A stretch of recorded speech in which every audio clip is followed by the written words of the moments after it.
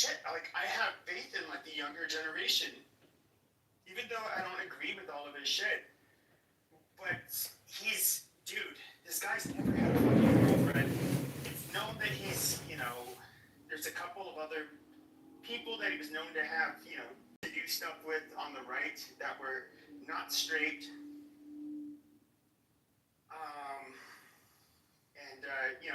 You can also look at the times where he's been exposed, where like what kind of porn he was looking at when screen sharing. Dude, the guy's gay. Like at that age, how can you be like, what is he, like 26, 27? And he's not been known to be with any woman, like at all. But there's definitely the men. There's the porn you've looked at. And why are so many priests gay? Oh, I think I can answer that. I think that one of the conspiracies is that the Roman Catholic Church takes all the women who have like extreme sexual proclivities and stuff like that, or nymphomaniacs and can't control their sexual urges and stuff like that, and also homosexual men. But they force the men to, or try to coach the men to become priests and nuns. That way they're celibate. That way they don't. Well, yeah. If you're like a gay person, what is a respectable? It's a good ideal. No, it's not. It's not that. It's not that. It's just like you have to think about it like throughout history. If you were a gay man, especially like 3 centuries ago, like what is a respectable thing you can do if vagina is ooey and gross? You become a priest. Oh, great work. I think the problem is the celibacy, the pledge of celibacy, and then you take a bunch of grown ass men, and we know men are fucking horny anyways. Some point. You make them take an oath of celibacy, and then you stick them in a locked fucking castle with a bunch of young boys. Like, what the fuck do you think? Or a bunch of horny women. And it's kind of a big like conspiracy that nuns, I guess, like would have like a. I've never heard of that about nuns. You should look it up. Women, the thing, I have wondered like how many nuns. I will say this: it could be because like Catholics are very they shun materialism.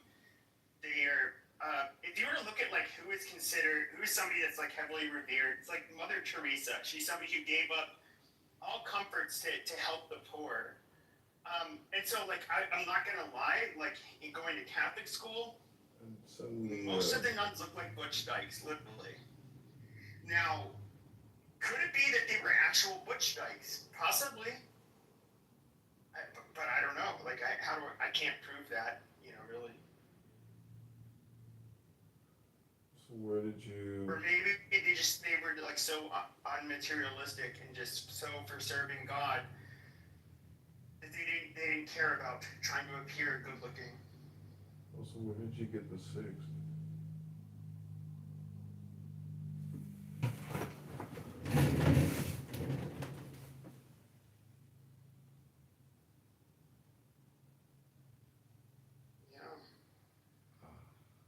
I did see the Pope did say he's praying for Charlie Kirk and his family. It's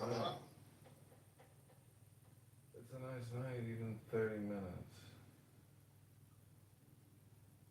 So this title is probably killing me. Everybody wants me to be unhinged and stuff, so might as well do it.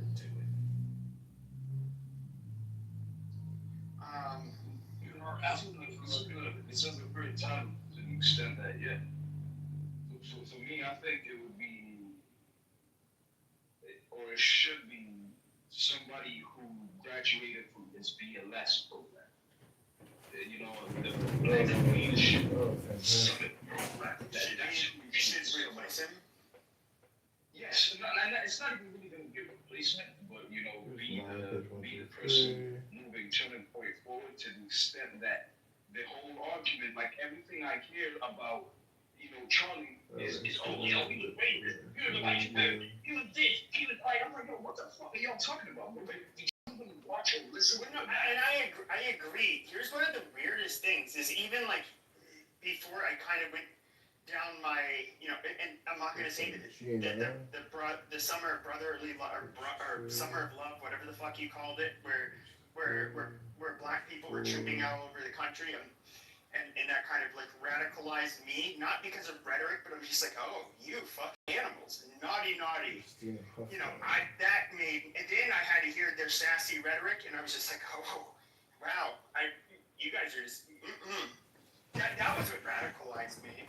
And then, but there was always like the moderate and the conservative black people that I always was a fan of. Like I've spoken with Officer Tatum before, like Charlie Kirk. He lives here in Phoenix. He's like, to me, just like a very reasonable everyday guy. I mean, I find him very hard to disagree with.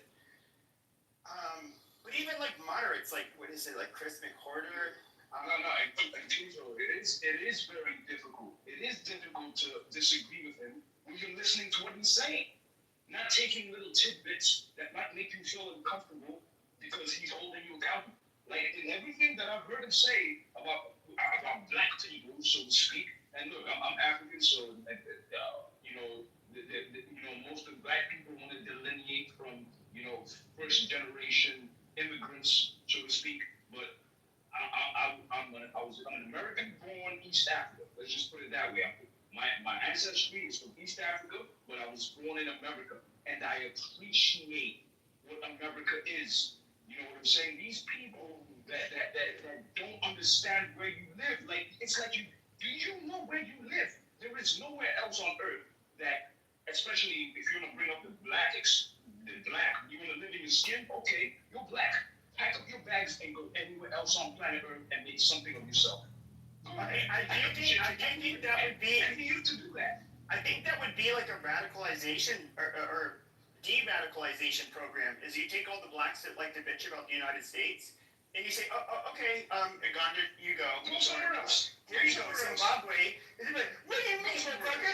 I ain't got no motherfucking Section 8. Where's my goddamn food stamp, motherfucker? And they would be like, fuck this shit. I'm going back to your money. You motherfuckers are evil. Yo, check this. I'm speaking from one of those. I come from a more affluent side of being from Africa. You know what I'm saying? And I've been back home and I've observed and I've seen, especially after leaving, coming to America. I came to America. You know, I was born in America, went back to East Africa, grew up there, came to America as a teenager, and then went back to Africa as an adult. And I was like, holy fuck. This shit started to make sense because I come from a well-off family. Not too many people come from a well-off family. You know what I'm saying? But what's the funny thing that happens is it's not even just black people, Latinos, Asians, Europeans. Everybody wants to come to America. Everybody, because there's something about America where you can make something of yourself that you cannot do elsewhere on planet Earth. And that's what I'm saying. Like, hey, you think, black America, this America, okay, pack up your bags and go somewhere else where you can do what you could have done here in America that you didn't do. And because of white supremacy. White supremacy stopped you in 2025, right? In 2020, let's fucking hell. Let's go back to 2010. In 2010, right? White supremacy was stopping you from doing what you can do to make something better of yourself, but you can go and do that somewhere else on planet Earth. Ain't no fucking way, bro. And I've been to Europe. You know, I'm well traveled. Let's just put it that way. I'm very well traveled. I've been to a number of other countries on the planet, including the Middle East. All these motherfuckers that say they can go to the UAE and Dubai. Good luck. Only if you have money. Pack up your shit and go there. What would you say? I said only if you have money. Only if you have money. The only place you can go on planet Earth without money. You can go there with your last fucking dime and still be able to make something of yourself. One way or another is America. You know what I'm saying? A lot of people don't realize this when it comes to the United States. They don't know because they don't travel. This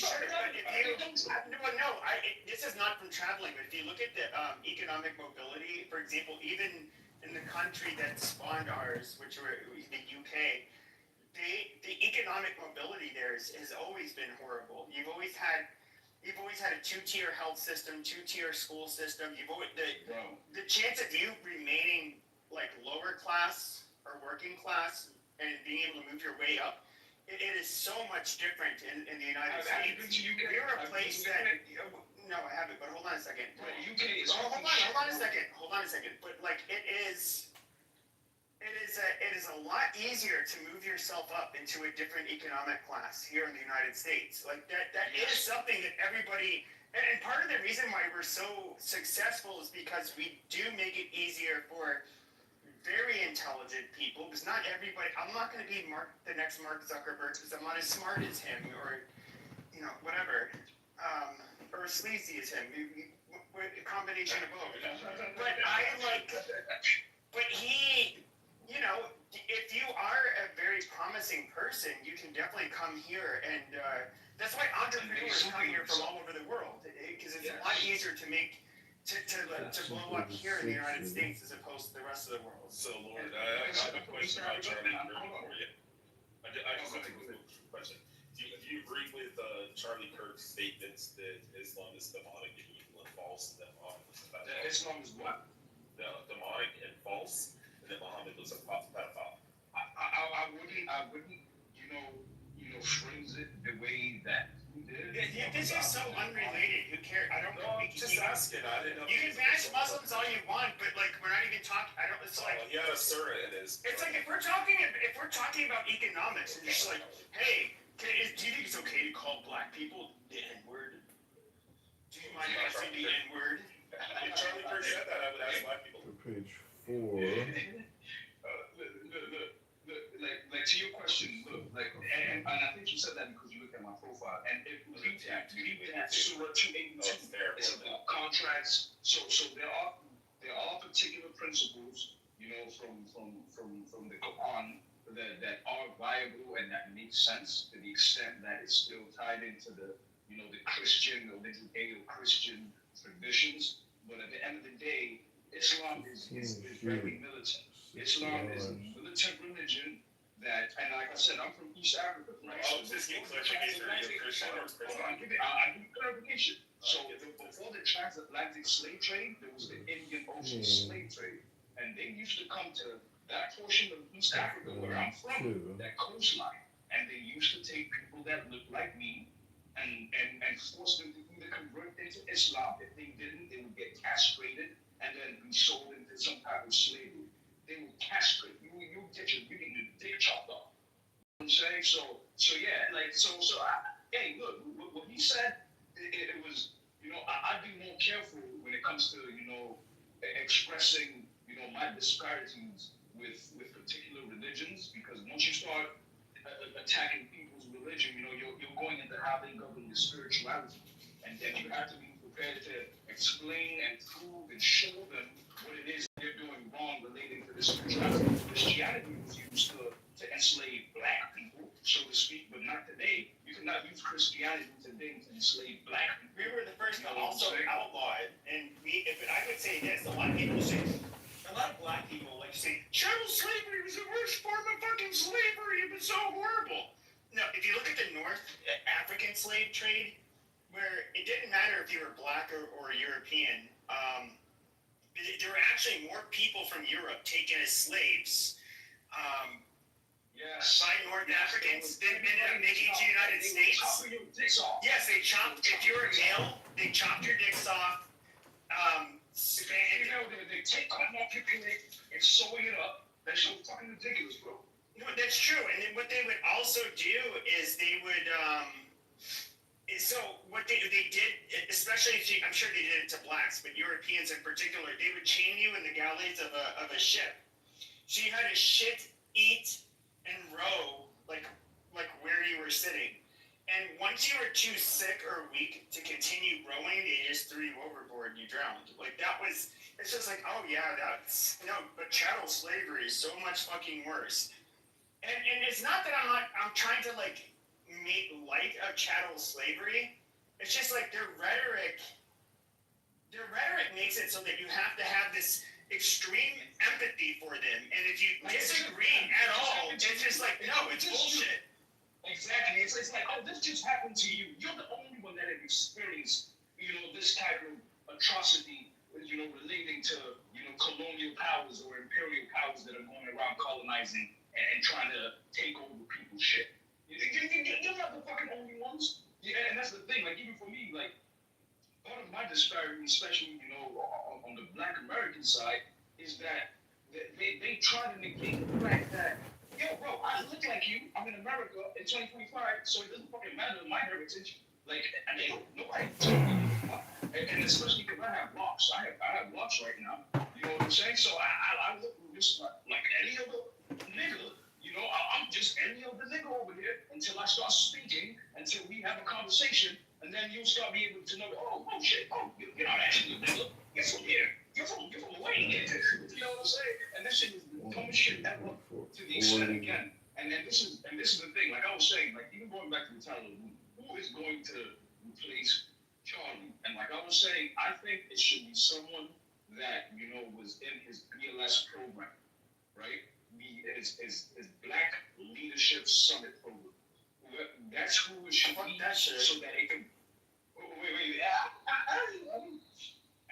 To me, mine is a concession, relating to a concession, right? Because all these motherfuckers, bro, they can't even listen to what the man was saying. He was pro-family and pro-constitution. He was a pro-family constitutionalist.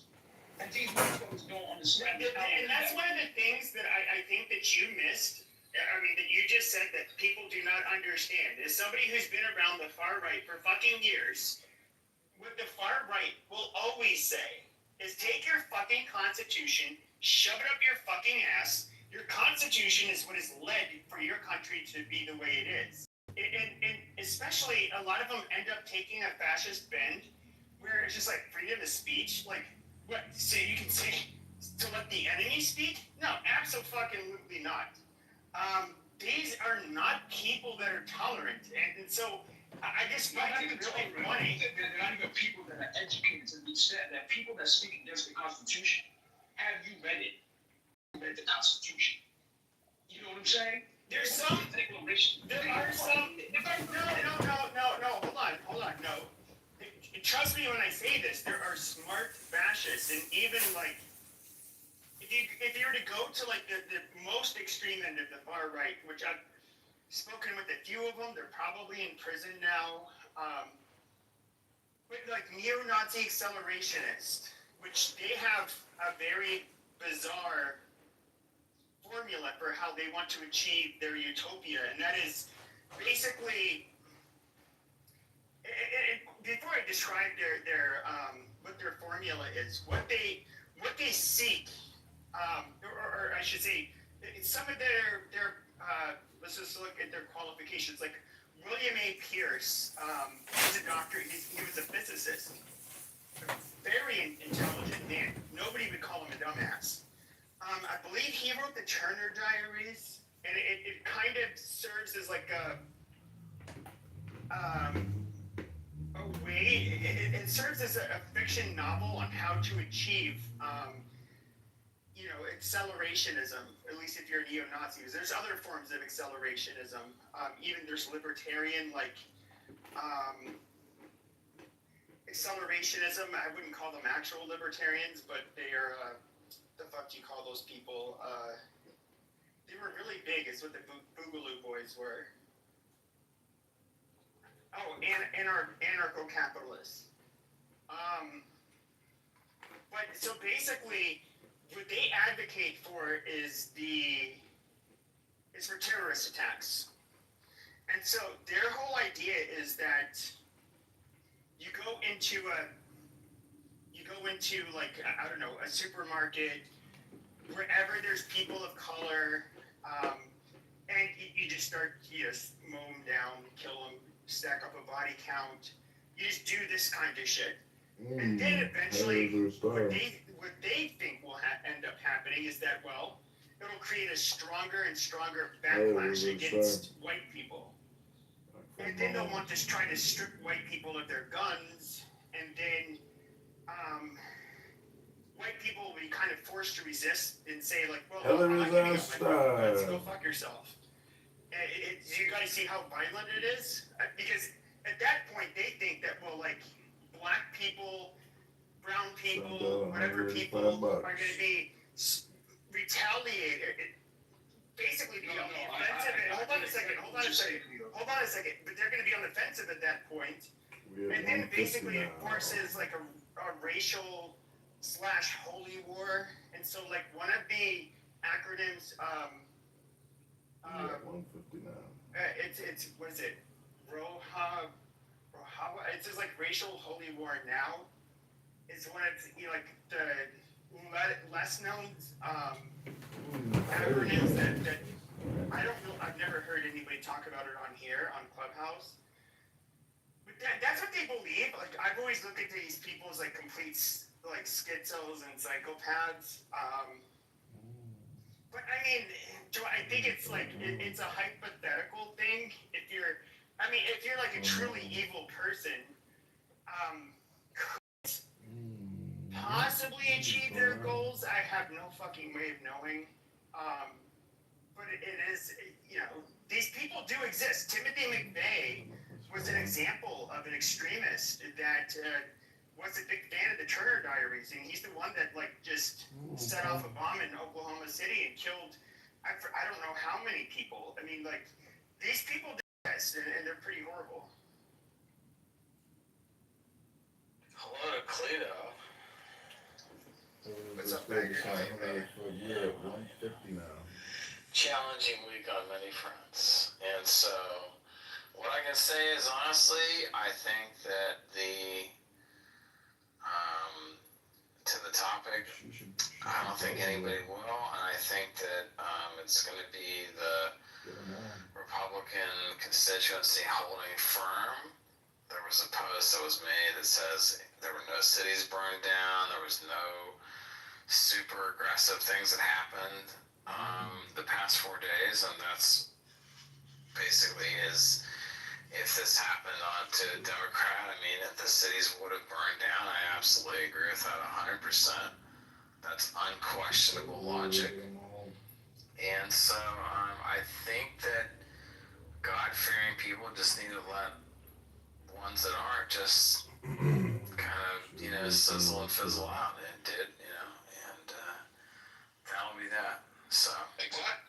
Do you think that one of the disappointing people or things about white people and conservatives? Let me rephrase. Conservative white people is that they're very law-abiding. They tend to be a little too. I don't know. Like they're very high levels of conscientiousness. Now you can look at this like the. Do you really believe this? Shut the fuck up. Shut the fuck up. The psychologist. Shut the fuck up. All right, dude. Okay, dude. I let you on. That's not me muting you, by the way. But if we're not, dude. Okay, articulate. What are we doing? I'll entertain you if you literally don't disrupt like you usually do. That's your plan for the evening. I'm just gonna get you the audience. See, let me tell you something. What if this was like the Republican George Floyd test, and the Republicans passed it, right? Because they didn't burn down shit. So great. So whoever does less violence is going to win. Well, I don't think that. So I would say that like when it comes to like winning hearts and minds, like the one thing where Democrats do show their ass is that like, look, I am somebody who's on the right, but if Sam Sater or like, I don't know, Ezra Klein or one of these shit libs was at a university speaking, and I would have heard that bang and seen him bleeding out of the neck and heard that his children were there, and I saw like this is where I think there's a difference, is that if I saw right-wingers like laughing about it, like I would actually, there's a good chance I would challenge them to a fight. Like, you think that's funny? All right, well, I don't think you're shit, chump. Like, you want to see something funny? I'll beat your ass. That is where I would go, because I would find it so repulsive. And I'm far more willing to like want to discipline people on my side. I guess because they're close to me, and it's like, yeah, that's who I want to hate. Because they have integrity for the most part. Beaver. Okay, doctor, if you're just, you're going to the fucking audience. He's like, dude, I know you do this on every stage, but you're not funny. You can be like, you can be entertaining when you center yourself sometimes, but you're just being obnoxious right now. Like, holy shit. But no, I absolutely it's a spiritual war, dude. It's a spiritual war, and you know, you can see on who's on what side. The thing is, it's a spiritual war also in terms of a geopolitical thing. And Israel did take them out. Israel took them No, out. they didn't. Of course they did. No, they did. This is so retarded. That's plain as No, day. it's But not. he can still be on the Republican side. That is the most harebrained bullshit I've ever heard. Both are true. He was conservative. He had conservative values, so he had all these liberals triggered. And I understand that he was starting to ask questions about Israel, which a lot of us have had. I'm somebody who's, hold on, shut up. I'm a Zionist, okay? I'm not private Shut jet. the fuck up and let me finish my okay, you stupid faggot. Like, shut up. Like, I support Israel as a state. You know, them existing, defending themselves, all of that. Do I think that they are far too willing to co-opt, you know, different political movements to insert their pro-Israeli shit? Yes, absolutely. Do I find it incredibly fucking irritating? Absolutely. I mean, literally, the vast majority of Americans. I think you guys heard enough. You want to hear the rest of it? I would like that to be sent to me if possible. Nah, we good. Okay, so what do you guys think about that? I gotta say, I feel changed now. My whole opinion of it has changed. Thank you, Lisa. Send it in the chat, whoever's trying to get it. Can you put it in the chat? Yeah, that was some clean. Really That definitely was very crazy what John interesting. MacArthur said about slavery. I know who John MacArthur is, but I never knew about those comments. That's Lots of white Christians think that about slavery. As I I want said, motherfucking co-workers telling me to my face. I knew he said that. And you know, there is the difference between believing in Jesus and being a damn excuse me. Yes, say it. Between a follower, between yeah, but it's gonna go see plenty it. of people Right. that believe in that he walked the earth. That's just an historical fact. So when people say they're Christians, it just means they believe he walked the earth. It doesn't mean they're a follower of him. These people are not followers of Right. his teachings. And hell, we wouldn't have enslavement if they were really following Jesus. But that's a whole nother story. So it's just, you know, white supremacy wrapped in the cross. But There it is. again, Oh, I love that. White supremacy wrapped in the cross. Yes, it is. There it is. but it's There it is. the Ku Klux Klan was a Protestant There was a Christian boy Christian group. that lighting the cross was lighting the way. That was a Christian thing. Protestants? Yeah. Oh, Yes, hell they yeah. were. And they could not stand the Jews. Yes, the anti-Semites were big lost boys. Yes. Oh yeah, hell yeah. Wow. They were a poster child. Yes, for lost. Yes. So the Christianity stuff it's convenient, right? And it's also convenient so that the distinction between Muslims and Islam can be even more directly related to, like, this is God versus the devil, Yes. right? This is the new crusades. This is Jesus versus Muhammad. You know, like, so it's sinister. It sounds like the Palestinian people that be on the streets every day rioting with Antifa. But that has been, white Christianity has been a problem for a very long time. Yeah, this could even be tied into like what's happening in Israel and why Christian Zionists are extremely dangerous and how white Christian evangelicals are tied into that. They were also tied into the adoption of indigenous children and displacement of indigenous children. I mean, there's like a whole like thing that like rabbit hole you can go down when it comes to white Christianity and what it has done to this nation and black people of color. It's actually just Right, because they don't care about the people in Israel. They want that shit because of the rapture. They don't give a fuck about the people in Israel. How do you know that? How do you know? They told you? Because that's a Christian doctrine. It's Oh, they told you that? Okay. What's wrong with the Christian doctrine? What's wrong with the Christian doctrine? Ain't nothing wrong with that. You need to check your Palestinian people first. 1930s, 20% of the KKK was white Protestant. I mean, 20% of the population was in the KKK, and they were white Protestant. And they were Democrats, just like the Antifa. They ain't Democrats no more. They're not Democrats now. Not since Reagan. I mean, wasn't Trump endorsed for David Duke? So I'm confused. They call it what you call it. They call Antifa now. They don't call it by. David Duke is Antifa ain't got shit to do with the David Klan. They're Duke. not burning no Wait, fucking David crosses. Duke is Antifa. No, they're trying to burn federal buildings down and pour So them every David day. Duke. So David Duke is Antifa now. Like, so David Duke openly I endorsed. suggest anyone watch the DSA Utah Alright, we're videos. just gonna skip over. These people are evil. Answer her question. These DSA You know what I said about him not being able to answer questions? Yeah, I'm talking about Greg Luther, David Duke. Right. He publicly endorsed President Trump, and Amar keeps He skipping also over. endorsed Hillary Clinton too later on. But who became president? Like, what is your point? Like, at the end of the So day, Nick he Clinton is also endorsed Biden. What do you want? What do you want me to do? And what we're not gonna do is keep interfering with the female talking, a woman talking on the stage. Can you please let her finish, and then you can come back and retort with an answer and not just more,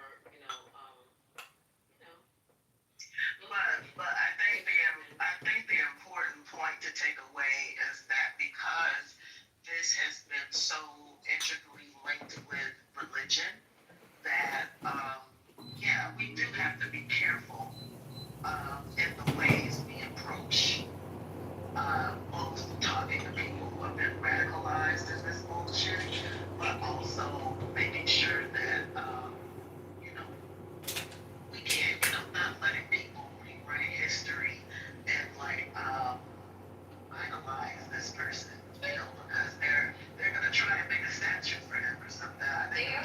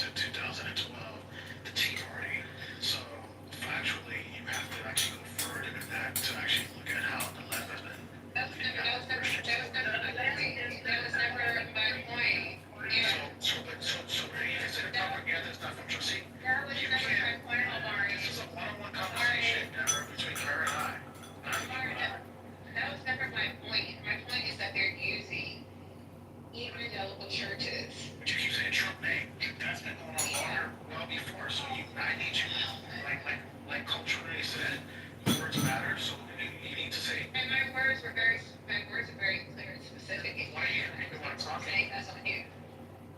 I was very specific. Okay, so can we agree that the right has been done is wrong and in trouble, right? Can I ask her a question? Can I get her to agree on that? She's not gonna agree with you. Did she agree that the right has been using it, like the evangel, they've been going to the right longer? Your argument is essentially that Trump has continued right-wing tactics, okay? Yeah, I'm trying to get her to agree with me. Can you agree that that's been going on? Why is that an agreement when you can't even answer my questions that I asked you earlier? You didn't even ask me a question. Yes, I did. And She asked you multiple questions. We was had some coffee That's though. not a good question, but go ahead. so then your question is a good one. It's just you just like. I'm not to just agree with my friend on history being rewritten on this particular stage. Maria made the comment that David Duke supported Hillary Clinton. That was false. He did not support, he did not endorse Hillary Clinton. Nor did he endorse, who else did he say he endorsed? All of those ones he claimed he endorsed, he didn't endorse. Like, do you want to respond to that? Because I thought that was odd that you said that. No, you guys are good. You guys are good. You don't want to respond, it's a lie. You wasn't Antifa, you didn't support Antifa? Amari, did you really want to lie? You said these things. Amari, did you make a mistake or did you lie? Which one was it? Was it a lie or a mistake? Which one was it? Did you make a mistake or a lie? Oh, suddenly you don't want to come off the mic.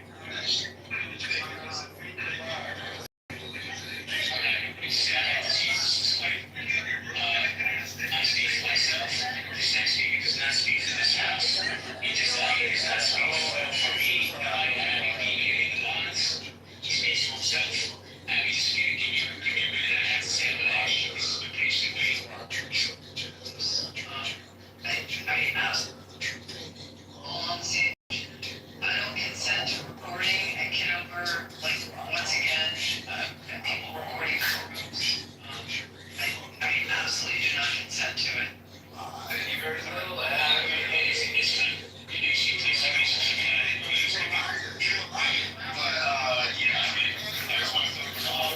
That's right. You gotta live there. All the chat. We couldn't shut you up, but now your bitch ass can't stay on mute.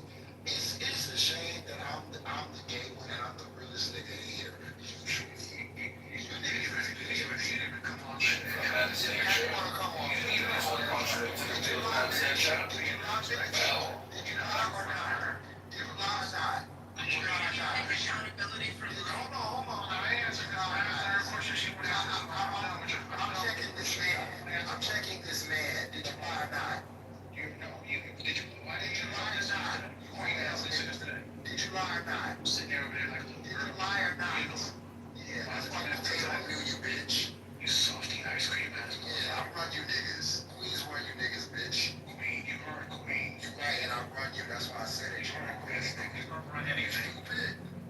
Are you fucking deformed ears? Are there indication of something else going on? Queens don't run anything. Wake up, nigga. I already ran you. I just made you stay on your bitch, and now I got you out your body. Find Jesus. Okay, so you're not having sex. You're find Jesus. Tell your daughter to find Jesus while she's having babies out of wedlock and living in your home. Yeah, check your own home. Check your own home. Not living with me. Damn. You are the worst Christian. Did you live with grandkids? So. You should never say anything about Jesus out of your mouth. You are no example for him. No, he needs to find Jesus straight up. Me and your daughter, we'll go to the church. Me and your daughter to go to church together, so because she having babies out of wedlock, not me. Your judgment. Oh my God, I don't have a kid. This is my son, and he's actually out of wedlock. I'm living with you. This is my son. You don't even know anything. Something's not clicking. Did you not teach him how to drive for himself? He's my son. I was out there. I was out there. I'm a single fat. He's over 100,000K. So I'm paying for your kids. I need a report. I need a progress report, bitch. You can have an AI. I need a progress report on all the kids over there. Fuck out of here. Time bad for you.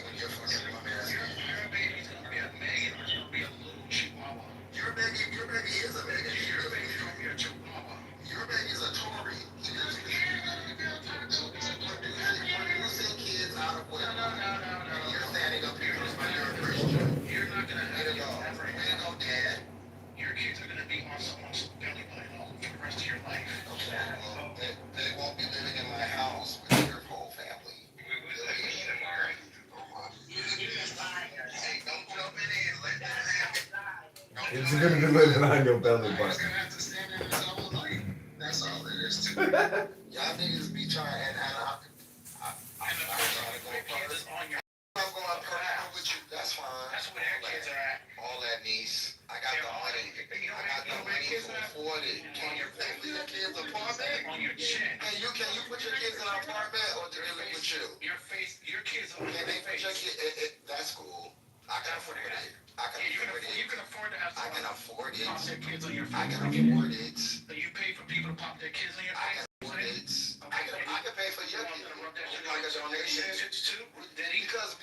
Because I was raised. You want that to raise? I was educated. My mother made me go to school. My mother made me go to school. Wasn't none of that having no kids out of wedlock. Rub it on my nipple. And when I got my first degree, she said go get another one. So I can help you out if you need it. Your degree was a waste. I can help you out if you need it. No. You don't need help. You need Jesus. No, you do. You do. You live in a house full of Stop kids. having people You live in a pop house kids on full your of face. adult kids. Charlie Kirk would not go for this. Stop popping your He kids. would actually say you fell into the trap of the black stereotype. Stop popping on people's Charlie Kirk literally people popping in said your face like Brian. if you have kids out of wedlock, that's bad for the black community. Like Brian. So that's what Charlie said. Did you say when you met him and you had him here? Did you tell him, hey Charlie, I have kids that live with me and they're out of wedlock. And we don't really know if the dad is doing his best. Charlie wouldn't say, like, he wasn't going for that. He wasn't going for that. Yeah, because I take care of plenty of kids. I take care of plenty of kids, baby. Pay tuitions and all that. Yeah, you pay. Yeah, Charlie wouldn't have liked you too much, Amari. Morris, you muted. You come off mute, brother. We can't hear you. Okay, Amari, stay on mute, please. Right. So when segregation ended, right, black people, or when slavery ended, actually, black people were just forced wherever, right? So they had nowhere to go. And then there was laws put in place to put them into prison and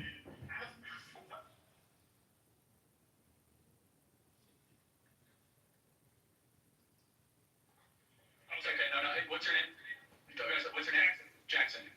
It takes a lot of courage to come up here. Yeah, no, We should take a deep breath. Okay, I'm not here to pick on you. No, I appreciate it. together. No, that's okay. I know it can be very intimidating getting a crowd like this. Just take a deep breath.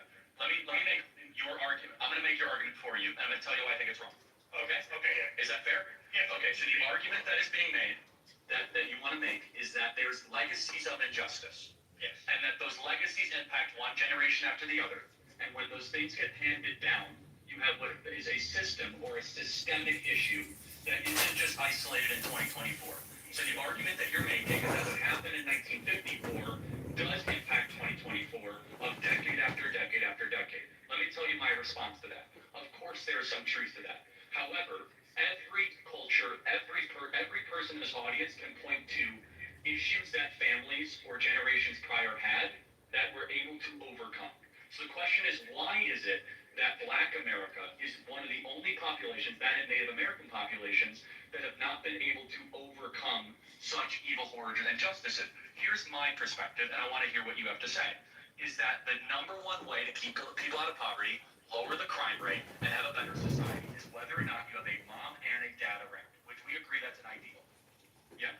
Mommy! So what happened in 1964 is that 25% of Black youth were raised by a single mom. Today, it's nearly 75%, about 70%. So that means that 1 in 4 Black kids will have a father around. Only 1 in 4. That's the number one issue happening in the country, and it's not because of systemic racism. I'd like to hear what you have to say about that. Okay, so I think I misjudged you at first. Okay, so he cut this off. I wanted to hear the rest of it. But anyway, I just want to know what the fascination is with Charlie Kirk with Black people. This seems to be his number one topic. He's worried about DEI, affirmative action, Black women, Black pilots, Black households with no father. Is he Black?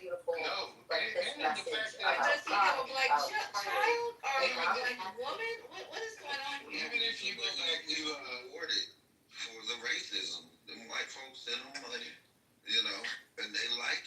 ridiculous. That's how they prevent white people from ever developing class consciousness. The thing that's so crazy about this revisionist history, nigga, it was 2 minutes ago, we still was in Jim Crow. Even though you had a mama and a daddy in the house. Thank you. I just watched a video of a grandmother. She's in her 70s, upper 70s. She picked cotton. 100 pounds of cotton only gave you $2 a day. Like, and then some of it, if you were in the Mississippi, I disagree with what you said. you didn't even get paid real dollars because you got paid plantation dollars. Unemployment rate in 1950 was 50%. Until the Civil Rights Act, equal housing, that's when the shit was cut in half.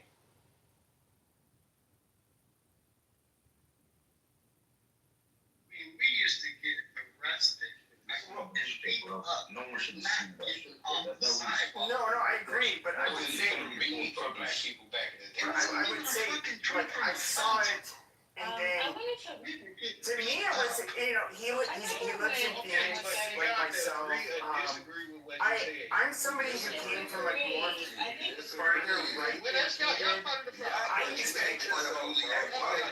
Like pretty much everybody made fun of him. One thing Julian However, said one that of the bothered me things is I that could he say said about that he him is had that land. I thought he was a Back then, genuinely he had good land. person. You know what happens to black people when they have I land? can say this about a lot of You don't understand that white people, when they acquire the land, they just own. I disagree. I don't think that's right. Wasn't the cable guy? Like I said, I saw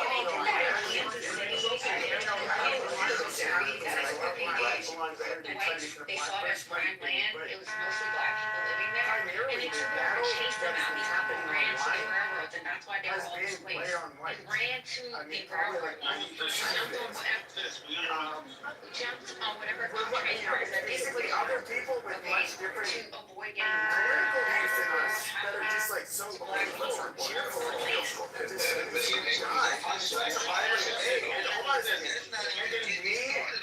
I'm basically saying like, how? If a right-winger was posting about this and laughing about this happening to let it happen like Ezra Klein or some shit like I would say like, you're you're a fucking animal. Like how fucking dare you? That person has history.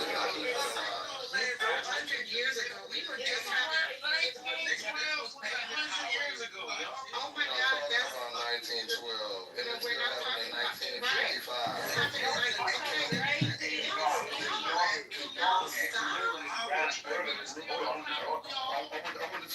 I want to say this real quick. One thing he would do is use misinformation and false stats, and the people that were debating him, for the most part, did not challenge what he was saying. Exactly. Thank you, Gemini. Thank you. And that's very, very key. Now, the clip we just heard, he said 1 out of 4, right? So that's 25%. Conservative group is saying that Charlie Kirk said not that actively involved in their children's lives. So basically, black children we have an epidemic of black children. I don't care what side of the aisle you on. If we talk about cohabitation, you might have a point, but we're talking about active involvement. I'll say this. According to the CDC, is 60 to 80% of black fathers have at least a moderate level of active engagement in their child's life, right? And that's far different than the 25% that he quoted.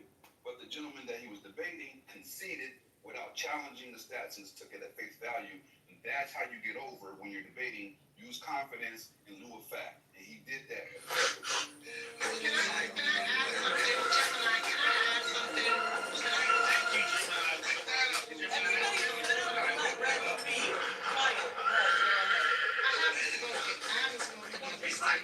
So I'm going to add some context to what Agent was talking about and add a little bit more context. So I don't know if anybody has ever seen the movie called The 13th Amendment. David made this documentary back in 2016 about the prison industrial complex and about the prison pipeline system and about the Jim Crow laws lynching and what the prison pipeline actually did, especially to black men, and how it impacted black men in regards to it increased the prison population in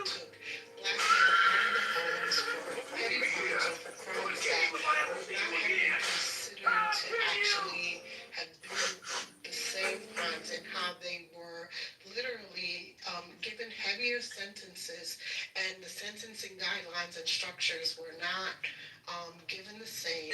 So now you had this continued recidivism, right? And then on top of it, it then took black men out of the home. So now you created single parent homes, right? And then on top of this, now you created the prison pipeline system, where also you had young men who literally were from the juvenile system being put into the adult system, right? And then now homes were also being taken from these women and from people who also had families. And we talked about this, Asian, in another room, where literally what was happening is people didn't have enough money to have bail. So now people are selling their homes and trying to mortgage and finance their homes. And if they're behind on the mortgages, so black families were losing their homes at large range in the 1960s and the 1970s. And all of this all has contextual conversation. But the people who were challenging Charlie Kirk never had the intellectual prowess to actually challenge him in these things. And if you listen to a lot of the conversations, and if you've listened to a lot of the people that are challenging him, they did not have the prowess to come back and have these conversations with him intellectually, because they did not understand these things in depthly. So he knew he was challenging, and he knew how to challenge it. He didn't have the in-depth conversations because he didn't have the in-depth knowledge. He was just spewing a lot of bullshit and a lot of very invalid data, and people were just taking it at face value. I'm sorry, but y'all can be mad at me all you want, but that's the reality of the situation. And we live in a time where people are allowed to literally come onto places and stages. I hear a lot of this rhetoric, not just in these rooms, but in X and all of these places where a lot of you people, not everyone, but I hear a lot of people spew a lot of bullshit. I heard this, I heard that. I will literally tell folks that I've gotten my data from the crime index, from the FBI. Oh, dude, you don't know what you're talking about. Sir, crime is reported through the crime index from local and federal authorities. That is how we get stats. You only want to believe stats if it fits your narrative. You can't believe stats only when it fits your narrative or your discussion. It's either you believe the data or you don't. You can't force data or want to believe data when it's encouraging your argument. Period. And I'm going to land here. Some of y'all need to really stop listening to X. Stop listening to all these fucking platforms. Get in some books and really fucking read. Because some of y'all lack some real intelligence to have real intelligent ass conversations. I'm going on mute. Hey, Red, I'm glad Red woke that up, right? She had context to a contemporary time period where we can, all agree. Yeah, and the left just got through doing that very thing in real time when Omari lied about support for David Duke, and a left challenged it, told him it was not true, and he went on mute. The nigga went on mute and wouldn't come off mute. So we get it. We understand. We know what's going on. Hey, but I think the problem is most people in this room here, not only in this room, but in a lot of black clubhouses, we haven't saw Charlie Kirk's content. Let's be honest, right? Hold on. I'm saying a lot. If it don't apply, let it fly. Right? The correct word isn't saw. Listen, if it don't apply, let it fly. What I'm saying is, you gotta understand, Red, sir. A lot of Charlie Kirk's content, he was talking to kids that were 19 years old, 20 years old, right? 21. They didn't have the qualified information that a Red has or a culturally inappropriate has. We are in our grander years now, right? And I think when he's up against young people, they're defensive because a lot of this information they don't know. That was part of his snare. You want to You old motherfuckers that teenagers ain't with that bullshit. But I'm saying, but how many teenagers know the information that Red just provided? Not many. My children do. I'm sorry, but my kids do. I raised my listen. I raised my sons and my daughters to be that way. So if people aren't raising their children in their homes to understand where they came from, and understand the historical data, and understand how to read data, and understand how to process information, then that's problematic. Because yes, they went to school, yes, they've gotten formal educations, but it starts in the home. And if we're dependent on the education system to teach our children, you're a day late and a dollar short. That's a problem. Yeah, but a lot of It's also the point is that it's predatory. That's why he doesn't debate people Thank you. because he can't bang. It's not, and they may know the information, but you have to be a certain type of aggressive and have a certain type of bite to get up there and know his platform, know that you're going to be posted on platform. We could go to the because he's gotten fucked up before. Let's be no reason like he's gotten destroyed. He got destroyed by all them Cambridge University students in England. When you pick and choose insecure, kids that they don't really know their way around this stuff. They may even know the information, but they may not know how to deliver it. And if you bombard them, him and Candace have this very specific way of debating where they take stuff, and they ask you stuff and like right back at you and try to throw you off your square. You have to be super confident. So it's not that they just don't know. They're young. They're little kids. I seen the same debate that was on there. The boy, he was a kid, but it's predatory. Why you going there? Go bang with some adults. and that was my thing too, and that's why when he was just rushing Omari was getting mad. It was either Omari at the clip, and I'm like, well, no, this is important to highlight because the way that he used to pose that stuff, these kids didn't know how to debunk it or rebut it. But a lot of us in this room alone, we could have easily destroyed that man. So, but the danger of it is them being embarrassed in real time with lies and not having the ammunition. Go ahead. He has a specific debate style that is not in good faith, right? Because you can be very specific in your emphasis and your words, and then they'll try to repeat it back to you and say, like, so you're saying such and such is evil? Right. They have very interesting tactics to twist what a person is saying, and people are not expecting to have to correct like that. It's very clubhouse, ain't it? They don't know Exactly. to say. That's why I would have destroyed him. I don't believe in good or evil. I'm just stating what it is. It's racism or something to that nature. But him and Candace, they will go off and they will just take something that you say and they'll either amplify it so that it sounds ridiculous because they know that that's the only, they know that works with a lot of people. Or they'll hang on to like a portion of what you said and ignore the main And point. just harp on that portion. Yes. And they take one word and hang into it, right? And then what they do is twist it.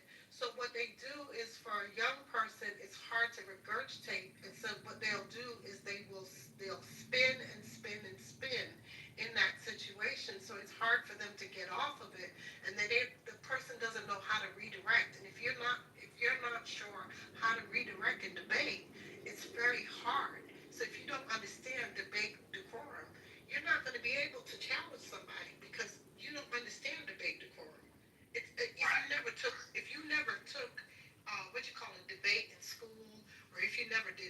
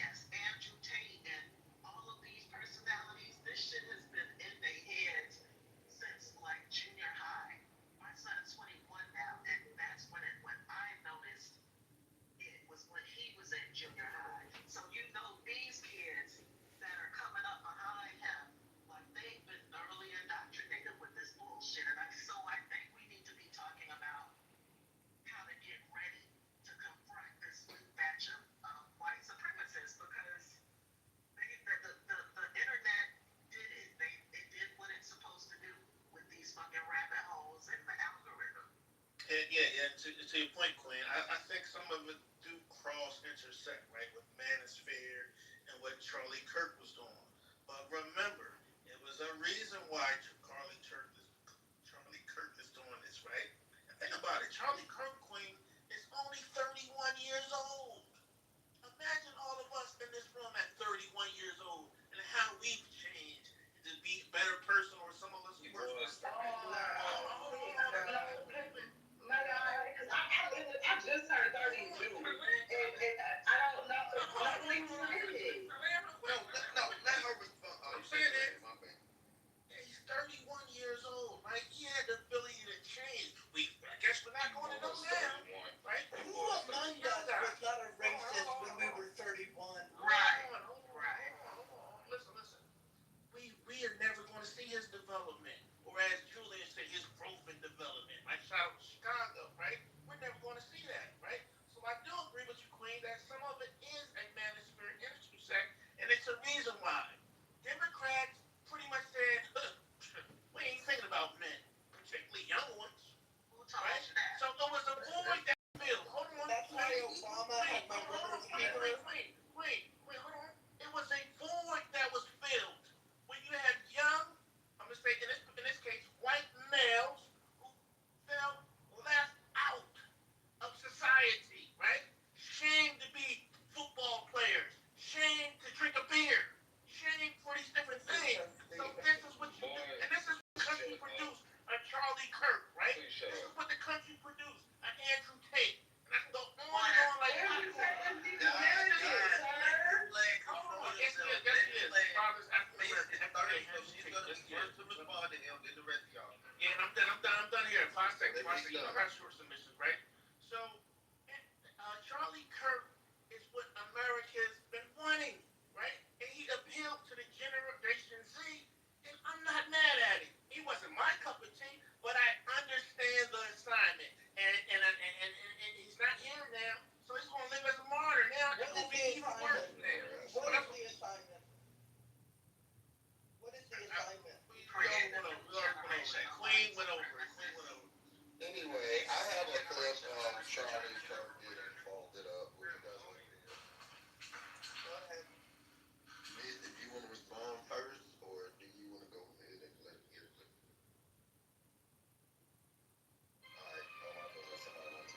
No, BP is always go ahead, Jess. Okay.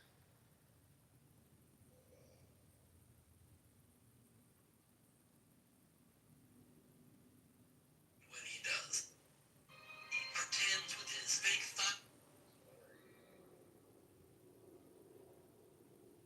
phases of just simply developing, which is before something is born, which is when life is generally determined. So first, the classic clip. Most human beings have tails. I'm not exactly sure the essence of it. Do human beings have tails? Do you have a tail? You know, I have never met anyone with a tail.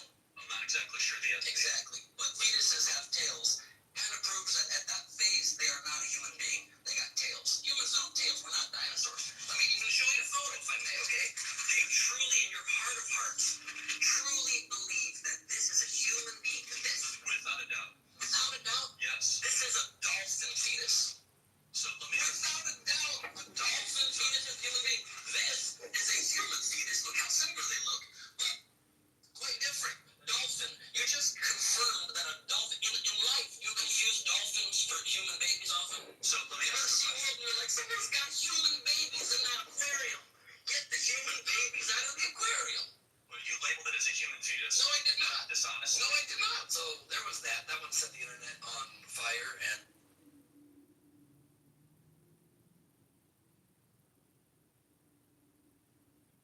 But this is your leader. We want more. We want No, more. he's not a leader. He's not. Stop saying that. No. You just went on a diatribe about this is why y'all be dumb, bro. We do this, we do that. You do this to a motherfucker who is going for abortion but can't tell a human fetus from a fucking dolphin. That's your leader. This is who y'all are following into hell.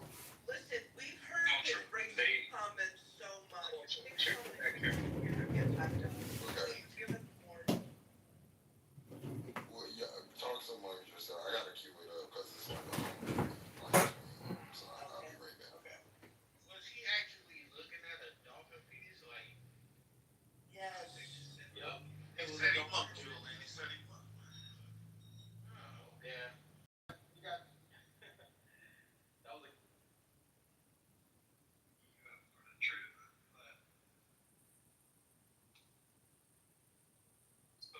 Still waiting to hear what the assignment was.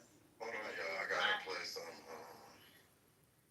music because we got some spice. Play that clips. Play that clips. I'll sing some for us. You ain't gotta worry this not in.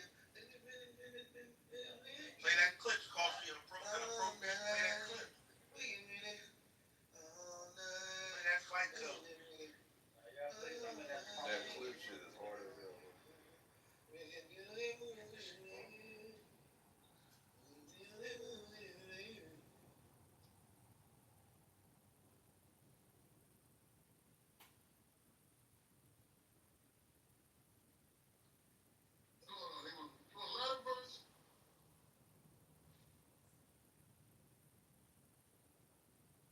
Culture. I figured out who it is. Do it. Take the back show.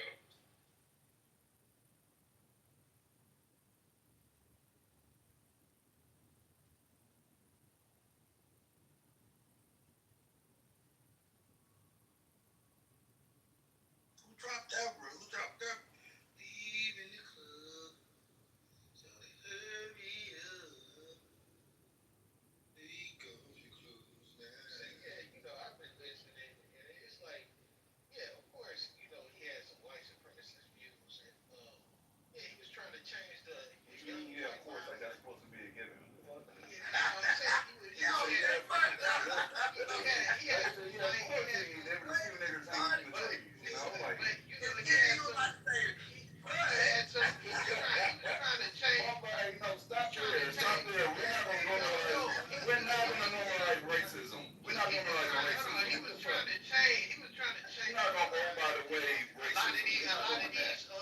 A lot of these young minds out here, but at the end of the day, like, some of the stuff, like I said, I agree with some of his points, but a lot of you guys have been disingenuous with a lot of his points that he made, because a lot of things, when you go read it, it wasn't in the same context that y'all try to make it. Can Like you I was just saying, tell us one point that you agree with? like I just want to hear one that you agree like with. the empathy thing. He said a whole statement.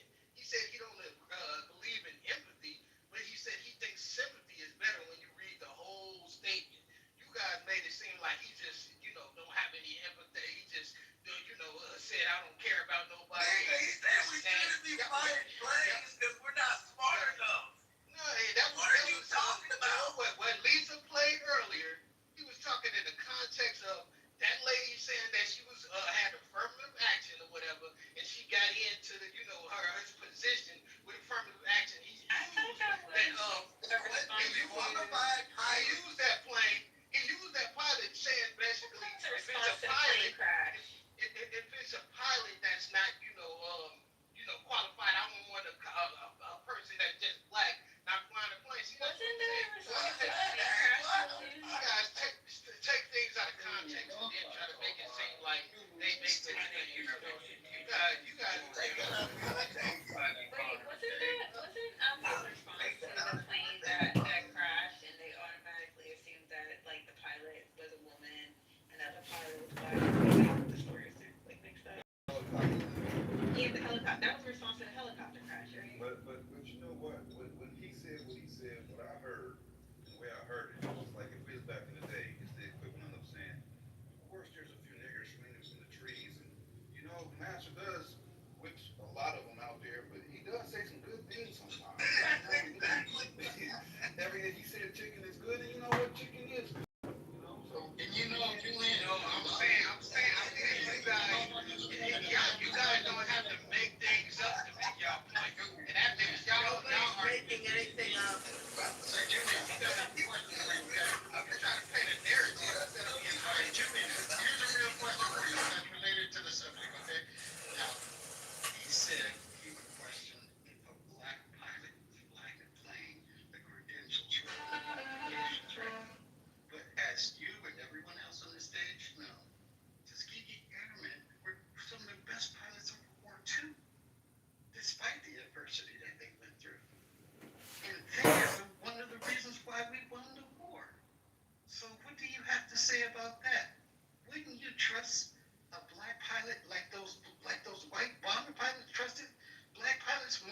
trusted the white fighter.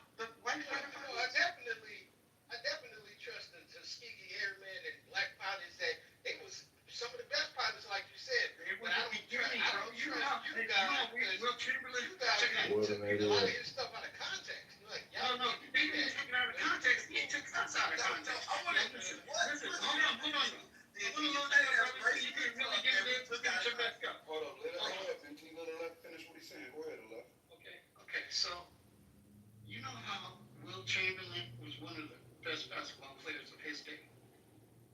These black pilots today are the Michael Jordans and the LeBron James of flying planes. In fact, they're the top pilots, dude.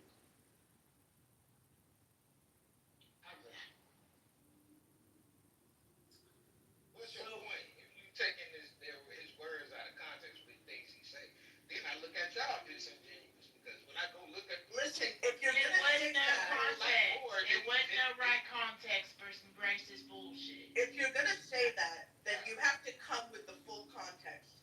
So go on mute, get the entire quote about the sympathy and all the bullshit, and say the quote in the full context. But you can't come up here talking blah blah blah blah blah blah blah out your fucking ass without any fucking quotes. you gotta be lying, man. Y'all just be lying. You are lying. It ain't no context for no racist ass bullshit.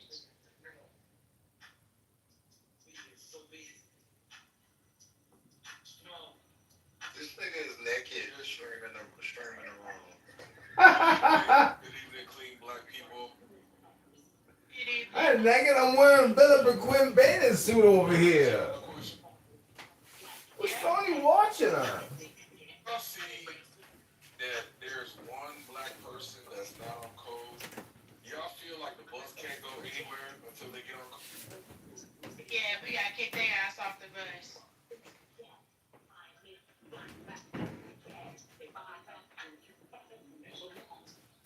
We gonna pull this back?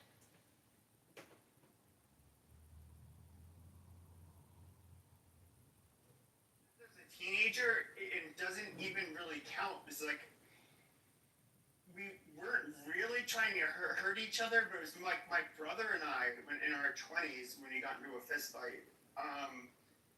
He ate my cheeseburger. That's what That is literally but who did you think of, Pepe? That would have whose death and assassination would have such an effect on his history and the nation right now, since we've been alive, because you're like a little older than me, but not much. Well, I would say like there are, and like I said, I like to listen to like liberal podcasts to hear what they have to say. Like I listen to and quite frankly, I haven't been listening to right wing podcasts shit for several months, and so I'll just listen to. Yes, and so like I'll listen to left wing ones, and like I tried to listen to the most intellectual. Because you want to be King Coon and get your good nigger sticker. It's just not. Exactly. Get back to work. What's worse is that you know there's somebody around him who are like, yo, bro, that's not true. That's like the things you're Like, saying. yeah, you guys are cooking. You might have said that. I gotta research that statement. 1 second, brother. But- 1 second, brother. But you guys, you're not about 1 to second, talk, brother. y'all. And Hold on, brother. You can't wait till I'm done, though, brother. Brother, Go ahead. please, brother. Yeah, thank you. Let's have some mutual respect for each other. So the worst part about it, as I was, going back to the music. Well, he said he's getting off the bus. Zero for copyright. He said he's getting off the bus. Oh, okay, I got you. I see what you're saying. I forgot about that. Yeah, so we would like to hear concrete and then let you respond. What I was gonna say was, we know that this gentleman has enough people around him that somebody somewhere told him the actual truth. I'm sure that on that production team, that security team, that somebody along the line said, "Hey, bro, what you're saying is not true," and it's hurtful to good, clean black people. I'm sure even Candace probably said something, off the record, and he still ran with it, and we know why he ran with it. I doubt it. I doubt anybody on his team. Correct. You know why? Because that's why he continued. Someone said it seemed like he's obsessed with black people. No, what it was that's a safe place to attack. And the threshold is so low for us. We ain't gonna do nothing. You can continue to bully us and say kind of those defaming statements, and no bad will come. But he knew to watch his mouth when it came to the Jewish community. He knew to be careful when it came to the LGBT, because the thing about it is, they gonna ride for theirs. So I hope that what we learn from this is not to let another person like that, is to not let another person like that speak on our name like that. We need to check that shit from the front gate. What the mods sleep? They sleep. Yeah, it's people trying to come up. Y'all niggas is letting this nigga play. Hold up, man. First of all, let me tell you why he's doing it. We got someone streaming the room. So when you have an undertone of copyrighted music, they can't stream it on YouTube anymore. That's the first thing. So we're not asleep. We're aware and Get on code. Yeah, stop playing with the miles, bro. What's wrong with you? Shut up, nigga. But yeah, that's what I think it is. I think they sat there and just laughed at it. He could say all the ignorant stuff he wanted to say as long as he was attacking black people. It's funny he mentioned DEI when the actual number one beneficiary of DEI is white women. But he ain't gonna say to a female pilot, I got a question things. He knows not to say that. It's a reason he strategically came after black people, because he felt like we ain't gonna say nothing, and then he knows a couple coons that's gonna laugh and say, I see what he's saying, I get it, like some people are saying on this damn stage right now. Yeah, but sister, I don't think his target audience were black people. Like, I don't know. No, they're not. His target audience is not black people. His target audience was always disenfranchised. He would catch a couple random coons up in this shit, but most of the time, it was the young, disenfranchised white males. That was the target audience. Hey, why did he hold conferences? Yo, you muted me down. That's crazy. Muted the stage. Somebody muted the whole stage. Go ahead. I was just saying, like, in the game, why do y'all think it is? Because if his target wasn't anything black, why was he holding conferences, summits, and personally funding, these conferences for young black men and women? We go back to 2018, 2019, and he did one in 2020. So my question would be like, why did he do that? Now, What were they called? What was the name of the conferences? It was the I'll talk about this in the room the other day. My question is, if he wasn't trying to, if he didn't need them, didn't care about them, we at least can say he possibly was trying to convert them. Like, we can't say there was nothing behind it, because he literally did conferences for young black men and women. Wow. That was when he was with Candace Owens, and that's what both of them were being paid to do at that time, was to convert people over to Trump supporters. And brother. Okay, so he was converting the young black men and women to Trump So for a short time period, I think he ran an academy for like 3 or 4 years where it was focused on African Americans. But it was just his whole goal overall, like just not with blacks, but overall, his job was to radicalize, to convert young men, mostly it ended up being young white men. He found his target demographic to being conservatives, introducing them to the conservative side. That was his whole thing. That's where his value lied to Trump. Even though Trump was dancing at the Yankee game the next day, he didn't give a fuck. But yeah. So look, that's another question I got, right? So if Charlie Kirk, if his loyalty lied with Trump, can we make the statement that Trump is anti-Israel? That's a reach via Charlie. We can't do that via Charlie.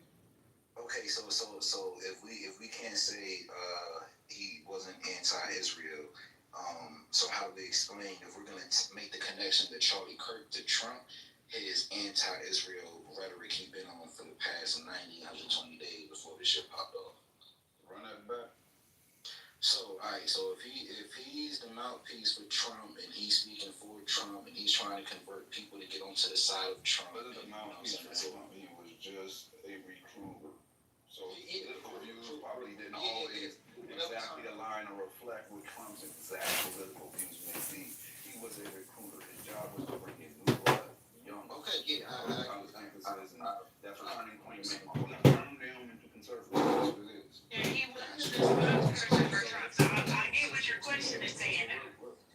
Yeah, so that's all I'm saying. So like recruiter, whatever term you want to use, you're trying to get people that follow you, fuck with you, to go ahead and this is Trump. This my man's right here. Like go ahead, fuck with him. You know what I'm saying? I'm gonna give you all the knowledge, information you need.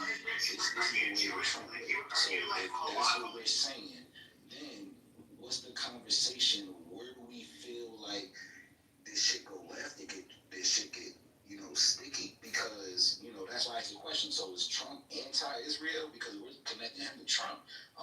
The last 3-4 months before he passed, that's all he was speaking about. So was he the de facto? Did he go left when it came to the whole support of Trump and just wanted to do his own thing? It's not a one-to-one. It's not a one-to-one. He tried to make an argument through the Socratic Yeah, right. Link a lot of shit. not really. It's a really flawed. It's a really flawed premises that you're operating under as well. And inaccurate. The flaw I saw immediately was the idea that he did something for black people, or to that said, oh, black people in the title, and therefore that's like a benefit to black people. Because again, converting them to what?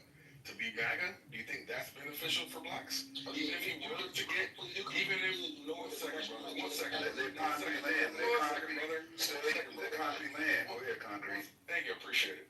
So that's what I got from your first statement. That if he were to do something for blacks, isn't that beneficial to blacks? If he were to convert them, and then I just take it that profiteers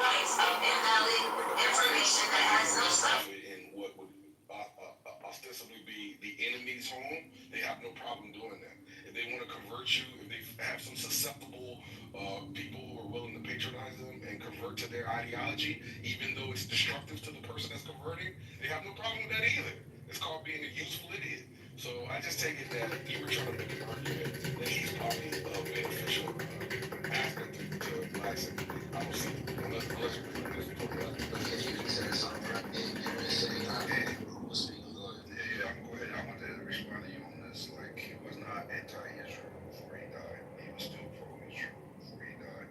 The day before his death, he took a Zoom call with a rabbi and a commentator, preparing responses to anti-Israel comments, the questions that he anticipated coming, because he wanted to show that he was still aligned in Lord, speak for the next. Number one, Lord. He went off key, where he went off base, which is why Lord, speak for the next. Number one, Lord. he was still surfing. So with that being said, bro, you can't sit here and say that he was anti-Israel when the day before he's preparing to show everybody how he is still aligned with them. Wait, okay, so hold on. Let's go to what the Gemini just said. The day before, he was preparing to meet with the rabbi to show how He did a Zoom call with the rabbi. He wasn't preparing to meet. They did a Zoom call. They did a Zoom call with the rabbi, and this was to show that he's pro-Israel. It was to prepare him to field any questions about his allegiance to Israel. So is this Zoom call? Is this online? Is this something that I could watch? That I could pull up? No, but there's articles about it. You could. articles. You can look it up. Oh, okay. And the commentator that was on the call with him. Let me find his name real quick. Yeah, this was to show that he pro-Israel. I would love to look, because I ain't right or wrong. Like, I don't know though, but that statement. The prime minister's name that he spoke. Let's see. I just had it. It don't fucking matter. You're such a Rabbi Pesach, what's up the name? Rabbi Pesach, P-E-S-A-C-H. Well, called Josh Hammer, and he was preparing responses to anti-Israel questions that were anticipated during his college campus tour to show he was still in alignment. So how do we? So I would say that would be an opinion. Like, and I would have to go back and I would have to literally watch and listen to exactly what you're saying before I speak on it. Because if this is a Zoom call and you say this was to show his alliance with Israel, okay, I haven't watched it, so I'm not gonna speak on it. I'm not gonna say debate you on that. Cool. But when it comes to everything else, like I mean, we can play clip on clip on clip. Like if he's doing this to show his alliance to Israel, I would actually think what he should be doing, right? Because there's so much content, there's so many platforms he visited on that literally is saying the exact opposite. So I would have to listen to it myself. I would have to go to the Zoom call, whatever the case is. But yeah, I mean, I just to go a little bit deeper, he had a pattern of aligning with people and then having problems with them and realigning. Like he did the same thing with Trump. I don't know if you know about it. He was criticized for they say that at one point he stabbed Trump in the back, which was only a few months before his death, right? And then he realigned. He was also saying he wanted the Epstein list released right now. We deserve full transparency. And then later on he retracted that, saying I trust my friends in high places to do the right thing. So he did this multiple times. Yeah, so the Epstein thing, literally before he died, the last thing he spoke on was transparency. We need to see what's in these files because we don't believe what Cash Patel, what the Fed is saying. So if you're saying he flip-flopped before he died, literally before he died, his last stance was literally, y'all need to release the Epstein files. I don't believe what the Feds is saying. I don't believe Cash Patel. I have a clip where he says he doesn't want to see it released anymore. I'll find it and play it for you. While you found that clip, I wanted to just say he was more like Candace Owens than he was different. And we all know Candace is a flip-flopper. And Candace Owens also immediately following his death, sat there and she said they were best friends. Now this is her words, they were best friends. She said that there were a lot of things that he believed in that he didn't necessarily feel at liberty to speak about. So what it tells me is that, they were having these conversations and stuff, and he probably flip-flopped the same way she did. Now, she recently, I think yesterday, tweeted, Charlie Kirk was fighting with some very powerful billionaires that he took money from over things he was discussing. The pressure on him was immense over the last 2 weeks. The truth will be revealed, the messages will be leaked, and the movement he built will rise up. So it seems like there's something that she knows that she's trying to get out. One second. I want to give you this concrete real quick. The Charlie Kirk Show, July 14, 2025, quote, honestly, I'm done talking about Epstein for the time being. I'm going to put trust in my friends in the administration. I'm going to trust my friends in the government to do what needs to be done to solve it. Ball's in their hands, end of quote.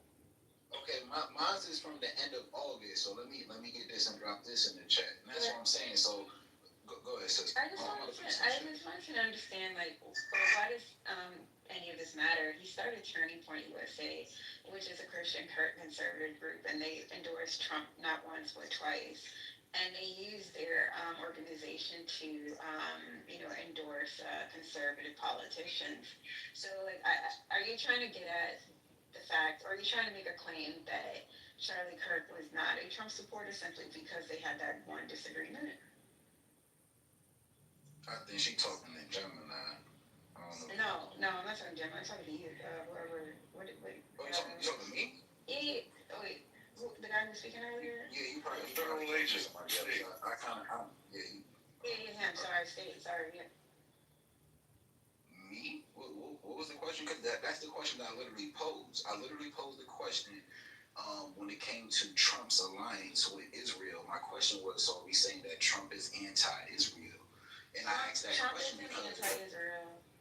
Okay, so when it comes to the last 3 months or whatever time frame, because Gemini just made a statement from the show in July, and I got one from August.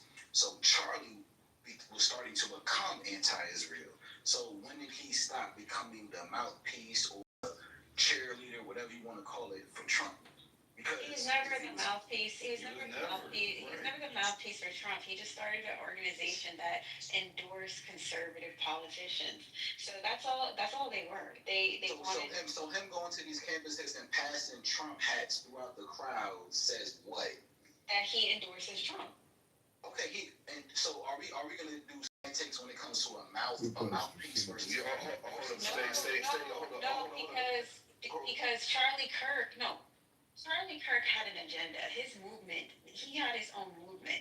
Trump is a mouthpiece for the conservative movement. I think that's where the confusion is. Definitely. Trump is the mouthpiece for the conservative movement. It's not the other way around. Bro, that man supported MAGA and Trump, and he spread that shit. Like, what are we talking about? He's not bigger than Trump, so he's not bigger than Trump. I think to address your point, yes, we're not trying semantics, but we are being precise with our language because a mouthpiece mouthpiece is somebody who speaks directly for somebody. A supporter could be a mouthpiece, but is not necessarily a mouthpiece. A mouthpiece is repeating verbatim what the person they're representing is telling them. That's not merely a supporter. A supporter can have their own agenda, their own ideology, and still support somebody else because of some like overarching goal. Doesn't mean that they are in lockstep. A mouthpiece speaks specifically. Okay, all right. That's how we're using. So I'm gonna say I agree, but how many mouthpieces or supporters of Trump have passed away or something horrible happened to them, and Trump said we're gonna fly the flag halfway?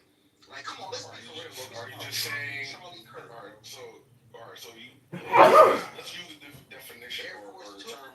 Hold on, brother. Let's use the term supporter. And now the question is, why does this supporter get so much reverence? Is that the question, basically? Yeah, we can go with that. All right, great. Because he really appreciates his work. There you go.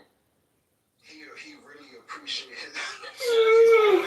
He's highly indebted to the work that he did.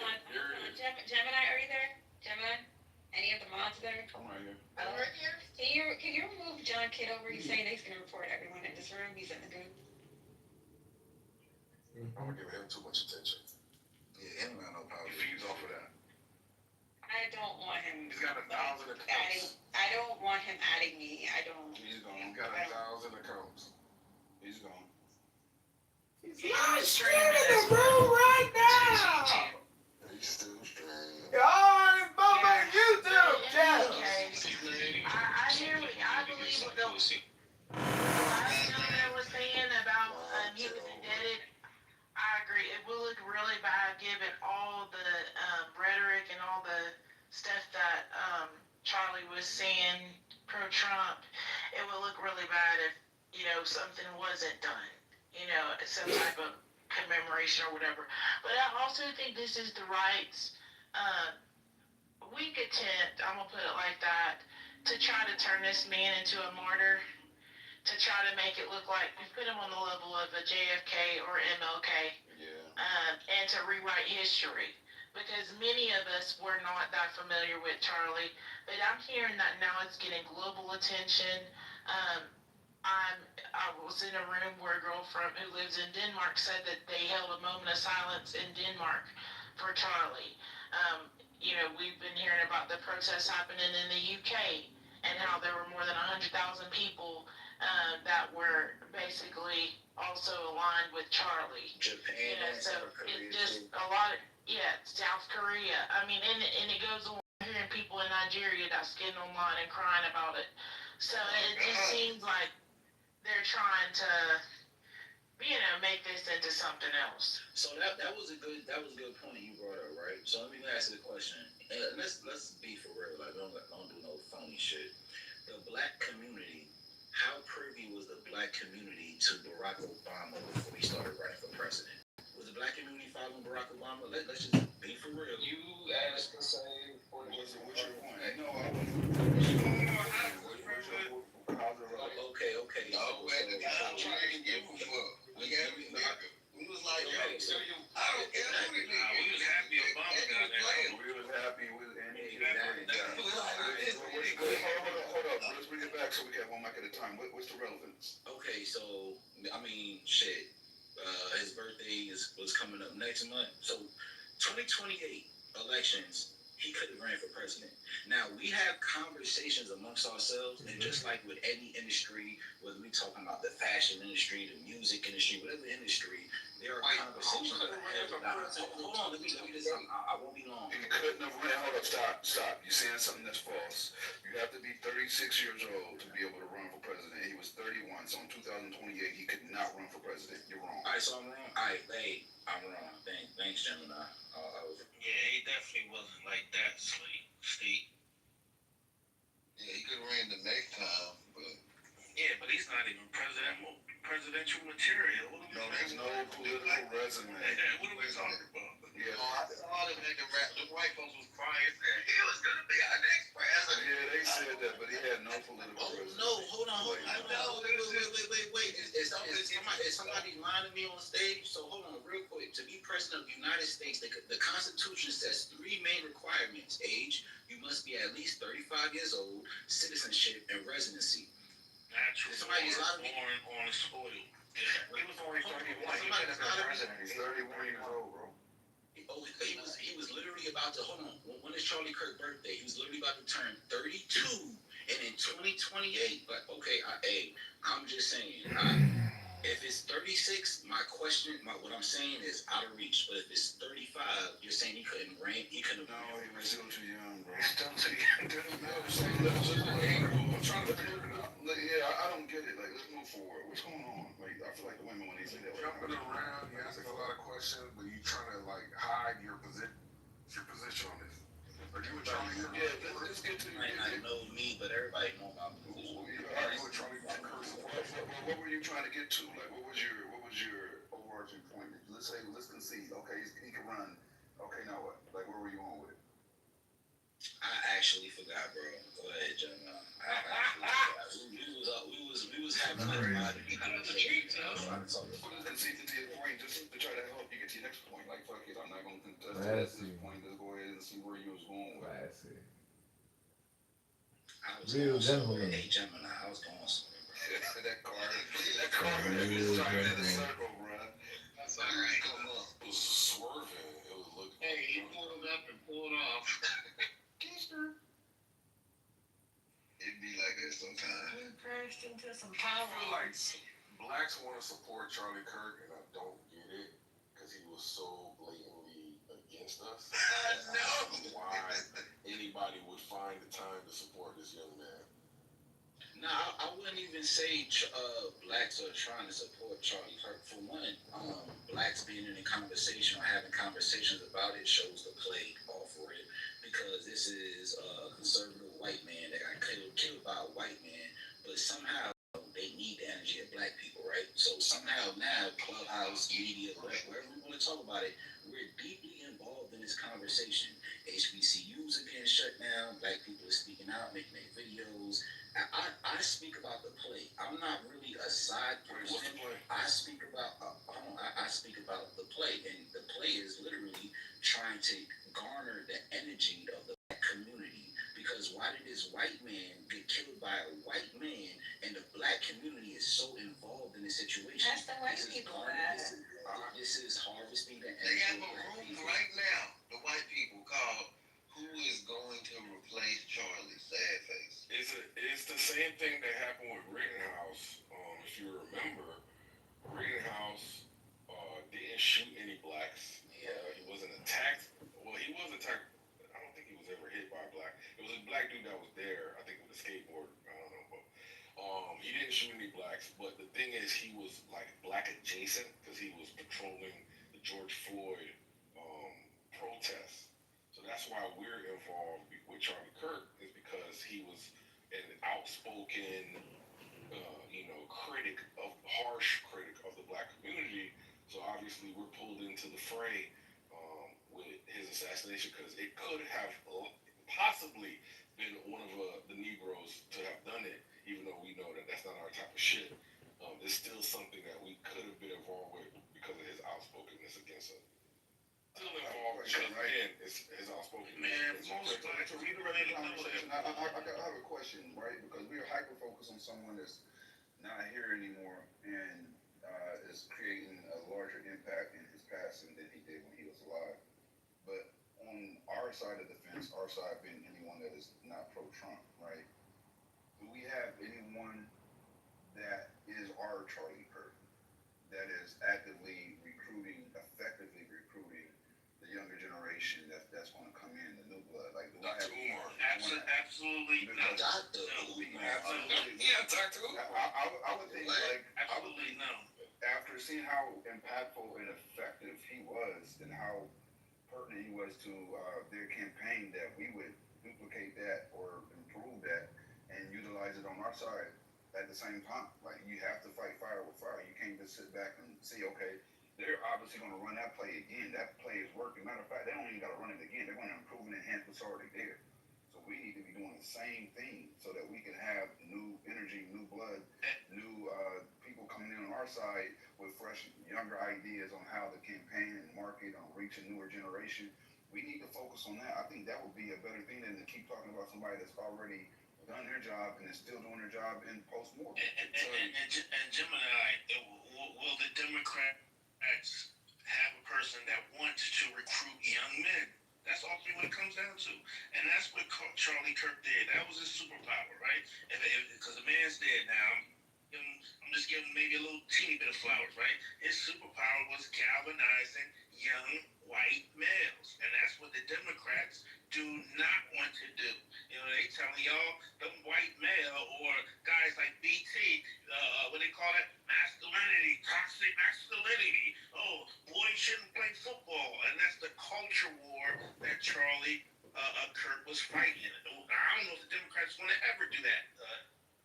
There's like a couple of key aspects that a black, there's a couple of key aspects that a black person is never going to be able to duplicate, which is being that level of vitriolic on a wide platform, right, and be widely respected mainstream while being highly vitriolic. Number one. Number two, $1 billion backers. So those are gonna be like the two. So all the Democrats are opponents. So all the Democrats are broke. The left has nothing but I just take it that $1 billion. That don't make sense. Come on, brother. One second, brother. I take it that $1 billion donors aren't in the business of backing vitriolic black people for the sake of helping galvanize young black people. All you gotta do is do the same thing. He was vitriolic, but it's not true. James McCarthy got Alex Soros as his backer. Is the way, like he put the medicine inside the Kool-Aid, right? So if you watch the way he did it, like he would have speakers like Nick Fuentes, who was openly racist and would tell you he's openly racist. Charlie Cook, Charlie the gang was what you was not allowed on campus because he was so vitriolic. What Charlie did was he played the middle ground. So I'm not, a white nationalist. I'm adjacent to it, but I'm pro-Christian and everything else living on campus. And then he would bring them in as keynote speakers. So they were on the same campus that would not have them there if it weren't for his platform, right? So I'm saying all that to say, whoever takes it up on the left side doesn't need to be vitriolic. They need to be tactful in the way that they launch out so that they can be palatable to mainstream. That has to be the goal from day one. But it has to be authentic too, more than anything, Jim and I. Kirk was his authentic self. It can't be like a fake, kind of phony Democrat. You know what I mean? It could be. You're talking about. Let me just say this real quick. If you're talking about getting support in a way which is not acceptable as a black person, I'm saying it for a white person is acceptable. He can be as vitriolic as he wants. He can tone it down and still play the racist card in front of you. A black person can't do that. There's no possible way that would be palatable on any mainstream level if you're being an extremist. But it can be a white guy. Basically, it can be a white guy. So now, we already have that. You have black people if you have somebody who wants to be a spokesperson to get black people behind them, as vitriolic as they can be in that regard, we already have that. Give me a name, brother. Of somebody that goes after black people, I think I said Dr. Umar. No, I would much. It would be easier if you said Cornel West, but Dr. Umar. All the typical names that do the same type of work. You don't think those are people that get support from black people? I mean, you might not like him or respect him, but he's still somebody that's trying to get the job done. The average his level of vitriol, look at his agenda, look at his level of vitriol. Not Dr. Umar. He made his money bad. Here's the issue. His agenda, his level of vitriol is probably what got him no funding. Had he been a different race with the same agenda, he would have gotten the funding. But because he's black, because he was so revolutionary, that's why everyone stays away from him. Yeah, I would definitely say more so Cornel West versus Dr. Umar. Cornel West is 70. But also here's other thing. And before I go on to this other thing, let me say this too real quick. So I was correct. Before Charlie Kirk turned 35, he could have ran for president and got elected. Just plug the numbers in, and I'm gonna leave right there. Put it in the chat. Talk to me back on the stage. How it goes. So now let's go back to this conversation, right? Bro, talking about Umar, this is what we gotta understand. When it comes to uh voting, and when it comes to the House, and when it comes to the Senate, this shit is a monopoly. It's a monopoly. Tell me, outside of the early 1800s, late 1700s, who, and we know why these people won, who ran off a third party and actually became president? Nobody. I answer for you. Nobody. That's because this whole voting system is a monopoly. Because once you're at the independent level and you're in a certain state, guess what you still got to deal with? You still got to deal with the House and the Senate. You still got to deal with the Democrats and Republicans. You got to pick the side. If you want the president of the United States, I'm sorry to say it, you have to pick a side. You're gonna run as a Republican or a Democratic. That's it.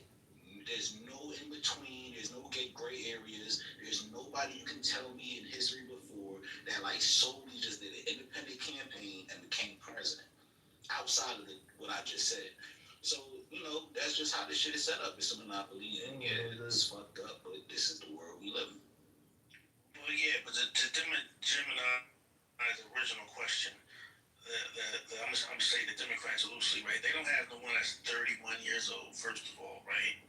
That can galvanize Generation Z, right? I'm trying to think outside myself, right? Think outside the stage. That side don't have it, right? They're not galvanizing young men. We know who they're galvanizing, right? That's literally my point. Right, that's what I'm saying. They don't have nobody of the equivalent. A weak point, then it needs to be addressed, and that gap needs to be filled. We need to have someone that can go out there. They need to have some financial backing and go out there and target a younger audience and bring in new blood. Like all of us, our police academies, everybody, they always are actively recruiting young guys, younger generations. Like that's a mandatory thing for us to even maintain our position as the number one military source as far as the nations go, right? We have to actively, that's one of the things Trump did is, since he's got in, I don't know if y'all do know that, but the police numbers and the military numbers have shot up, right? That's what the Democrats, in my opinion, need to do is to target a younger audience and have someone out there that can do it. Like we've seen the impact Charlie had. Cool. Now we understand that. Now we need to move in that direction so we can do that for us. So we have a newer generation to take up arms and move forward and push the line. Like we need that. And did somebody put up Westmore as a possibility? I mean, we have a lot of people in the Black community, but they just don't have the backing. So maybe we should start backing some of these people. There's that young man who is out of Florida, the youngest African American in Congress. That young man, I can't think of his name right now. You guys know who I'm talking about? Are you talking about Frost? Yeah. Yeah. He's a very articulate, focused young man. And he could be a leader in leadership for our community. We have a lot of people who qualify, but they need to be backed. Like Charlie Clark was backed by billionaires. Why he's able to drop out of college. But let me ask you this though, Lisa. Let me ask you this, right? Do you think from the Democrat side that the person needs to be a young black male? Don't you think it'll be just as effective or impactful to have a white guy do it as well? That the race doesn't play as big of a role as the recruitment, the effectiveness of the role of a recruiter they have, right? Like if we're looking at the racial demographic of the country, you probably would be better off using a white guy to do it, honestly, because who makes up the majority of the country? You can't just go after the minorities. I'm not trying to get a bunch of black people in here. I'm trying to get a bunch of people overall, as many people through the doors as possible, every fucking nationality. Who breaks the tie? Who breaks the tie, though, Gemini? Let's say white America and the United States split 50-50 on their beliefs on who they should be in office. So now, who breaks that vote? Who's a tie-breaking vote at that point? Black America, right? Right, but we got to get to that point. So let's get there. That's what I'm trying to say. We need to get to that damn point. So we need to use whatever tool. Like I don't care about the color of the tool. It could be purple, as long as they can get us there and bring new people in. They're effective when we see the numbers, we see the stats and facts. Then that's what we need. Well, we still need somebody because young black kids need a black man to look up to emulate. We can't have, unfortunately, I hate to say this, we can't have white people being our leaders on a local community level. That doesn't make sense to me. I agree with you. So That's what they said. We got Y'all a bunch of racists. their crime rates dropped. All of them. Hey, Lee. From Alabama, Birmingham, Chicago, to Baltimore. So we're doing it. At least Lisa, when Kirk partnered with Candace, I think that's what he was doing, right? So what if we did the same thing? We don't have to do one. We can have a pair. We can have a black and a white that work together. And that'd be great, but it's just to me that's the problem we're having in our community right now. That our youth need to be able to look up and see the leadership, see the success, and the pure reason that they no longer or haven't been teaching American history that includes black achievement, it's been a problem. And then we don't do it in our own. I'm not saying when I say we, don't put this jacket on you if it don't fit in our own household. So now that we know that it's going to be a possibility of it being deleted throughout our school systems, we have to be a little bit more vigilant on showing our children that there is nothing that we can accomplish and look where we've come thus far. We've come so far and we have a lot to show for it. It's just not we're stuck in a dependency stage and on some plantation can't move around. I've said it once, I'll say it twice. We have excellence in every field in this country, from A astronauts to Z zoologists. You're gonna find a black person who is achieving in excellence, not marginally, and don't even require affirmative action. Are you racially obsessed? Oh my God, here you go. I thought you were not talking to me. What happened? No, I'm not talking to you. I can't. I'm not gonna. I'll drop him. I'll bring him back, but he's gonna have to wait till you finish what you were saying. Go ahead. I'm just saying that, yeah, and to answer his question, yes, I am. Because you know why I am? Because I'm supporting my people. I'm supporting my community. It's called the American people, stupid. That's what we've always done as black women. She's a and it's like racist. we have to keep on doing it. You So don't want if no you white have a problem leaders. with it, that's on you. Don't make your She's insecurities my obsessed problem. with black Lisa, racists. I don't have a problem with you. I don't mind talking to you. Lisa, I don't mind talking to you.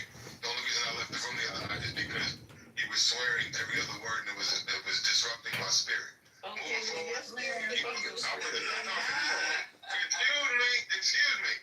Now the other thing is, your people, okay, they're black people that you don't care for, like a Candace Owens. You don't care for her. So what I'm saying is there ain't no such thing as my people are black. It's my people are people who are aligned with my way of thinking. So you need to stop with this racial approach and look at it in terms of your people are people that agree with you and that you're aligned with. Candace Owens ain't your people. Mr. Clonologist over there on the Supreme Court ain't your people. It ain't a black thing for you. It's about how they think. So you need to keep it all the way real with yourself and stop making it seem like it's about race when in fact it's about how they think. Tell the truth. Don't tell me how I think. You're not in my head and you're not in my bed, so you don't know how I think.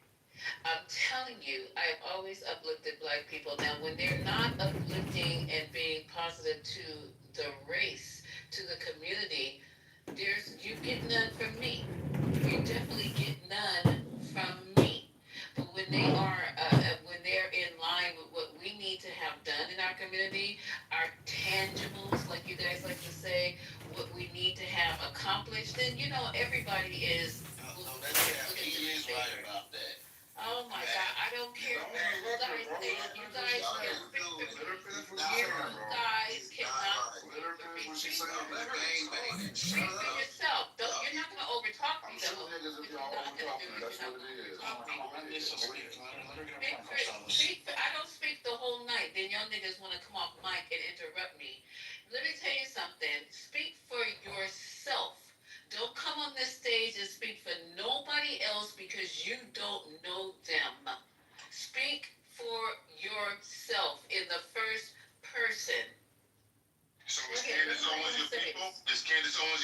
like you said, No. okay, black people. All right then. So don't say it's about black people. It's about It is people that about you that. agree with. I just explained to you about that, and like I said to you the other night, you don't listen to absorb, you don't listen to appreciate, you don't listen to engage. You only listening, waiting for your chance to contradict on shit that you haven't even gave the whole conversation any type of consideration. You I'm didn't hear sorry. the second part You're of what right. I said. I jumped in the room. I apologize. Yeah, you You're right. definitely did. When I heard you say, the only reason I jumped in like that is because I heard you say, black people are excellent in that area, which is true. But then you went on to say that my people in this, your people ain't black. Your people is. I didn't even hear what you said. What did you say about people like Candace Owens? Never mind. Already. So, Why would you make that comment? Yeah, listen to this. You want to make a comment about something you didn't hear. Candace Owens ain't her people. Candace Owens is not her people. So what is she talking about? Man, watch out. Did you hear what she said? No, that's why I asked her to repeat it. Hear shit. You just called me an idiot. No, I would never call you an idiot. What did she say about Candace Owens and Coonfinity over there on the Supreme Court? What did she say about Clarence Thomas? Bro. You come on, What'd she say? It don't matter. Now we all know you come Commanders don't represent black people. Remind me what she said. What did she say? You should know because you started snapping, right? So if you don't No, know, I was just trying to figure out what she said. I didn't hear what she said, brother. Can you repeat it? you should be the one to be able to repeat it because you came off mic snapping, right? Okay, but can you repeat what she said since you heard it? I didn't hear what she said about Clarence Thomas and people like Clarence Thomas They don't and represent black Candace Owens. I didn't hear what she said about people like that. he was right. You started talking about it before. You came off immediately, just like I said, you don't listen, you guys, I said it clearly. He doesn't listen to understand, doesn't listen to consume, and doesn't listen to consider. You just want to just pick off and have an argument about stuff you admittedly say you ain't even heard. So how you I apologize. I came in the room and I just started that. I apologize about that. But I'm seriously trying to understand because you said black people are your people, and I'm trying to figure out what carve out do you have for people like me, Candace Owens, and Clarence Thomas. What did you say about people like that? Are they your people? I align with The national ones. I align. What did you say about people like that? Listen, I'm gonna repeat it. When we have people who don't align with what the good of the overall good of the black community, then I don't align with them. And is there anything more basic that I can tell you, make it more simple, put it where the ghosts can get it? That's just plain, because even from the time we got over here, and all y'all know, somebody was putting about Harriet, not even Harriet, what was the first rebellion? What was the guy who held the rebellion? It's late for me, y'all. Yeah, come on. We're not going to bring them all. So let's not be uncomfortable with leaving the ones who want to be left behind because they think the master's water is colder. I don't have a problem with leaving them behind. So then why don't you say I'm for the black people that agree with me instead of saying I'm for all black people? Because It's not agree. I said my community. I don't know. What am I? Am I speaking? Why do you consider people like me in your community? Understand? I said Do you consider people like me in your community? Am I in your community? Oh my God. Okay. Am I in your community, Lisa? No, you ask yourself that. Don't ask me. I'm asking Because I'm you. not in your head. Do you think? I'm asking you. Am I in your community? I asked you, do you think you're in the community? I don't know what you're talking about. You said now my you don't know what I'm talking about. You said my people. Who is your people? Okay, listen, Manfinity, I'm not gonna have this. Of course you're not. Because you jibber jabbing over there. You double talking and you jibber jabbing. You can't even make sense of what you want. You just see you yelling. You just want to come in and get attention. You got your attention. You're yelling and screaming. You got what you came for. I am not gonna upset my spirit tonight, knowing that your intentions are not even pure, that this conversation is not even one that you really want to have. You just want to be seen. So come up here and get me. That's all I can tell you right now. Y'all bring them up. You can have a conversation with somebody in. I ain't trying to take nobody's spotlight. I just asked you a question. Nobody needs spotlight. Nobody needs a spotlight. We having a very. You jibber jabbing and double talking, and I don't understand what you're talking about. Okay. You're not even listening. You're just talking to try to be seen, bro. We've been having a very great conversation for hours, and here you come. Until I can, right? No, the disruption is unnecessary. If you want to join in the conversation, feel free. I shut up. I'm sorry. It was literally until you came, though. It was literally until you came, though. Hey, it's Either you join in on, stay on topic on the conversation. Oh, give me 1 second, State. Give me 1 second, State. State, 1 second. Either you join in on the conversation, stay on topic without trying to center yourself. I'm removing you from the room the next time you do it, bro. I can't help but say to myself, everything I say is It is what it is. I said what I said, bro. I said what I said too.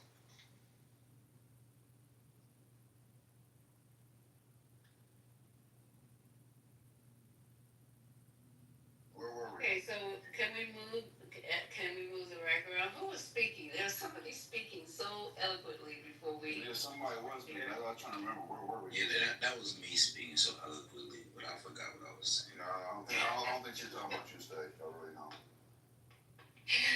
Oh, child. So. I see my homie TC joined the stage. What's up, TC?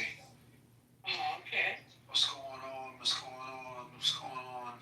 Yeah, man, it's crazy out here. I think the left has finally lost its mind, and it's plain for everybody to see. Listen, I think you guys have kind of wrestled with this concept of American freedom, and you've realized that you don't want freedom. I think you realize you want a type of anarchist type of freedom where rules are according to you and everybody follows your rules, you're happy. But when somebody takes the First Amendment and they say things that you don't like, now they're racist and anti-American and anti-black and all this other stuff. You guys don't want America. You want an idea of America that fits your biases and your prejudices. But you don't want America because America is a big enough space for a multitude of opinions, whether they agree with you or not. You guys like to mute put them there in the audience if they don't agree with you. You like to shout them down if they don't agree with you. You like to censor them if you don't agree. Look, it's happening right now. You're triggered. You don't want freedom of speech. So when a guy like Charlie Kirk comes around and then he commits you guys, he commits you guys.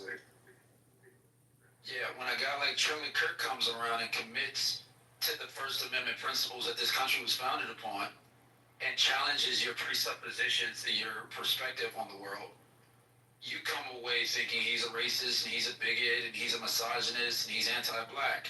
No, he's not. He's just not agreeing with you.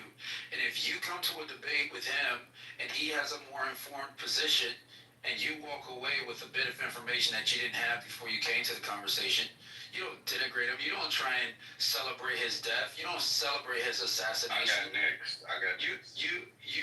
What you do is you realize that, damn, this is America. This is what America looks like. This is what I get when I get America, which is why this guy is celebrated. They had a vigil for him today in D.C. at John F. Kennedy Center, and I'm so glad that there are people coming to Christ because of his witness. Thousands of people have agreed to go to church today simply because of his witness. So that demonstrates that there's no amount of silencing on the left that can cause people to essentially reject the faith. People are coming to the faith because of Kirk. Wrap it up, bro. Okay. I wanted to respond to that. So, I've been paying attention to politics since I was about 16 years old. And I'm gonna give you an example, right? I didn't agree with a lot of the things that John McCain said. Stout Republican, conservative, right? But I never walked away from hearing anything John McCain said to say he's racist. Nothing he ever said that I heard would lead me to believe that he's racist. So that shit's on that point, right? Because it's many conservatives that I've heard speak throughout my life that I cannot cleanly say are racist. I just wonder what goes on in you kind of folks' heads to what makes you want to bow down to these people so much? Do you want to feel included?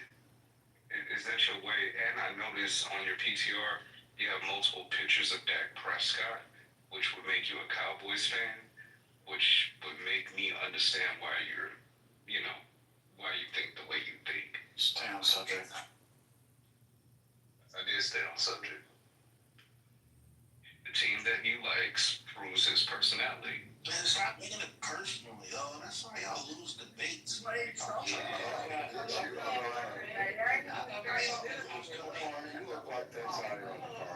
There's too many people talking. So, I know Jim and I want to jump in. You want to go ahead, Jim and I?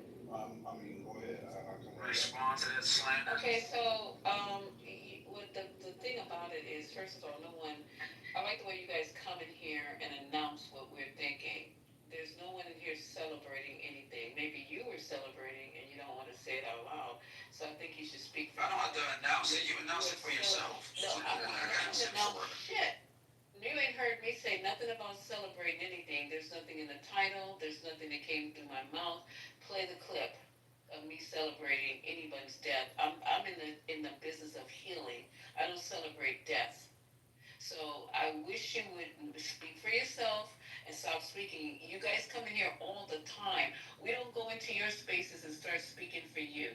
I come in here and I say what I say, and I stand by what I say. I never said anything about this man, celebrate his death or nothing. What we've been doing is making sure that history is being recorded correctly, so there won't be no misinterpretation of who this person is. And I don't give a damn. I don't agree with you, but I'm not going to sit up here and celebrate anything happening to you. I don't agree with a lot of people, but I'm a grown-ass human being. I'm an adult, and I know how to carry myself as an intelligent adult.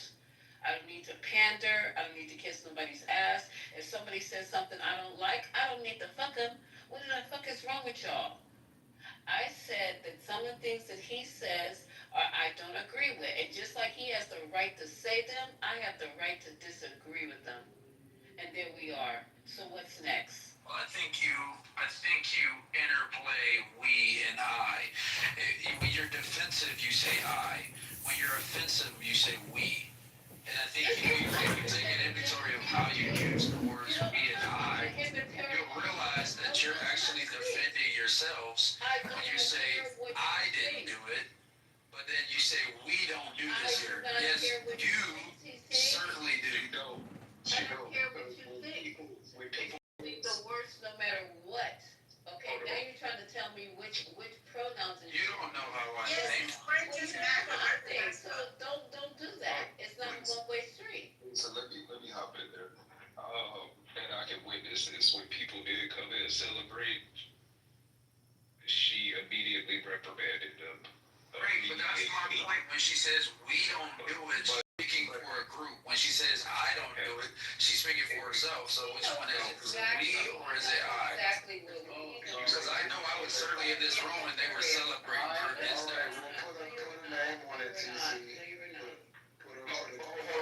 Give me 1 second. TC. Brooklyn is one. Okay, then I can say who else? Hold up. You said they. The other one. Brooklyn did. We conceded that. And she has pushback too. Brooklyn, no, she's not in here. All right, so then that's not Who's relevant. the other one? So who, TC? Who's the they? You can't make that statement and not substantiate it. Who's the Excuse me, they? when I said you, I was talking to the group. Because when Lisa says we, she's talking You just said they. When you said they were celebrating. when it's tolerated, it becomes tacit consent of the entire group. It wasn't tolerated. Matter of fact, hold on for 1 second, Just give me 1 second. TC. Brooklyn recently has been standing in the goo because it was pushback, and she goes, I get it, I'm too volatile for the stage. Because she received pushback about saying that type of rhetoric, right? So again, I'm going to ask you, who's the they? Put names on it that's been celebrating his demise in the room. I gave you Brooklyn to name a few. If you guys that's all. If you guys chastised her for celebrating, then good for you. But if the shoe fits, then wear it. I understand understand Lisa has a position she stands on, that she's not doing it. I can respect that position. But I've been in this room plenty of times where I've heard the celebration, and I personally I don't like to lie, especially. I'm not lying. I was here. I was here when it happened. When did this man die? Can somebody give me a date and a date? Wednesday. Okay, so today is now Sunday. I have only had one room since then. So how many times have you been in here? And the replays are up. How many times have you been in here and you've heard people celebrating?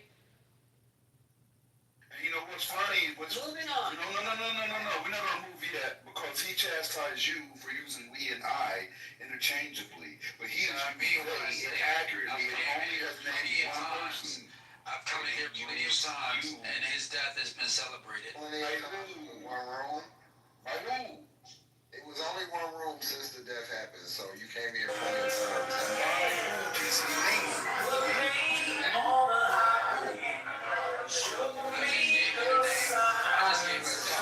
That's a name. You said they. One is singular, dumbass.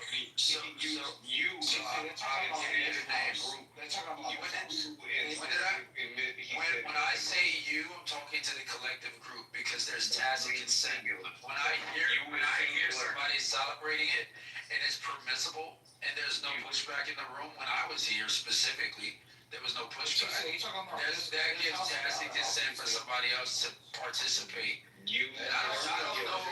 I don't know what chastising happened when I wasn't here, but that didn't happen. Can't nobody get chastised first off. So you can just say what you don't like. I didn't say we chastised Brooklyn. Can you say another name besides Brooklyn? You said they. They is plural. You was celebrating it. As I said, It's when weird. I'm speaking, Hold on, because I'm finna fuck your ass up. He did not. Yes, he was. I'm gonna fire your bitch ass up. Is that the tolerance of the Tell left? me what I said, because now bitch, you're finna make an enemy.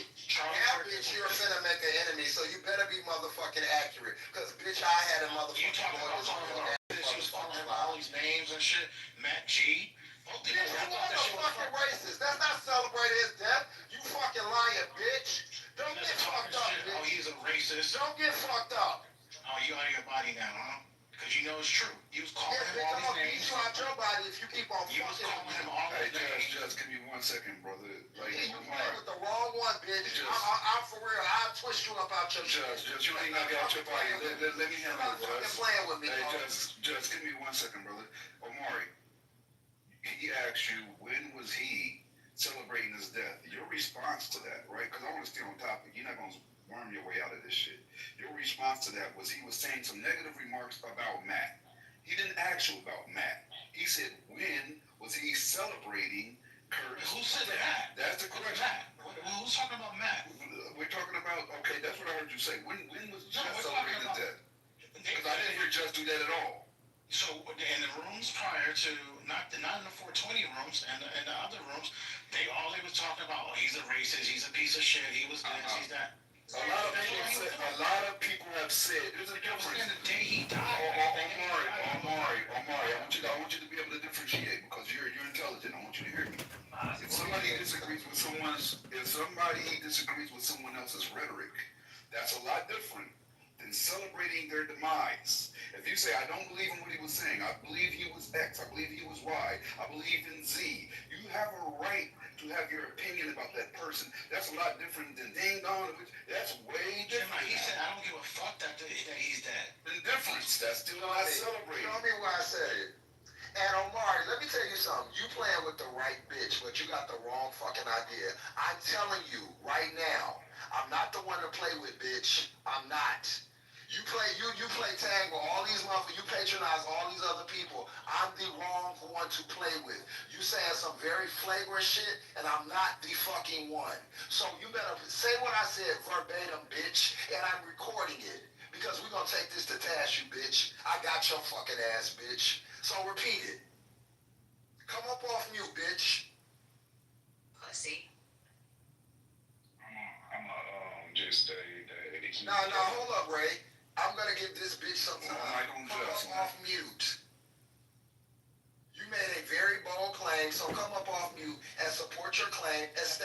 say it verbatim. Respectfully, anybody coming up there might stand shot. We don't leave between Justin and Omari right now. Okay, go ahead. Go ahead. Now I said what you said. You were. I repeat it verbatim. I don't even. You knew what you were saying. You act like you were not being all like, hey, you know what? I'm sorry to hear this man die. Bitch, I don't gotta do that shit. You were not. You I were don't have not. to do You were anything. not. I said I was the first one. I was the first one who said I don't enjoy people getting killed. That's not my style. I don't have to like him. I don't have to think he was cool. I don't have to think he was not racist. Like you don't. You are getting sued, ho. You're getting sued. I'm going to make an example out of your bum ass. I promise you I am. I promise. He is a racist, and so are you. You were calling him names after he died. That's basically celebrating. Bitch, that's not basically celebrating.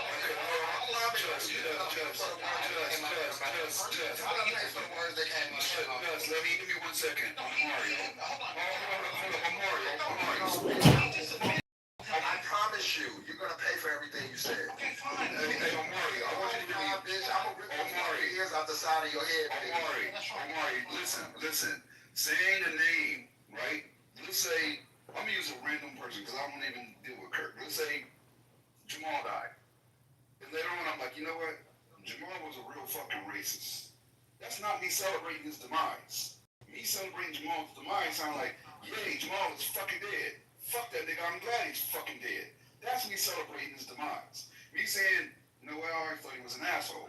There's a big fucking difference. That is showing I have disdain, I might not care about it, but that is not celebrating. You know what celebrating means, right? That word means you're excited, you're rejoicing, you're just loving that moment. There's a big difference in saying your name or saying this is how you felt about said individual. Then celebrate. I don't see it that way. I don't see it that way. We just look at you. You think it's funny to play with people's. You think it's funny to play with people's. Very interesting. Nigga, fuck you. I find it very This shit ain't funny, you fucking cracker. I'm going to serve you, bitch. I promise you.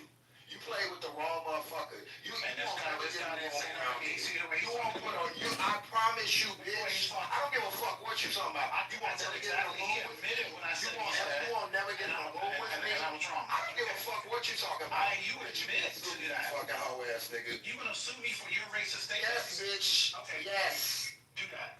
Yes. You do that. You're a racist. For defamation of character. Yes, I'm going to sue. For your racist statement Yes. that a man was trying to kill. Yes. Okay. You do that. Bitch, I can say whoever is racist. You want to Are call you him all fucking these crazy? names after Do he you died? understand what country we live in? The day he died, you calling this man all these names. He's a race, and I'm calling him that today. Hey, Omari, you understand that he said that Martin Luther King was a cheater and everything else, and this man was already dead, right? So is that celebrating his death? He absolutely still stated his opinion about people that were already dead, right? So if the same thing happens on ours, but you don't call that out, we're with them, but when somebody else has an opinion about him, then all of it, because he's passed, all of a sudden it's celebrated. How can he Martin Luther King died. It doesn't matter. It's still after his death, regardless. It's still after his death. It's still after his death. Is he alive? Is Martin Luther King alive? If he would have did that, if anyone would have did that when Martin Luther King, the day he died, guess what would have happened? That person would have been crucified. No, they wouldn't. We would have been angry. What? I would have been. Does anybody understand what I'm saying right now? I'm just curious. You don't do that when people first die. You don't do that when people first die. That's just evil. You are a hoe, bitch. That's evil. That's why your family is fucked up. That's why you live with 30 motherfuckers in your house and your kid don't listen to you. It doesn't matter. That's why you got a fucking win like you fucking pathetic bitch. You're evil. You're evil. You're evil. And your son can't keep his dick in his pants. You fucking hoe. evil. And you're I evil. hate you, bitch. And I said it. You're an evil piece of shit. That's what you are. You're evil. And you're not of God. And You're the definition of bitch. You have a grandson that was born out of You're the definition You're not of God. evil. Bitch, you ain't never been of God. I don't know how you got Ain't this about evil. God. God don't love you and he don't You've like you. always been this evil. For many Yeah, years, bitch, I'm very I know evil to bitches like you. You've been the You worst fucking type of black person. rat, bitch. You've been the worst type of person. And the only Yeah, reason bitch, why I people am the like worst you type of person. because Motherfuckers like you, because I'm the worst type of DEI. person. You're exactly right. You're exactly right. DEI.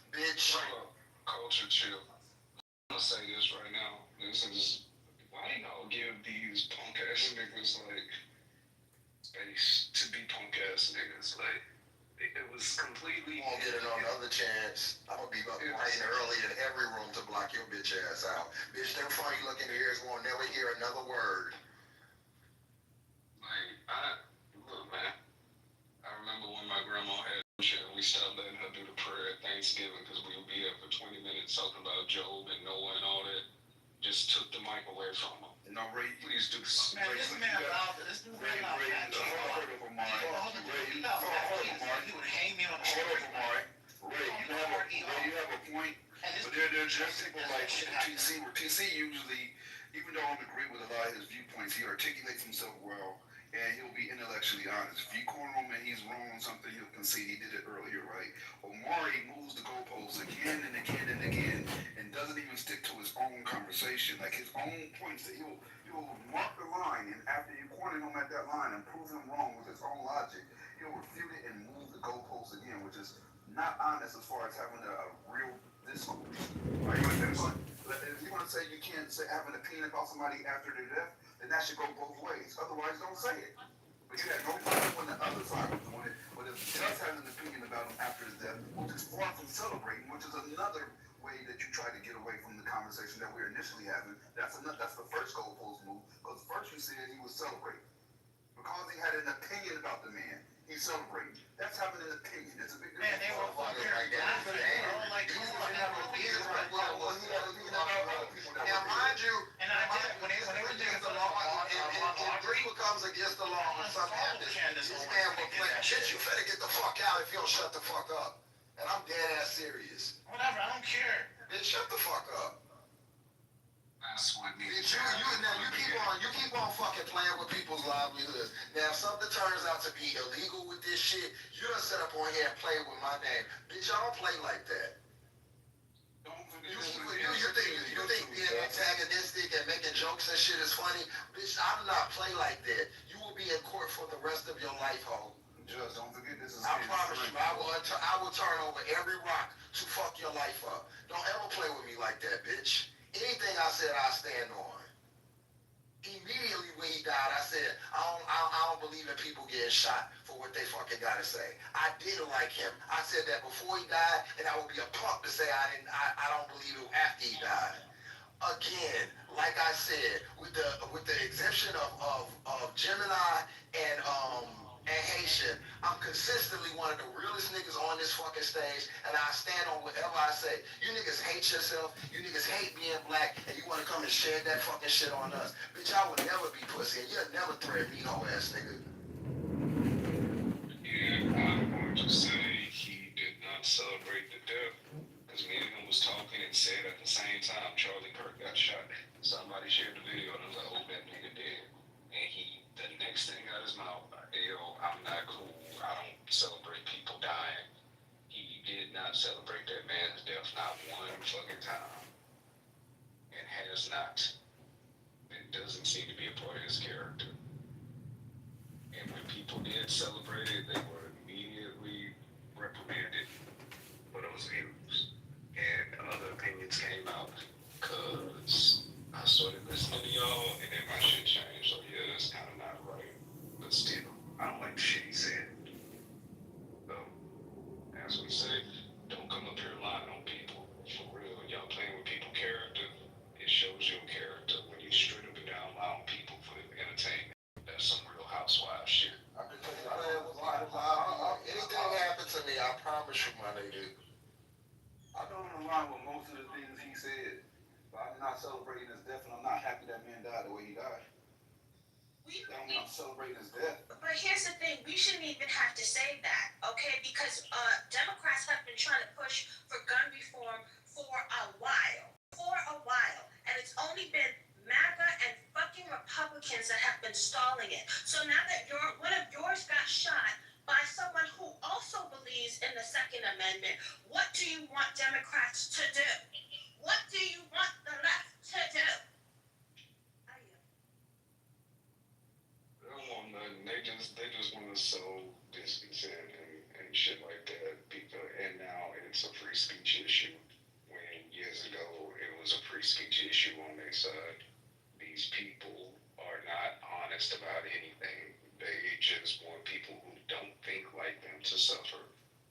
situation, one of their own, getting something to one of their own, and they just run around with their heads cut off. So the next thing they're going to do is try to silence us.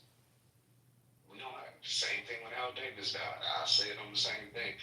He was crazy at the end. And on that,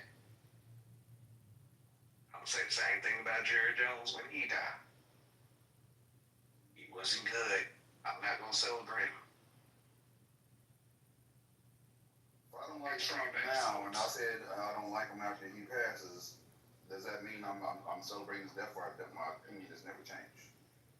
You live in a whole country full of free speech. Charlie Kirk himself, and TC, I hope you're here and hearing this.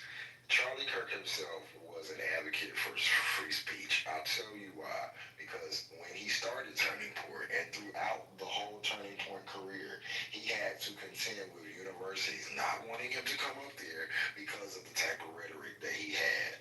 That's where the term snowflake comes from, when they were called the Democrat snowflakes, because they didn't want to debate them, because they didn't want this exact type of rhetoric on their schools. They ended up winning and were able to come because they're under the guise of free speech, the First Amendment. Here we are, when this same person has had an untimely demise. American citizens cannot say, what they feel. Whether it be they hated them, whether they celebrate. This is free speech in our country. And that's what I said the day he died. I would never police nobody for how they feel, whether they're gleeful or whether they're the other boy, the white boy who be on, he's a Democrat, he cried. I made space for that. I have grace for that. However you feel, you get to feel, especially for black people. And I stand by that. It's nothing like these people. It's just so fucked up in the head, real shit. And it's kind of sad and sickening because I'm free speech no matter what. I didn't agree with 95% of the shit Charlie Kirk said, but he has a right to say it.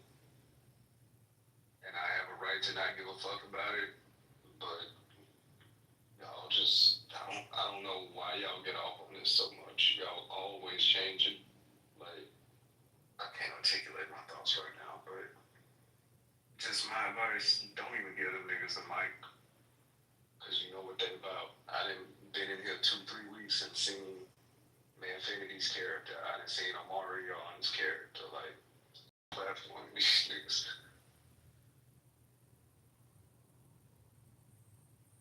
Niggas is dangerous. The niggas is the hall monitors, the tattletales, bro, you gonna sit up here, and that's why I don't like him, and I didn't like him yesterday, because that type of shit is dangerous. You doing that, trying to say, and then every time you get asked, you can't point to nothing. You just out here trying to throw niggas under the bus.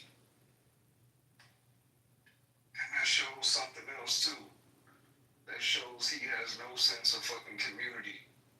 Because I can guarantee you, this was a more fair-skinned space, he wouldn't do that. But he will do that to black people. Or what? I think he knew you didn't say that. He just trying to throw you under the bus. That's what I really believe. Yeah, he want to put, he did the same. I watched him do the same shit with Brooklyn. And the thing is, people can say what they want to say, bro. They can. They can say, the administration can say, we're looking at y'all's social media or whatever. In this country, we have freedom of speech. And that's just it. Now, what I said is, I'm not, that's not my style, I ain't into scary movies. I'm not into gruesome shit like that. And I mean, it just ain't my style to watch somebody. That shit was crazy to watch to me. But I'm not about to lie and say, oh my God, I was distraught. I don't think nobody should be taken away from their kids. I care about kids, so that's a soft spot for me. So I don't really fuck with that. But I'm not about to lie. I was just watching a nigga 2 days earlier, thinking damn, his opinions is real fucked up. It's real shitty. Why would I change that? Because he passed.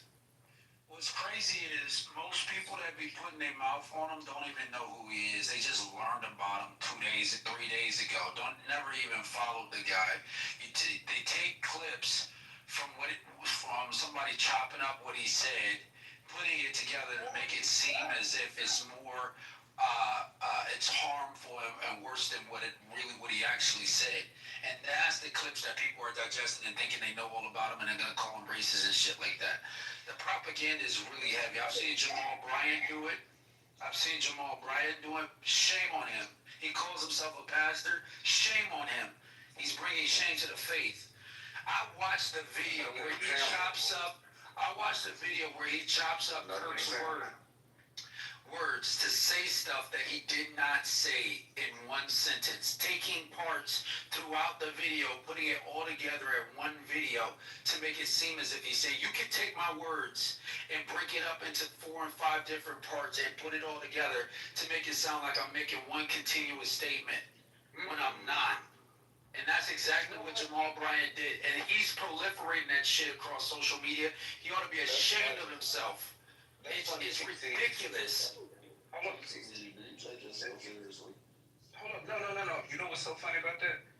Wasn't that the same thing that the super PACs that was supporting Trump doing to Kamala Harris? There's shame on them too. It rains on the just and the unjust. It doesn't matter who they are. You don't do that. And you know what? They're not. It's one thing if he was alive. Wait. 1 second. It's one thing to do that when somebody is alive and they can respond to it, they can defend themselves.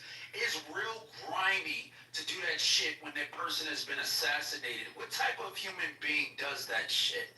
Like, you gotta be a cowardly, weak imbecile, like, impossible of doing anything for yourself to have to chop up somebody else's words, especially when they're dead and they can't defend themselves. In the world. How shameful, bro. That's the worst. And to make matters even worse, you're proliferating that shit across social media to get people to convince them that he's worse than what he is.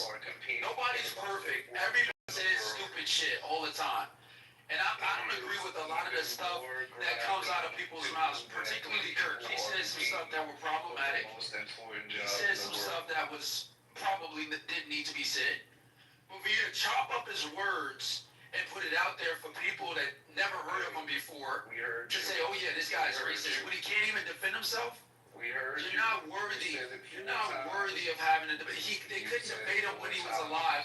They wouldn't go to his face. Jamal Bryant and the others wouldn't go to his face and debate him when he had an open invitation for anybody to come. But now that he's dead, you want to become all prolific, and you want to come off mic and you want to be all strong and say, oh, he's racist and all this stuff. Why you didn't say that to his face when he was there? If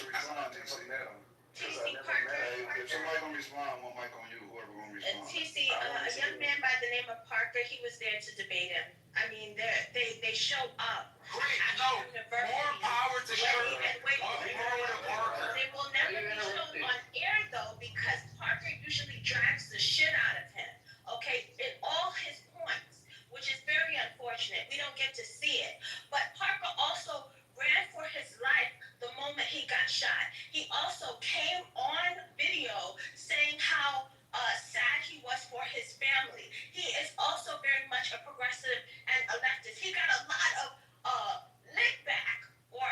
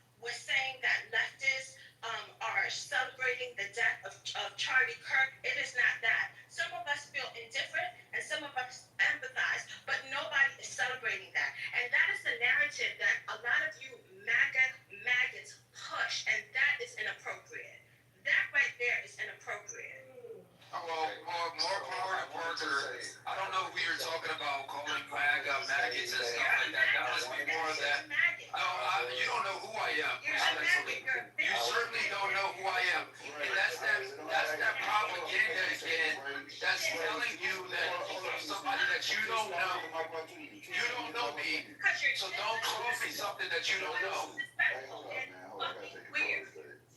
Look, this is what we doing. If y'all gonna have a squabble, that's fine. It's gonna be one-on-one. Ray, mute up. Let the other person finish. No, they were going back and forth, so you have to come in afterwards. I gave you a chance earlier, Juicy responded. So hold up, just respect the stage, please, Ray. Juicy, if you're gonna respond back and forth with TC, that's fine. Wait till he's finished with his submission, then give yours. And when y'all done, then we'll resume the conversation. That way, otherwise it's just everybody talking over everybody. It's just chaos. You gotta have structure. Okay, Gemini, can I say this? Now let them after them. Let them conclude their dialogue, and then it'll go right back to you, brother. Go ahead, TC. Very characteristic of the intolerant. Somebody that doesn't know what she's talking about. Claims to call me maggot and MAGA. Doesn't know who I am. Doesn't know me personally. I never once addressed this, what's her name? Juicy. I've never addressed this juicy person before in my life. Well, I don't know her. Excuse me. I don't know her. I've never met her before. I don't know who she is. And she seems to know I'm a maggot and a MAGA and all of this other stuff. It's uninformed. It's uninformed. And it's emblematic of what we've seen from the left over and over and over again. And America's tired, which is why the left continues to lose election after election after election. Your presuppositions are grounded in ignorance, but you're so loud and proud with the ignorance, and you're so happy to display the ignorance that you don't see the ignorance for what it is. It's folly, it's foolishness. America laughs at you. But nonetheless, she wants to, that's fine. I'm going to address Parker. Good for Parker. There are decent people on the left that gets chastised from their party when they do decent things because they're not anarchists. The party has been, this movement has been taken over by anarchists, Antifa people who wants to assume a position of authority, taking it by force when they don't realize they don't have the strength behind them to take anything. They want to use violence. Violence will be met upon them. Utah is seeking the death penalty against Robinson. Okay. Good for you. Congratulations, left. You put forward your champion. He will die at the hands of the state. I don't know who this Juicy is. I don't know who this Juicy is. And I don't know who this other guy is either that's talking either. You know, barking across the stage and talking and threatening people with lawsuits and shit. He's going to beat somebody's ass. Real big of these people. Wonderful. So Charlie Kirk did not die from an Antifa, okay? He died from a right-wing nut job who was about an impressionable age, was white. He wasn't trans, he wasn't an immigrant, and he was very much in a Republican state. Okay, let's start there. The violence is coming from your neck of the woods, you fucking weirdo. And yes, I know you. I know you from Louisville. TC stands for total cuck. It stands for total clown. That is you, my dear asshole of a foolish young man. Okay, thank you. I yield. Okay. So you said it was just as repulsive for the Trump super PACs to top up Kamala Harris's words, but I know without a shadow of a doubt you didn't say nothing against that. It's amazing to me how many people know me here. You guys don't know me. You don't know me. I don't know who these people are. I'm gonna make sure you don't get interrupted as well. You know, I do the same for you, bro. Go ahead, finish what you're saying, all right? So, I was talking about you lose my train of thought. But as I was saying, I can guarantee you didn't say anything about them chopping up her words. You also said, I forgot what you said. That's his debate strategy, interrupting me like Trump used to do, shit like that. You said that the left keeps losing elections when they won the one right before the last one. You're just making up shit in your head to sound like you really know what you're talking about, but you don't. And I don't have to know you, and I don't want to know you. I can see from your PTRs that you're a Cowboys fan, so I don't want to know you at all. Well, at least this gentleman brings some perspective to the conversation that's devoid of personal attacks and ad hominem. So I'm willing to engage with him. I'm not a Cowboys fan. Dak Prescott favors me. So people call me Dak all the time. I use that in my PTR to make fun of Dak Prescott. Number two, the point about the elections. Sir, what election are you referring to? The last election we had in this country, federal general election, was in 2024, okay? Donald Trump won that election. Previous to that, you had the midterms in 2022. In 2022, Republicans took more elections than Democrats did. By volume, more seats and more, just by sheer number, more elections. State houses went to Republicans. Democrats net lost seats, state houses. Republicans net picked up houses. Senate, net losses by the Democrat, net wins by the Republicans. I think in the House, Democrats picked up a few more seats in 2022, but they still lost the majority. So what election in 2022 did they win? Hakeem Jeffries, hold on. Hakeem Jeffries is not, hold on. Well, I'm giving you, listen, brother, I'm giving you facts. If my facts is what's making you lose your train of thought, just write them down. And they are 100% correct. Did the Democrats win the House in 2020? Did the Democrats win the House in 2022? No, we're not talking about, he said the last election. That's 2022. The last election was 2024. No, before, yes, 2024 they lost, 2022 they lost. I specifically was talking about, and I believe I said, the last presidential election before the last one. No, you didn't say presidential, but if you're correcting it now, that's fine. But if you're criticizing what I said Democrats, I said liberals and the leftists continue to lose election. I'm talking about in recent history. I'm talking about 2024. I'm talking about 2022. I'm talking about even before that, 2021. Continue to lose elections. But you stopped at 2020. Okay, that's fine. You do know that historically, the party that's in power in the executive branch usually loses the midterm elections. It's like historic. That's a historical fact.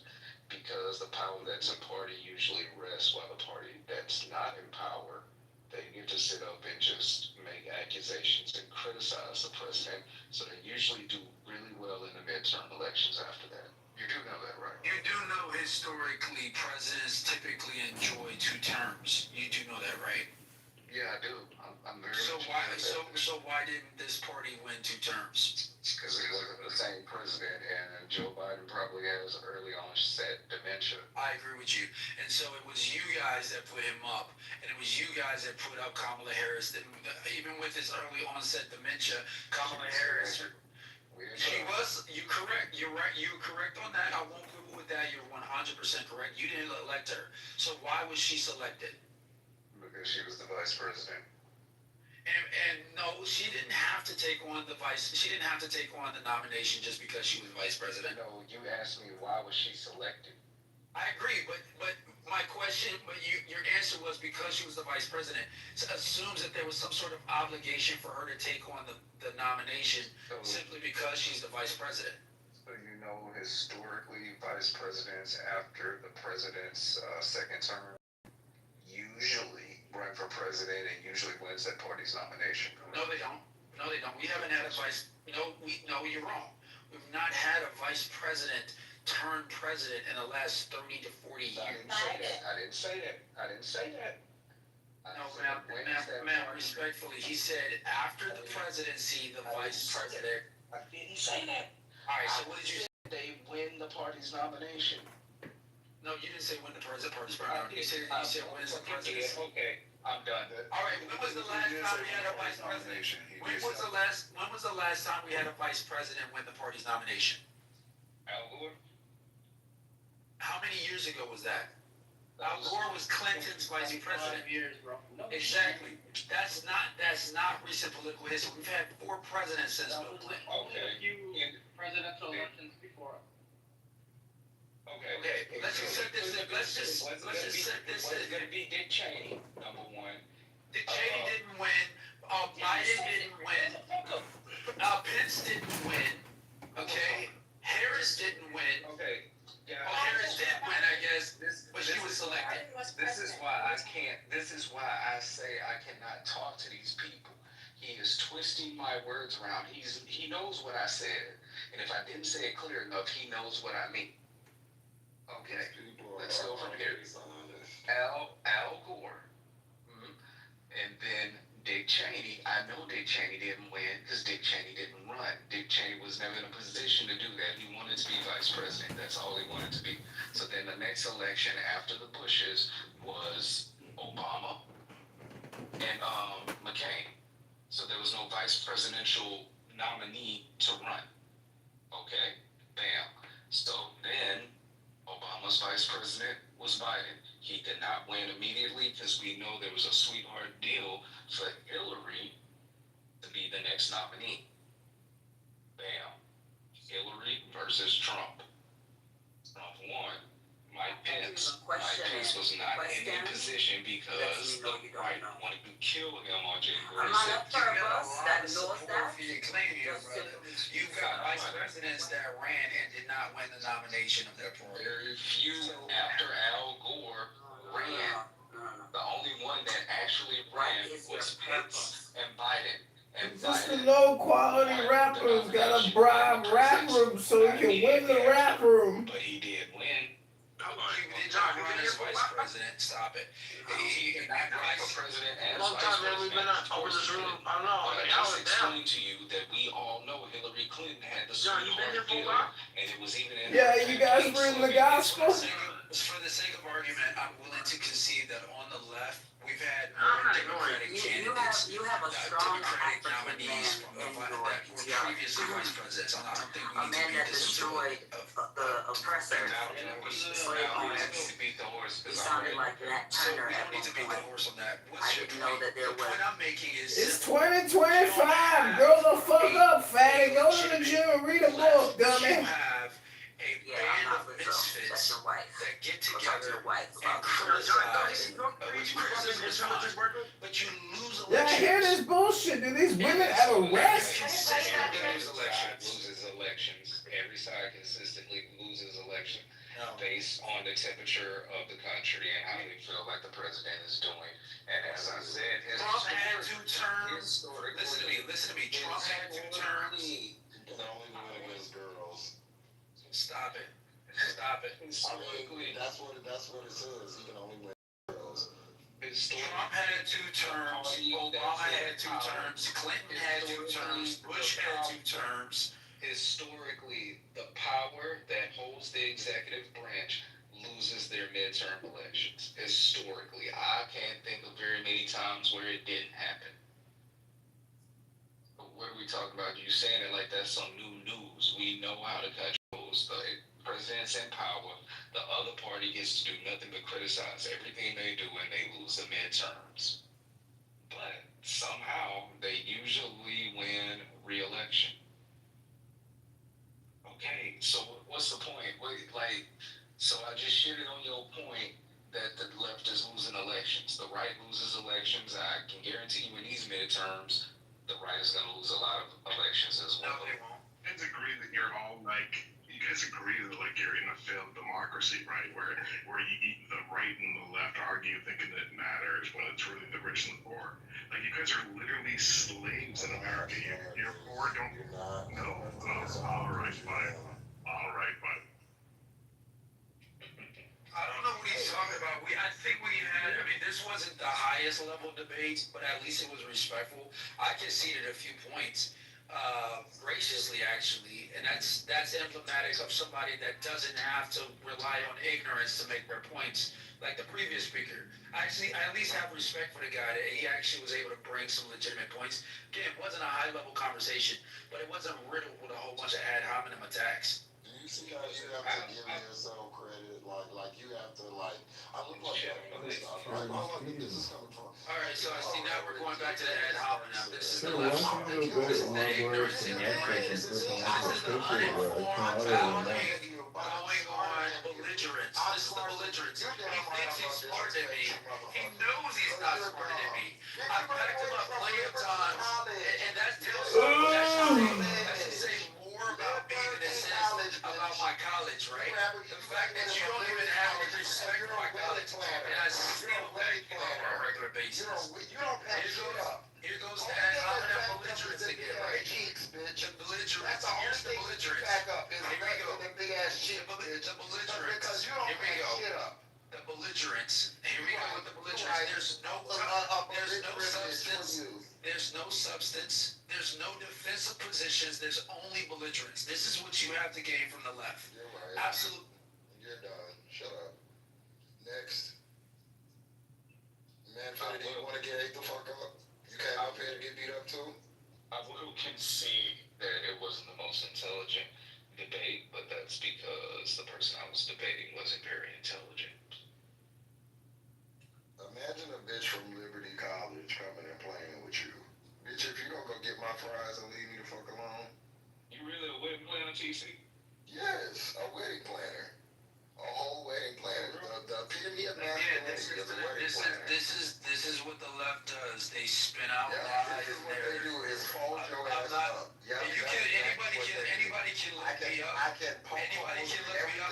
My company is a public company. who graduated from Liberty My College. company is a You public have company. accomplished nothing. I'm happy to all of the put up standards my that you credentials. expect for everyone else, you have not accomplished them. Anybody, and now he wants to shout me down. Now he wants to shout me down. You went to Liberty College. Do you want to know what school I went to? My credentials are very clear. I make 4 times the amount of money that he does, and I'm happy to say about what I What's my do. salary? I'm not a wedding So planner. what's my salary? And I have wedding What's my planners salary? for me, but So I'm you not don't a even wedding planner. ask because you would have to. I guarantee you. Okay, so what's my salary? Why don't What's you? my salary? You tell me what it is. You What's tell my me what it is. salary? You said you make 4 times more than me. So I guarantee you I do. That's your just there. You don't get no basic Let's thing. put up the tax returns. You just said. Let's look at the tax returns. Let's look at the bank statements. Let's look at the bank statements. You now.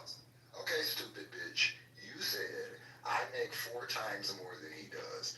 How much do I make? Because that would indicate that you knew how much I make. Mike's on you, bitch.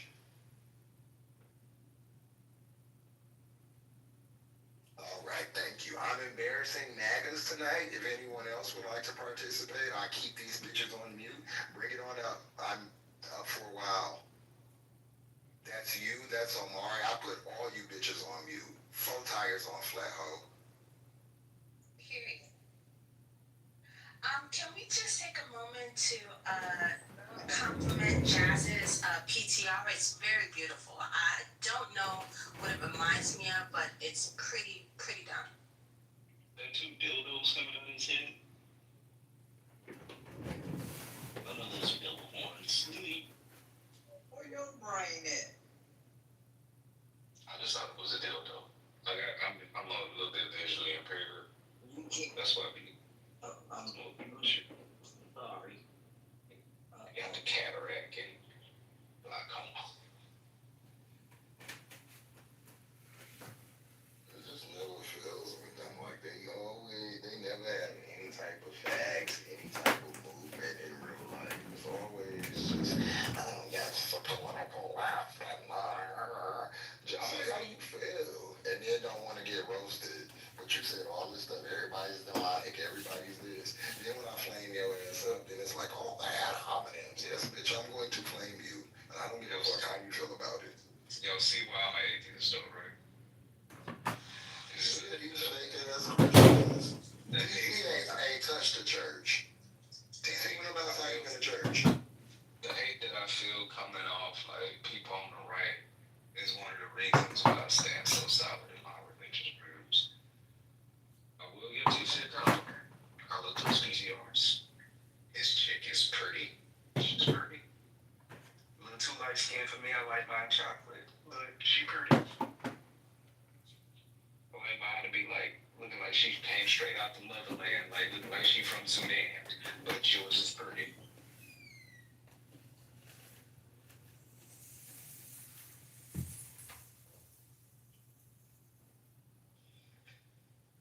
That nigga in the chat, what he say? I come to Clubhouse to listen to Mexican, listen to Mexican.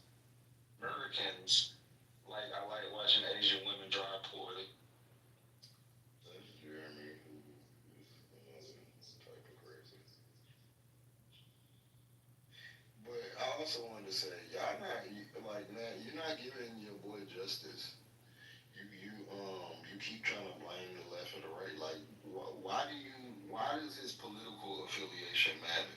If you want justice for him, it shouldn't matter who, like what political ideology they have. You should just want justice. I mean, I didn't even like Charlie Kirk, but I think that the person who did it is a psycho and needs to be brought to justice, whether they're left or right. They need to be off the street. But y'all too busy trying to say, oh, they were blue, they were red. Bitch, they was crazy. Just to your point, I didn't even know. 1 second. I didn't even know that there were different versions of MAGA. So I thought they were just under one umbrella. Like imagine one MAGA who is a Kirk fan is upset with the ones who are Nick Fuentes fans, and the Nick Fuentes fan shot the Kirk fan. Like yikes on the bike. What's going on? It's just like gang violence. They should make that violence and the FBI files just like gang violence. Just like that. They should have motherfucking accelerators on their sentences because that could be put as a gang violence. The one thing that like, and cause Fanny said like Coach Lee said is like, even though like in my hometown, in my neighborhood and stuff like that, there might be people I know who do something stupid. And like, yo, that nigga needs to be locked up. One dude, he killed a little Indian man that worked at a corner store. I was like, yeah, that's my homie, or was my homie. But he needs 45 years to sit down and think about what the fuck he did, or life. I don't want people to not be able to say what the fuck they want to say and think about repercussions from a crazy person. That's not crazy. And that's what I said. Me not liking him as a human, I just want to see. Like, I just think about like that happening to somebody I know. That's not nothing I want to see. Like, I mean, fuck him, and his beliefs or whatever. But live your life, bro. If you want to be racist, you got kids, raise them or whatever. Do that. That does not mean I don't have to like a motherfucker. Like, y'all gotta stop this shit, and y'all gotta stop this disingenuous whole like, oh, he needs to be brought to justice. That's what I agree on. He does need to be brought to justice. But all this, he was mad. And he was saying he was a groper. I don't even know what a fucking groper is. I just found out who Nick Fuente was a couple of weeks ago, and I just found out that he was as racist as he was a couple of days ago. That's the thing. I don't care about y'all like y'all care about us. Y'all come in here, y'all say these antagonizing things to black people, knowing what black people go through every fucking day. If you want to act blind, cool, bro, cool. You can't get mad when we call it out and say it's a racist act. Nobody's trying to fight you. Nobody's doing none of that. Just like nobody was trying. Well, no black people was trying to fight. What's his name? Charlie Kirk. I never even really seen nobody black have a reaction to him. But y'all come on here and y'all make y'all say the martyr, whatever he is to y'all lessen his value when y'all do the whole, okay, this person is a leftist, a radical leftist, or whatever. Who the fuck cares? He's a killer, and you're gonna be real tight when we find out he has no political affiliation and it was just on he's just a crazy person. Because that's probably what's gonna happen. Hey, Josh. If you were to go Chris Rock. Josh, real quick, the thing about it is, why the fuck Charlie Kirk? Like, do these niggas realize how many white supremacists are still walking around here with platforms like Gavin McInnes and Richard Spencer and fucking David Duke? I have a video of a young nigga, YN, on Beyonce's internet talking about why he supports David Duke. And he so much like a lot of people that be on these stages. The same bullshit about niggas' pathology, the same bullshit about the amendment, and he's talking about fucking David Duke. I saw a video with a young black boy, like 15 years old. Like, I don't even think he was 15. I think he was probably like 12. Talking about the only thing Charlie Kirk was a soldier for Christ. Now, y'all heard that video that I played earlier, that I sent earlier, saying that he wasn't even on that super religious bullshit when he just came out. But all of a sudden, he started rapping his white supremacy and the fucking Christian doctrine. So I think y'all will want to play this and then tell me who have you heard these same words from? I don't know how to play sound, so I'm gonna post it in the chat. But if you play it, tell me who have you heard these same motherfucking words from? From this nigga talking about David. I said it earlier that Richard Spencer is a carbon copy of David Duke in the 80s. And I think the only reason I was able to make that correlation is because I was born in the early 80s and grew up right on the in that area. You know what I mean? So it's like this shit. And David Duke is George Wallace. The shit repeats itself. And that's why they don't want us teaching real history, because it'll put people on the guard about shit like that when they see it. So, like I said, I have changed my stance. It is sad that he died. I hate that. But he was still a racist. He said racist things. I might have agreed with 3% of the things he said. But the other part of that was brain rot that infiltrated the minds of young people. Period. It's a lot of churches that, like Gemini said, I've seen some videos on Larry Reed Live's channel of some of these white Christian preachers, you know, bigging up Charlie Kirk as some type of, I don't know, fucking missionary. And I'm like, do I need to send these people campaign videos from David Duke saying the same motherfucking shit, the same fucking rhetoric? Exactly the same.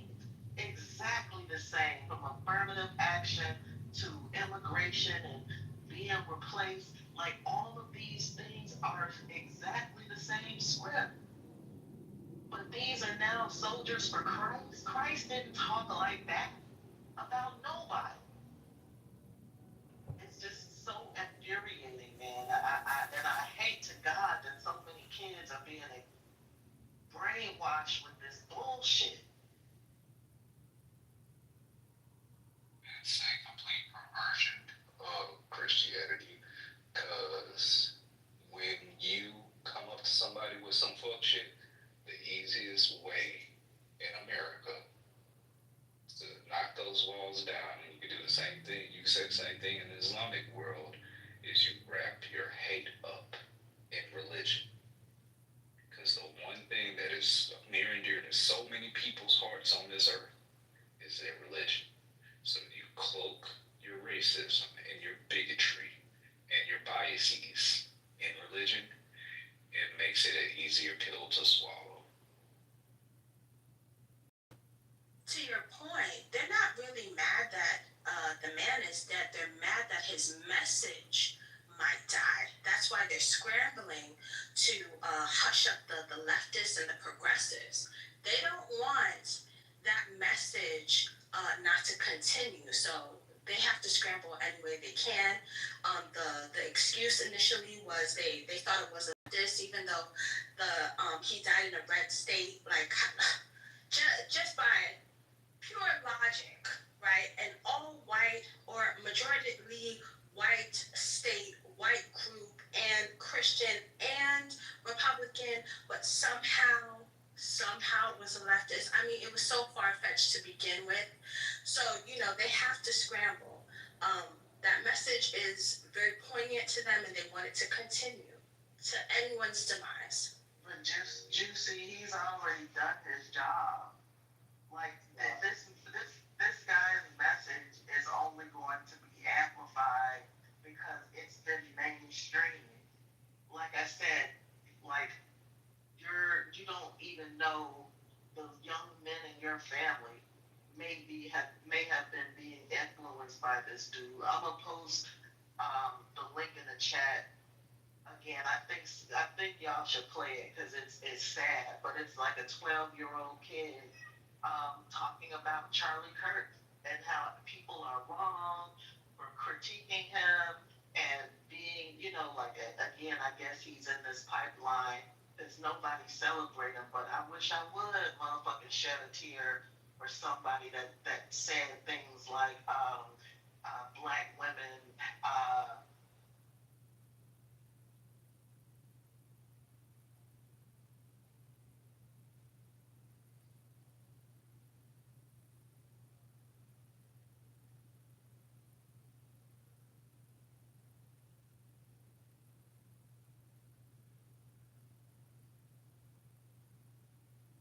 They don't use logic,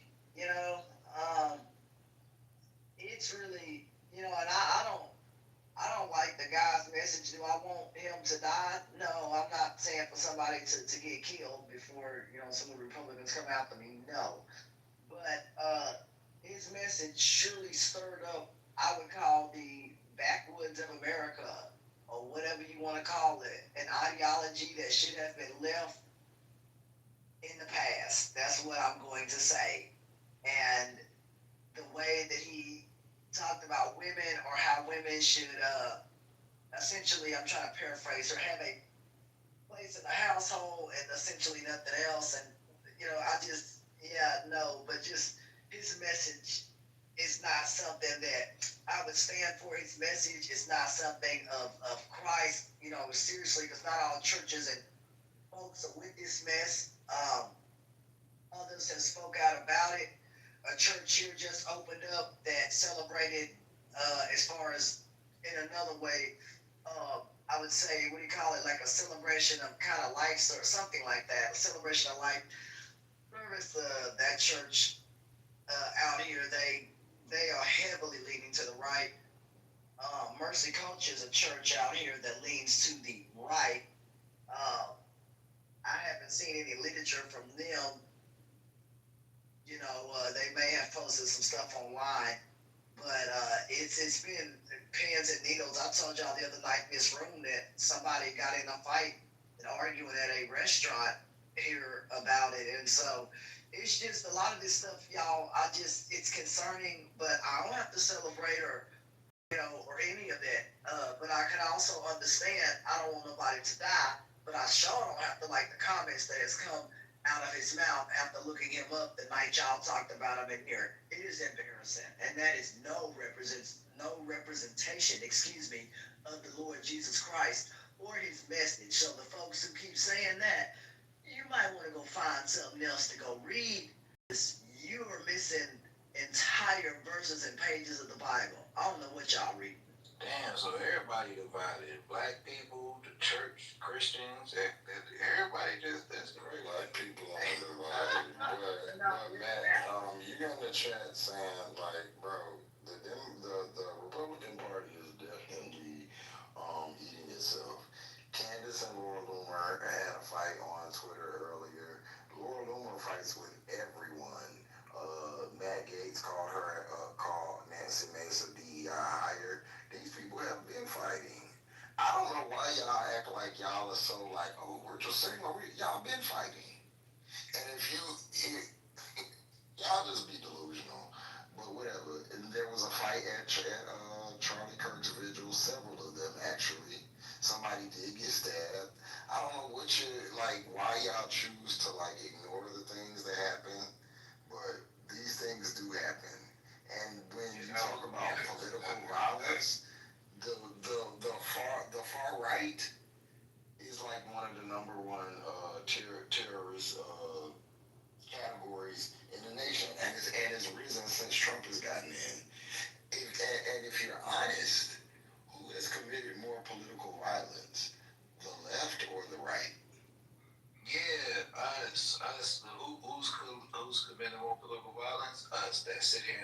conversation. Hey, when we sit here and we say left, Bro, no, that's not political violence. Do you even know the definition of violence? That's not how that works. No, you can't be saying that type of stuff. Ah, man. Hey, let me just say this, right? I feel like this is the play. I always say this, and every time I speak on these situations, this is the play. So, like, culturally, you're right. You're actually 100% right. I feel like everybody else is right. And at the end of the day, as long as we run around scrambling, having these conversations amongst ourselves, we not looking up. We not seeing what's going on with the elites above us.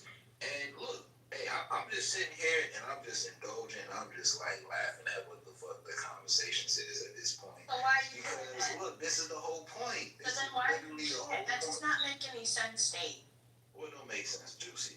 I don't You understand. just I'll call you Juicy. You're a female. That's cool. Would you? no, that's the name. So you just first off, you had an issue when you came on stage. You said that we were all being violent. Violent how? Oh, that I don't think that was me. I just came in here, but No, you did say that. You did say that. I said, well, yeah, we are actually, yeah, I did say that we are And all so acting why? violently. Exactly. Yes. And so why exactly? Please be specific. Okay, so we're all acting violently because they're telling you to act violently, and you're listening, and you're doing it, and you're being a sheep. I'm not your nigga. Try again. But you said you're not my what? I'm not your nigga. Don't call me. When I called you a nigga, what are you talking about? See, here you go. Dude, Here you go. when you say the N-word, I'm not your nigga. I didn't even call So her a nigga. try again. Try that explanation again. How are we acting violently? It's either you're violent or you're not. So explain to me how we're acting Where did violently. nigga come from? Because it's proving my point. You said it. Where did nigga come from? You said it. Bro, who did I call a nigga? What are you talking about? Juicy, yo, did anybody on this stage hear me call anybody a nigga? That's besides the point. I didn't hear Okay. Hey, how we violent, bro? Yeah, we playing into it like, bro, we talking about white on white crime. They got black Americans so involved. Man, this the play. This shit is funny as fuck. Like, I'm stepping back. I'll have these conversations in Clubhouse just to have. But how are we playing into it though? Be specific. We're playing into it in what way? Like commenting on current world events or? Yeah. So this how we playing into it. Charlie Kirk, a white conservative, got shot in the neck by a white man, and Black America is fully engulfed into the conversation, into him dying, into celebrating, into being into all of this shit. Why the fuck are we involved in this? I'll answer you. Right? Why are we involved and so tight into white on white crime? This white on white crime. Why is Black America just so? I'll answer you. It's not because it's white on white crime. It's because it's a significant world event tied to our current world leader, which is President Trump. He was very significant to his platform in the way that he injected new blood, so it's going to significantly impact him and his, which is the reason why everybody is hyper-focused on it right now. It's not just our community, the world. They have a moment of silence for Charlie Kirk in other countries.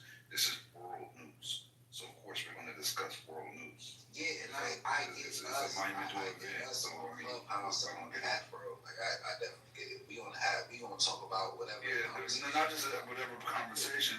This is a political room, right? This is a politically based room, just like his sister room, which is politically correct, right? So we're going to talk about major events in politics. Everybody's involved, exactly right.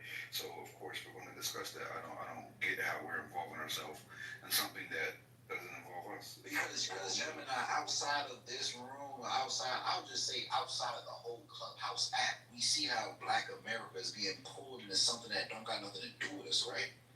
Would you agree with that? But it's also affecting. Wait, stay. It's also the problem is it's also affecting.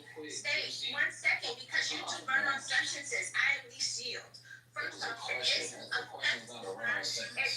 affecting Black people. Okay, HBCUs have been receiving death threats. That's the they don't play that got y'all feeling dumb. Why did the HBCUs get them calls? This is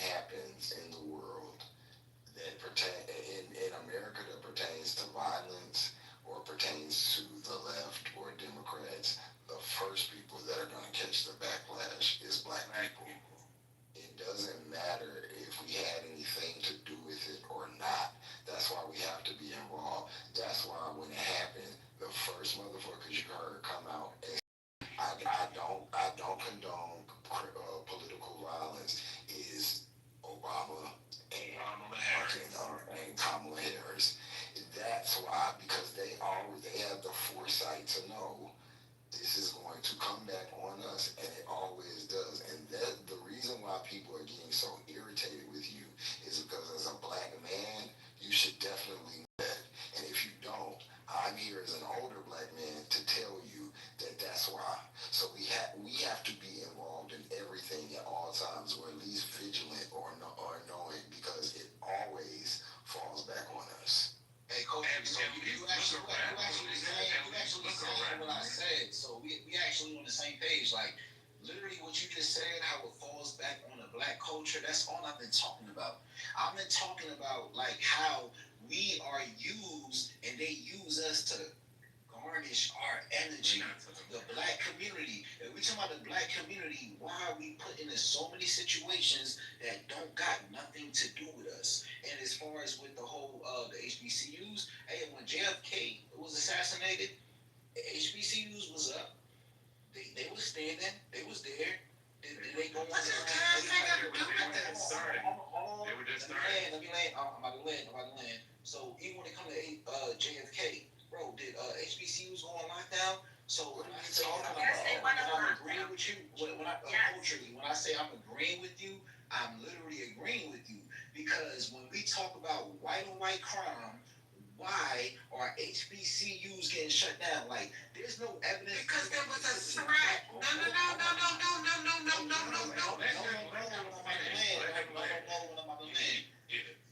Yeah. So when it comes to that, I agree with you, because it's just like, yo, I sit back and I think and I look, and it's just like, yo, why are HBCUs shut down after Charlie Kirk got assassinated from a white man? We gotta sit here, we gotta ask ourselves these questions. Okay, but say there was a legitimate threat made against these HBCUs. And if I recall, sir, I'm not involved in. Let her land. Right, there's, I don't know, because guess what?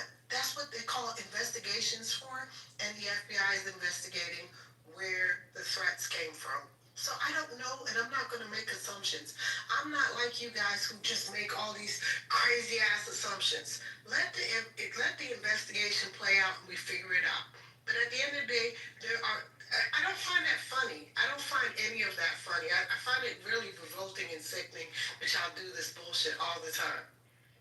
You know, You can't find it funny because you don't know where the information came from. Sir, I'm telling you where it came from. You just said you don't know where it came from. No, I told you where it came from. The FBI put it out that these schools were threatened, literally. They put it out. It's credible. They said they were credible. Oh my God. Hold on, Rez. So you saying you don't, because I have the note that was sent to Southern University saying that the boy was going to shoot up black kids until somebody shot him. And he said he was going to shoot up, and he had a specific number, actually. He said I'm going to shoot up a certain amount. Hold on. And at my old school, it happened. I got an email about it, and the 3 other schools that were that are around it had to be shut down too. And the black, hold on, sir. Hold on. And the black caucus, literally, I don't find, again, I don't know what your problem is. If we're gonna have a real discussion, in this room, we have real discussions. We don't laugh.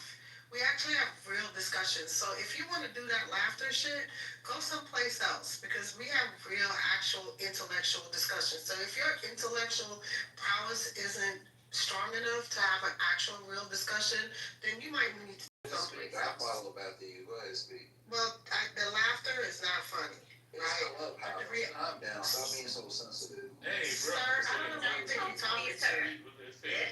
Yeah, what you're not gonna do is tell the policeman. What you're not gonna do is tell me about this. Hey, bro. I never policed you at all. I never policed you at all.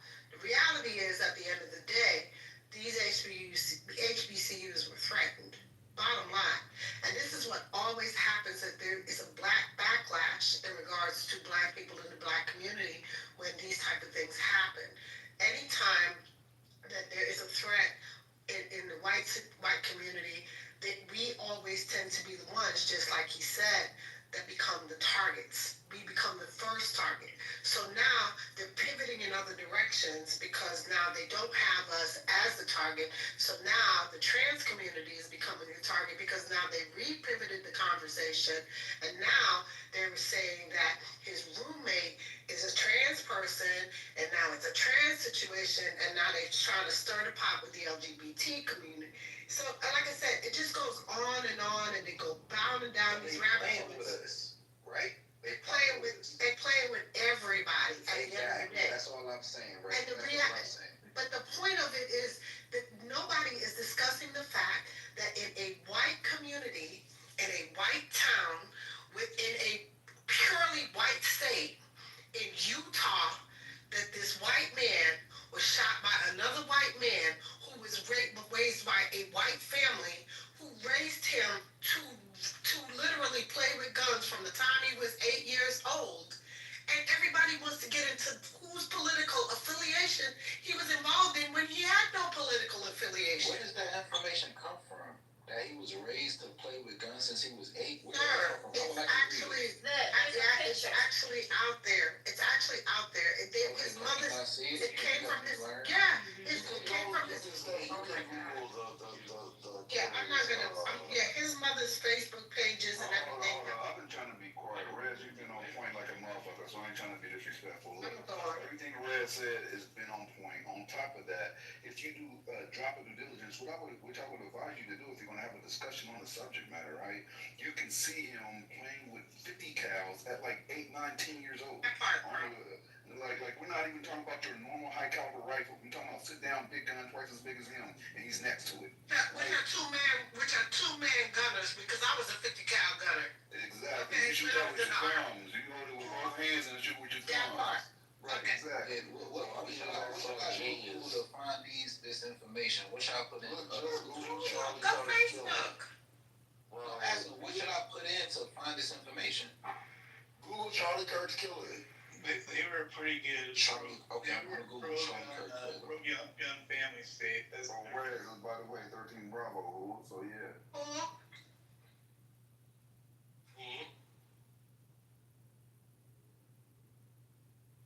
So Matt, in the chat, you wrote, I love these articles. that the guy was, I was saying, I don't give a fuck who made the threats in the HBCUs, just like I don't care about what political affiliation the man who shot Charlie Kirk was. This is where you guys come off disingenuous, because it always has to do with, was the person black, was the person this, was the person that, who gives a fuck? The thing is that 9 times out of 10, when these people are caught, they happen to be right wing. The guy who tried to assassinate Trump, right wing. These people, so you cannot get mad at us or say we're being disingenuous for reading the facts. If they were left wing, I would still want them caught. I don't give a fuck. The people who made these threats to the HBCUs, if they were black people disguising themselves as white people, guess what? I still want them caught. Period. What we talking about? That's the problem with y'all. Y'all be mad at us because we be wanting people locked up regardless of whatever. But y'all don't be wanting people regardless locked up. Here's the problem, and this is the shit that be aggravating me. Y'all move the goalposts every fucking time. First of all, it was, we can't wait. Y'all had the Utah governor praying to God that this was going to be somebody else. He was going to fall under a vague category. He was praying that it was going to be somebody Mexican, it was going to be an immigrant, it was going to be somebody of color, it was going to be somebody else, but somebody that wasn't young, white, and came from a Republican family. So and you know what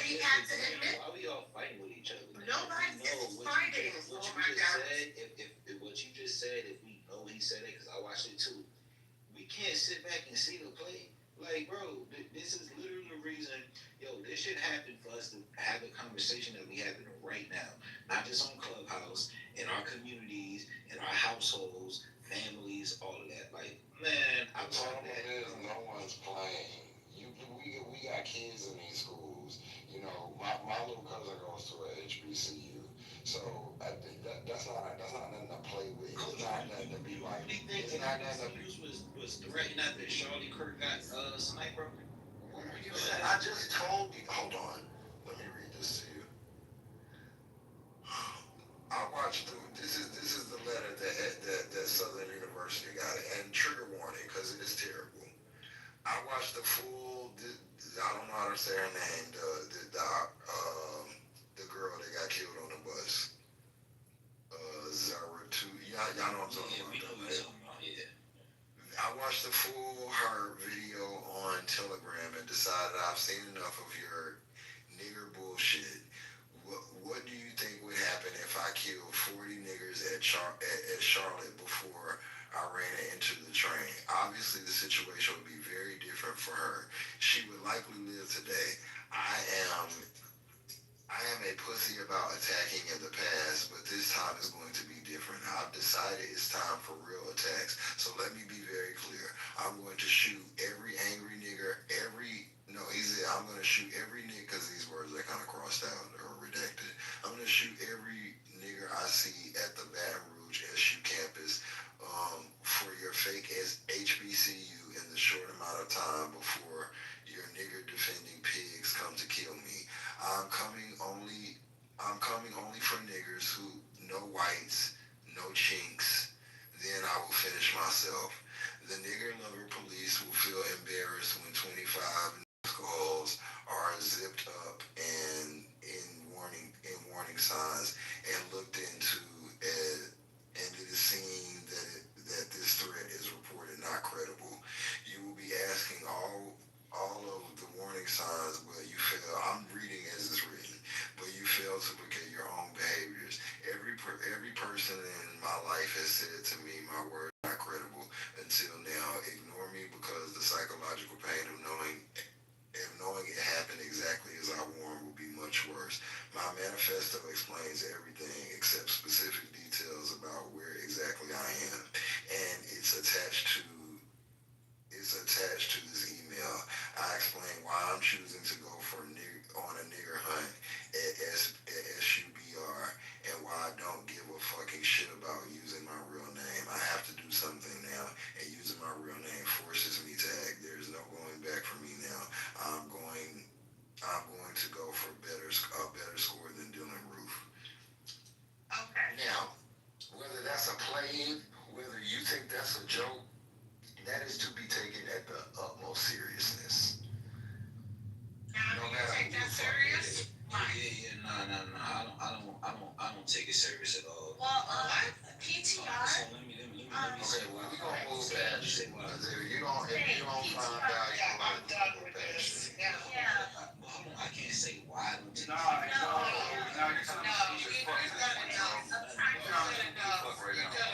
you sound stupid as hell, bro. Because you know what?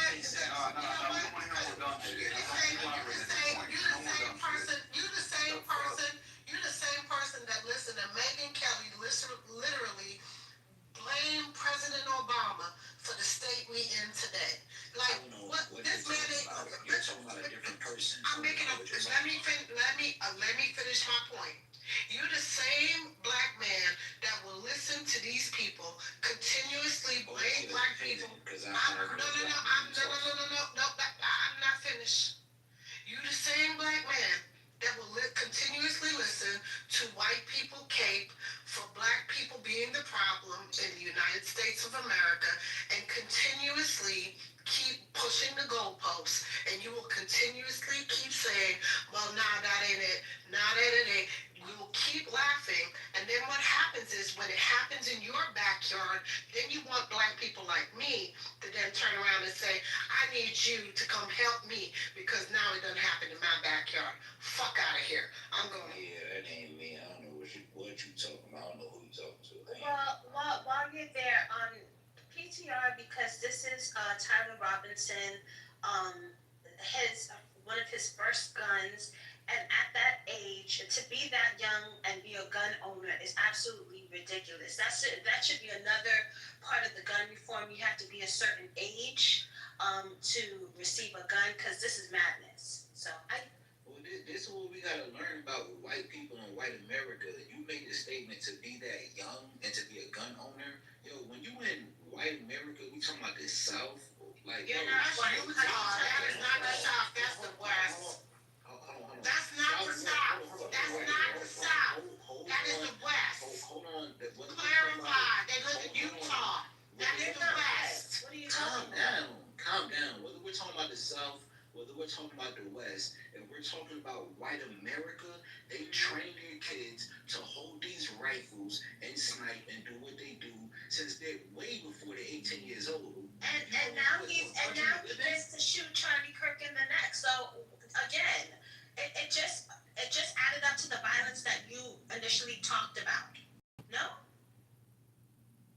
See or no? Oh man, y'all, this See.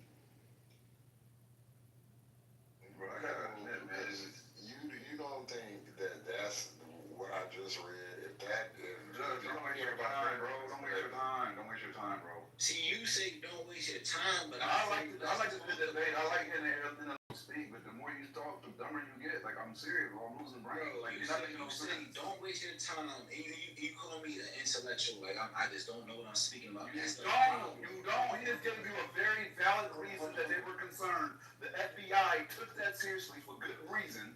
You always want to be proactive, especially when it's high tensions. You're sitting here saying, I wouldn't be worried about that shit. Like, hey, so you want me to tell you why these conversations are disingenuous? Because Gemini just said a point about the FBI. So if you're talking about a point about the FBI, do you believe full-heartedly everything the FBI says about the Epstein case? Yes or no? Just answer the question, yes or no.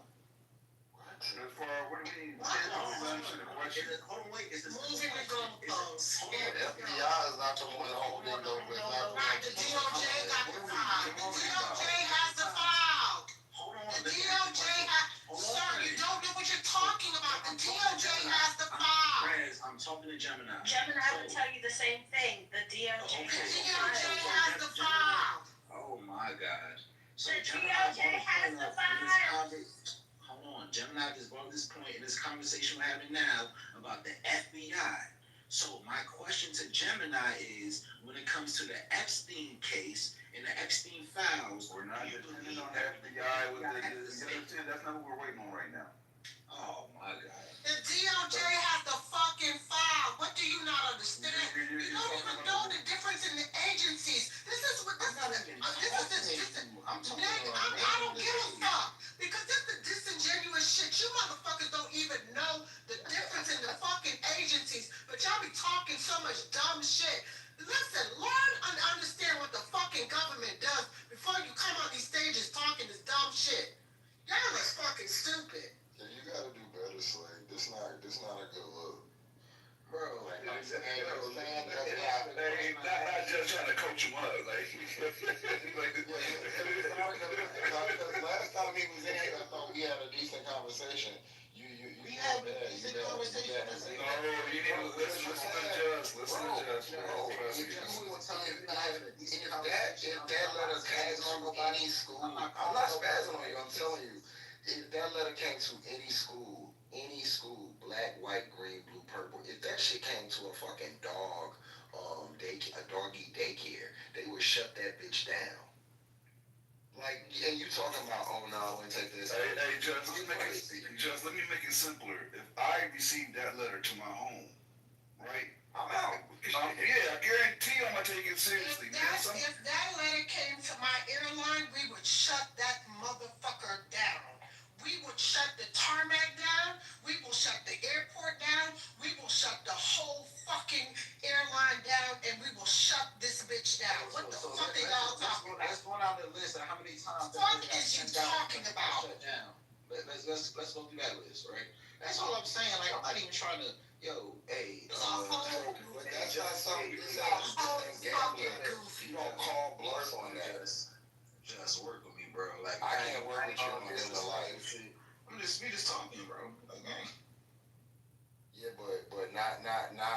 saying, oh, I don't take that seriously. I don't play like that. And I play, but not that much. Serious because I see that is some bullshit going on. Because even us are sitting amongst each other, whether you for Charlie, whether you for Trump, whether you Democratic, whatever way you going, whatever happens in real life, the sole purpose is for us to what? Debate with each other. To say, oh, you wrong, you right. Like are we saying we don't know that this is what the play is? Is that what we saying? That this is not what the play is? There's no play, bro. There's no play. There's no this. See, this is what I'm thinking. You think it's somebody's plan? This is a crazy person, and this is where we get fucked up in this country, or have been fucked up. Y'all go into this whole like, oh well, this person's ideology or whatever. The bitch was crazy. Like fuck what what he voted for. He was crazy. And he shot somebody in the middle of a speech. I do agree. Jess is onto something. I agree. That letter is fucked up. I don't know how you get behind that with your full chest state on that one. I mean, any kind of letter like that, if anybody got that letter at their work, like, that's fucked up, dude. I don't even know why you're going down that road to think. Are we That's just a safety issue. Like, what are we talking about? It's just basic safety 101 and we going down a fucking rabbit hole. That shit is crazy. Can I ask you a question, Jess? Jess, I'm asking you a question, right? So when we look at all the things that happen in the United States of America, right? Like the bombing or the Tesla blowing up at Trump Towers, right? And the fucking dude that went in and shot the dude on the 33rd floor in Times Square. Even if we're going back to Maji, Joni, whatever his name is, when it comes to all these fucking manifestos and letters and all this, let's sit here and we believe that every time we see a situation happen the way it happens, that these dudes are the ones writing manifestos and they just saying, yo, this is me, I did it, this is the reason why I did it, I wrote this letter, y'all read it, and now y'all fucking argue amongst yourselves. Like, we think all these dudes, hey, in fact, how about this? How about this? Last thing I'm gonna say, how about you look up how much it takes and what it takes to engrave a message on a shell casing. And that's what we keep seeing, right? Messages on shell casings, whole paragraphs, messages, all this shit. And y'all just can believe it. You can tell you don't manage. You can tell you don't manage people for a living. Let me. This is the state of play in our country since 9/11. Every threat must be taken seriously. Every single one. That's just what we've been on since. I mean, it should have been like that before 9/11, especially since 9/11. It used to happen in high school. They would call bomb threats in and shit. We would have to leave the school. You got it doesn't matter how minuscule or how much of a joke you think it is. You have to take it seriously every time. And so that's the problem. We have Just let me ask you a question. I want to ask you a question. If you take it seriously, what's the worst case scenario? You miss some school or something like that, but if you don't take that one time that you don't, I've lived in two. Yeah, that's what I'm about to ask my next question. That's my next question. What if you don't take it seriously? Then what? You get fucking the Atlanta '96 Olympics or fucking what was that Oklahoma City, or you get shit like that. Bombing, you get different things that happen. Because the time when you don't take it seriously, that's when the shit happens. That's right. And you think a black school, any school first off, this shit happened at a university. They locked down This shit happened at a university. Every school the next day is going to be on high alert. Do you know they locked out the Naval Academy the same day that Charlie Kirk got shot? Any specialized school, any black school, any school where there's, that's gonna be top priority. So whether you read it and you thought it was bullshit or not, you have to act. And anybody that is like that, this is no shade to you. I do not want them on no type of protective services that, protect where I'm at, because I don't give a fuck what you think about it. You better get these people out of here.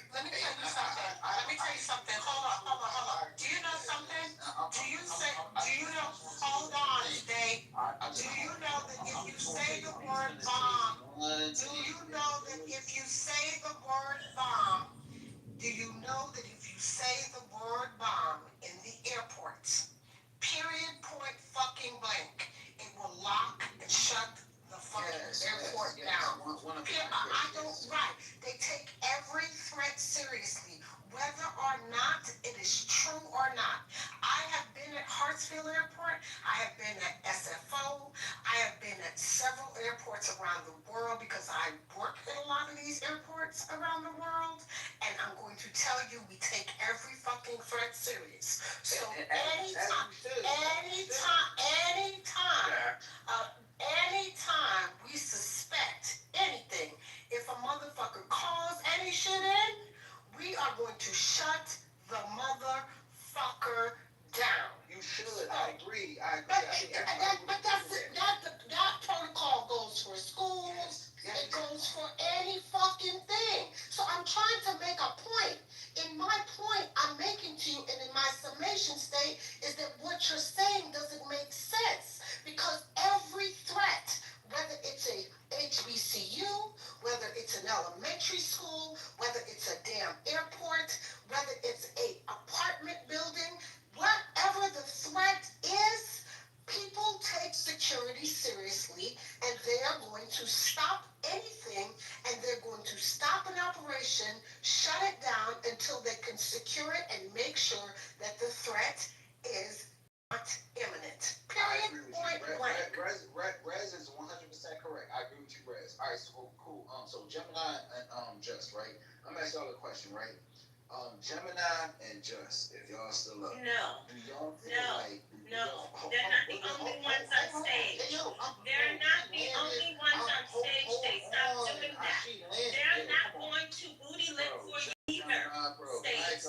They're not going to save you, states. Do you understand? If you say something that is wrong, one of us is going to come and correct you, and it might be a woman. I hope you're okay with that. I hope you're okay with that. Right? Mute up. No! Gemini, I don't and wanna Just, do that. can y'all tell me to mute up so I can just ask this question, bro? Gemini and Just, can y'all tell me to mute up so I can just ask this question? Like, all right, so cool, she muted now, right? So, all right, hold on, Stay. You can ask your question, but you can't. Like, it's an open stage, open forum. Hold on, bro. Like, hold on, bro. Hold on. Just let me finish. Hold on.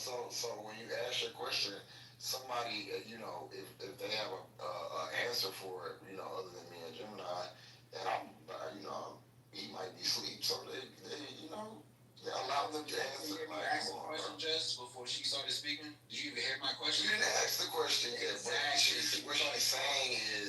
What she's saying to you is, if you ask a question that she feels like she may have an answer on and want to chime in on, it's an open stage. Anybody can. But if I have an answer, I answer too. Just ask your question.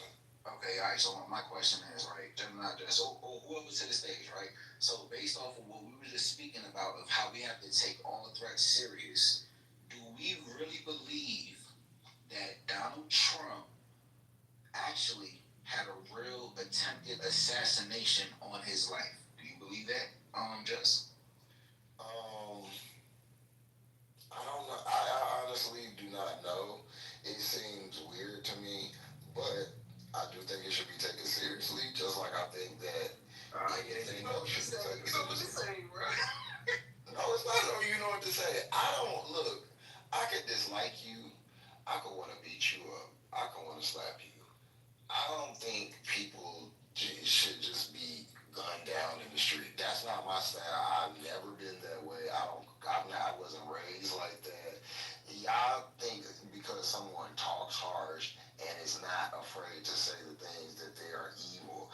I really don't give a fuck, but I'm actually not evil. I don't want to see nobody hurt. Even if you don't like me, I might want to cuss your ass out. I might want to press you, but I don't want to see anybody hurt. And it's the reason I got so pissed off with Omari for saying that, and Matt knows because he was in here when the shit happened. I got in an argument, and well, I didn't really get in an argument, but me and who was it? Black Freedom was saying how we really ain't fuck with it, and they was calling us a coon and everything, and we soft and everything. So it's irritating irritating when you say something. I say exactly what the fuck I mean. I don't think the boy should have been shot. That's just how I feel. Now, if somebody else feel that way, that's on them. I believe in free speech as well, but that's not my feeling. So I think that both things, the threats at the schools, all the things that happened in hindsight, and the killing, it all was wrong. I'm not hung up on if it's a right wing or a left wing. I just know what's been happening, and it's been from the right side. But if it's a left wing, get the motherfucker out of here. If it's a black person, get him out of here. If it's an immigrant, get him out of here. But it's likely not. And then just like we have to say, we can say, get them out of here on all levels, whatever they are. We have to look at statistics. And I'm a math guy. And statistically, it's a very, very, well, I mean, we already see it was always a very low chance of it being a non-white person. And statistically, from what's been happening with right wing and right wing extremism, it was very likely for it to be a right wing person. Now that we don't know yet, he could be politically unaffiliated. But all this, oh, he had a trans lover, so that don't mean shit. Y'all got trans people on the right side too. Hey, but you see how they try to just get everybody to argue though, right? You see how like whether he trans, he was staying with a trans person, whatever. At the end of the day, all of this is for what's happening right now. The left, the right, the up, the down, the black, the white. This is what it's for, and we fall into it every time. That's my whole point. That's all I'm saying.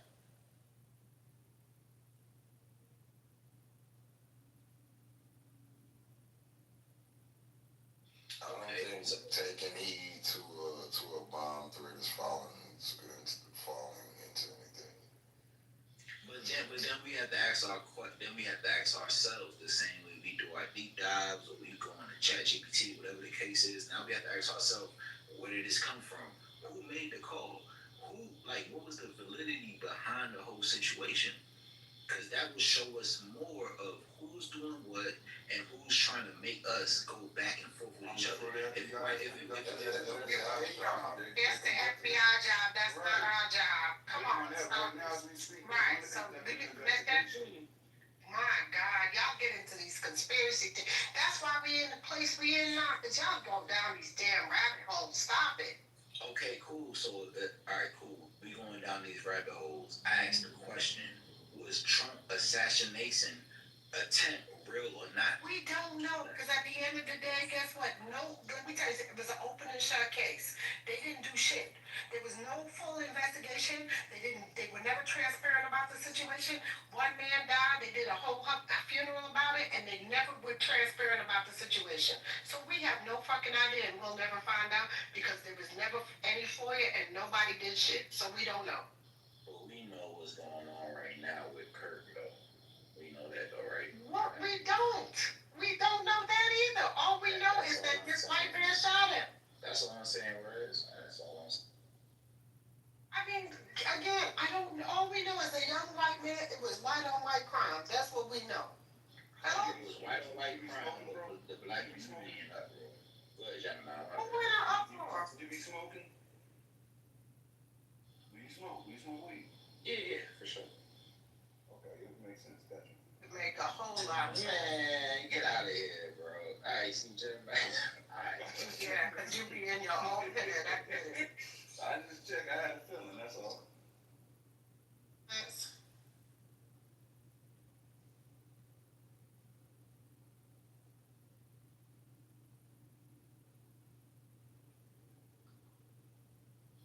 Yeah, so my thoughts are coming from the fact that I smoke weed, right? No, because that paranoia be kicking in. I get it.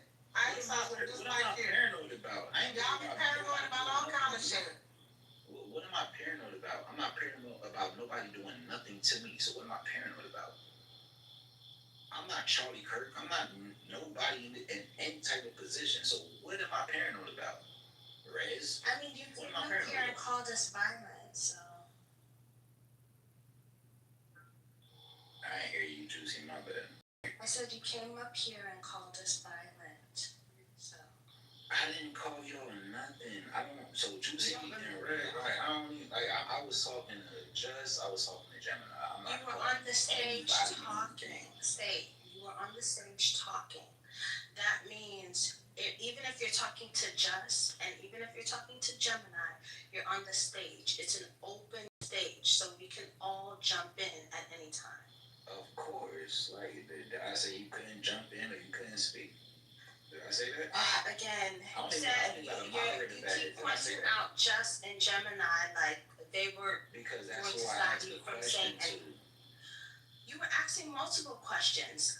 Either way, I was going to correct you when you needed correcting. What's the problem? I correct me, Juicy. Where do I need my correcting at? Where do I need that? Came up here and called us Biden. There we go. Start there. What? Oh my God. What? That's what you did. What? Hey Juicy, so you saying the correction I need is that I call y'all violent? Yes. So this is where the whole left and right situation comes into play, because we have a person that's on the stage, Juicy, like that don't know that I come in this room all the time, and everybody that's moderated at least know what my stance is, and you're playing. What's your stance again? You're playing into What's your what they stance want again? you to play into. You don't think for yourself, Juicy. I'm sorry, you're not thinking What's for your yourself. stance again? You're not thinking for yourself, Juicy. Sorry. What is your stance again? My stance is you don't think for yourself. That Juicy doesn't think for herself. That's my stance. Okay. And where did you get that from? Because of what you just said. It shows me clearly you don't think for yourself. Jesus, it's too early. Oh my God. You literally just Justin, they got a little bit of tension, or am I misreading? Yeah, mute. That's disgusting. That's literally disgusting. Yuck. I don't know which side it's from, but Not you too, Jess. I'm so clowned right now. nah, Slay is like a Call me, just y'all, did y'all grandma have a chihuahua? Yeah, that's what when you first get it, you be like, man, get this motherfucking dog. And then after you be around it, you be like, this little motherfucker, alright. That part, yes. And you might be sitting on your lap and watching TV. That's how Slay is. Yep, So he alright sometimes. And I ain't gonna say if I'm wrong, whatever the case is. Like, look, I'm just trying to have the conversation, and I feel like we getting played. I'm not saying I'm right, y'all wrong, whatever the case is. I'm saying that we. You said who playing us and what they playing us for? So now we're having a conversation of why. I'm asking the question. Why? Okay, so why? I answer the question. They playing us because they need our energy. So I'm just looking at the stage. I feel like this is a. Why? I feel like it's a question. Who and why? Okay, like I can't answer it if you like cut me off. So but you gotta tell me who first, Left. Who?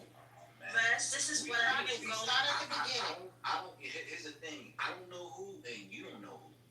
But I can't. But love, listen. Who's on first? This is where I always get. This is what puts me up in the conversation, because you can't be telling me who unless you can tell me who the who is. This is the problem.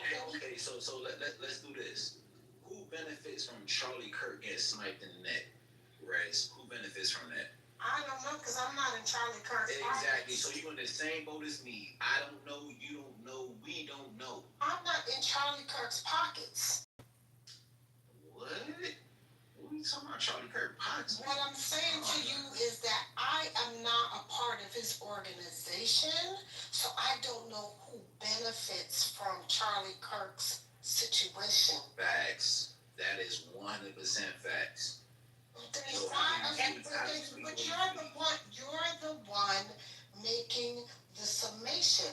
So why would I be discussing something about who when I don't know who? I'm not going to have that conversation about the who when I don't know who the who is. So you can agree with me that we are pretty much fighting amongst ourselves and we don't know the I'm reason not why we're fighting. having the conversation. I'm not fighting, because here's the thing. We fighting each other. I'm not you. I'm telling you, I don't give a fuck. Because here's the thing. Yeah, I'm telling you, I don't give a fuck. Because at the end of the day, this white on white crime, right? And what I'm telling you is I'm sitting back with my popcorn watching this shit go down. And at the end of the day, I think it's a very unfortunate situation. What I'm trying to concern myself with is how do I make sure that the people that I love and that I care about and the people that are in proximity to me and the people in my community are okay, and that bomb threats don't go down in HBCUs, that the people that I love and care about and that attend those HBCUs stay safe, and the people that work in proximity and work in the realm that I work in are okay, and that my child that serves in the military currently are okay, and the veterans like myself that I take care of and make sure that are okay will still be okay, just like me. That's the people that I concern myself about. So whatever is going on with their situation, I can't worry about. Like me, I got kids serving in the military too. Right. So that's what I worry. That's what I worry about. I worry about veterans because I'm a vet. I did 22 years in the Army. I worry about my son is still on active duty, so I'm still in that space, and I make sure that that's taken care of, and that's what I can concern myself with because I still got reach in that space. But that's what I can concern myself with because as long as I got an active duty, as long as I got a retired military ID card, I can do what I need to do, and I'm gonna do what I gotta do. Period. Yeah, that's what I'm talking about. Steve, do you mind if I speak? Absolutely. Go for it. I ain't no mind, bro. Go ahead, do your thing. Awesome. Well, what a cool space. I mean, holy moly, I was thinking it was like a 420 lounge where we just smoke weed, and all of a sudden I heard TC going hard. Nah, you can't smoke weed and speak on the stage, bro. You can't smoke weed and be in here. Okay. What I was going hard. Honestly, he really had to concede on multiple points before he left the room. It didn't really go well for him. Well, that's why I'm going to back him up a little bit. I love TC. No, you can love him, but I mean, if we're accurately reviewing what occurred on the stage, he had to concede on multiple points before he went on mute and did left. Well, here's why I specifically love this guy.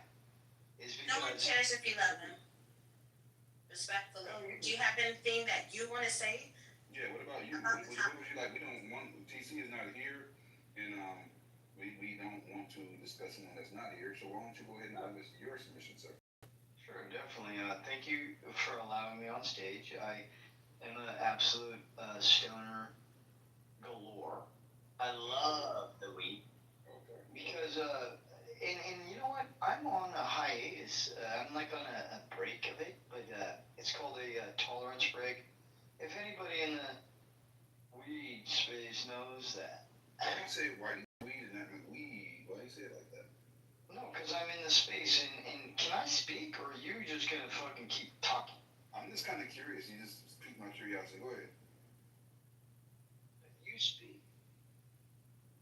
Okay. Man, say what you gotta say, bro. So most people don't call it weed, for one.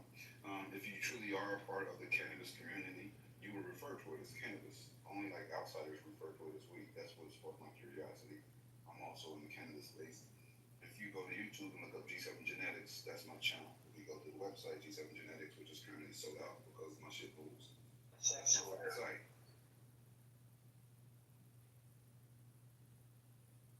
That's what Gemini kind of did to me. He was like, dude, flip you, flip me, flip everybody. You don't even know who I am. I'm Jason from the Bay, and I'm literally fighting for the fucking goddamn green fucking goddamn stigma, and I'm willing to actually go so far that I am doing it for the prisoners. And the Last Prisoner Project is a big thing of mine, and I'm best friends with, let me tell you, the godfather of weed. Not the name dropper. Angelo. D'Angelo. His name's Anthony D'Angelo, as a matter of fact. And Rez, if Gemini speaks one more time over me, I'm going to let you kick his ass. Hey, yo, what the fuck going on? Gemini is my battle, so that will never be happening. Gemini is my battle buddy, so that will never be happening. I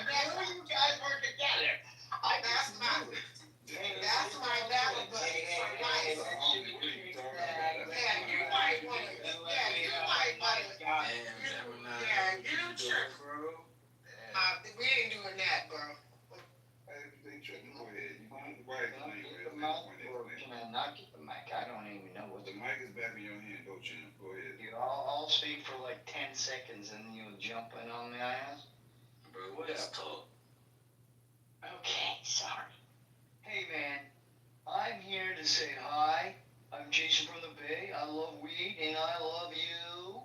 And I want you to love weed too. No. Man, what the fuck? The white folk is crazy. Yo, what the anti? I'm Jason from the Bay, and I love weed, and I love you, and I want you. I love you, and I love you too. Totally nerdy, dude. Gnarly, Hey, right. like a bowl. You know what I'm saying?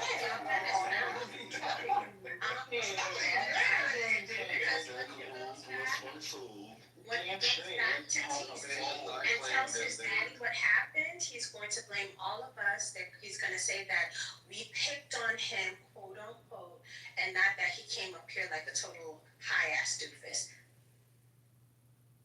See, I love you. Let me actually be real. That's okay. That's okay. Not many people. You know what I do like? I Jazz's picture. Do you see her PTR? Does it look familiar? She did like a double finger fuck me or something. I don't even know. It's definitely a double fuck you. It definitely. Here's what I'd say, Juicy. I love your Juicy. I don't like you. And you're high. Crazy. That's fine. What I want to say is just a couple things. Shit, I think I forgot. Let me go. Because you're high, baby. Go back down to the goo. It's okay. Whatever strain you are smoking, you are great advertising for it because it is effective as fuck. That's a strain we don't even know about. That's great. Yes. That strain is straining. Okay. Ain't it? I found it, and if you guys allow me to just speak a little bit. We tried, bro.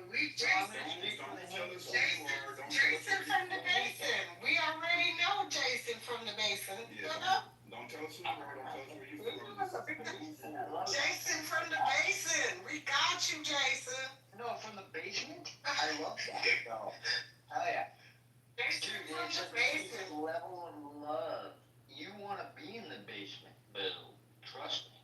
Because I know, nobody.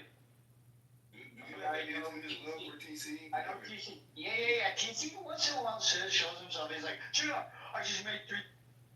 Do y'all have an intimate relationship, or what's the name? No. Well, here's what I wanted to say is he knows Nelson and I know Nelson, and when they went to a party, he said, hey, I closed a $30,000 deal in front of Nell. And what I was going to do with $30,000 deal? is I'm actually going to do a $300 million deal in front of Nell. Let's go. Oh, okay. All right. What Is happened? that into your submission? Things are getting progressively great for all of us. Stop being such a racist. And stop being such a jerk. The basements can still make money, honey. And what I will say is this. I want to help the handicap of the world have their own golf tee instead of the red, white, blue tees and the black tees and the back it up. I want a Hispanic tee. I want a black tee. Well, actually, they already have a black tee. Are you No, ultimately, I want the handicap. Jason, are you MAGA? No, I want to see Did you vote for Trump? my friend. Hold on one second. I want to see my friend David J. Buck. Did you vote for Donald Trump? David J. Buck. He is in a wheelchair. Jason, did you vote for Donald J. Trump? Hell yeah, I voted for It just makes sense. Continue. Gavin Newsom. I love Gavin Newsom. I'm his governor. I actually really like Gavin Newsom. I don't know why. I just think he's unraveling a big mess in California, and he's doing his best. And he wants to quit. Jason is not a Trumper. Jason from the Bay, he's not a jerk. He's not a Trumper. Jason from the Bay. Jason don't know that shit about Trump. Jason from the Bay. Jason, you gay, ain't you?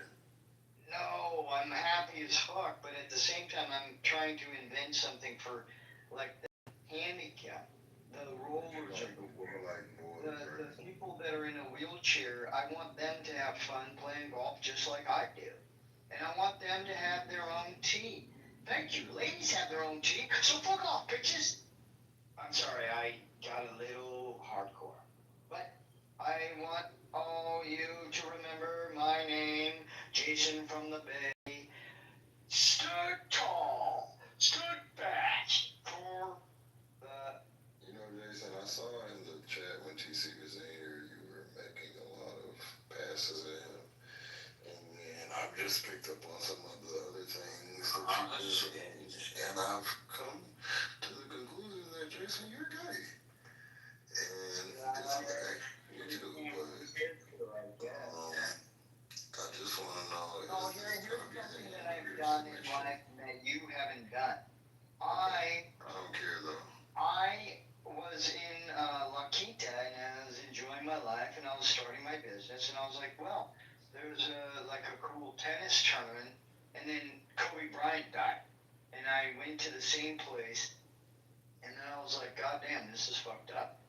And I played with an up-down like tennis facility and so I saw all these wheelchair people do their thing and I met David J. Buck and I was like really intrigued and I was talking to him and he knew the GoDaddy guy or no it was actually the Survey Monkey guy and I was like, dude, I'm actually starting a business, David J. Buck, and he started telling me everything that he had to go through and I was like, God damn, what the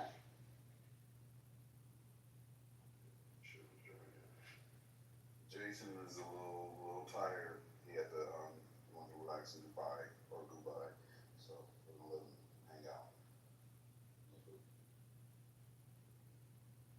He got so high he fell to the goo.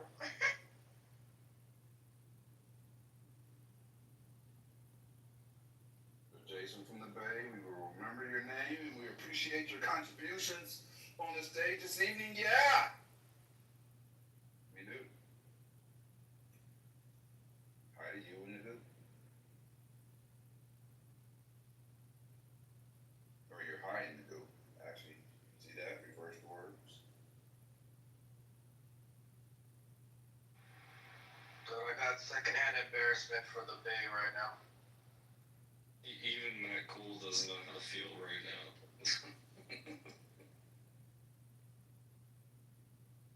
Yeah, I don't think he was high. I think he might have been a little drunk.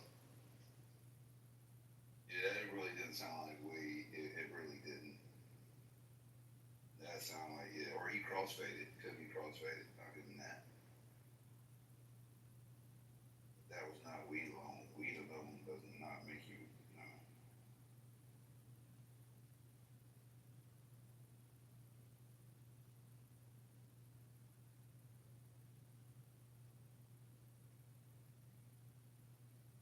All right, State, you're up next. Any more questions you need filibustering to? Oh, he fell asleep. This is Jason's fault. Oh, no, I'm about to. Oh, okay. I'm about to make some oxtail and mac and cheese real quick. I'm good. I'm all listening. Munchie's kicking in, huh? Yep.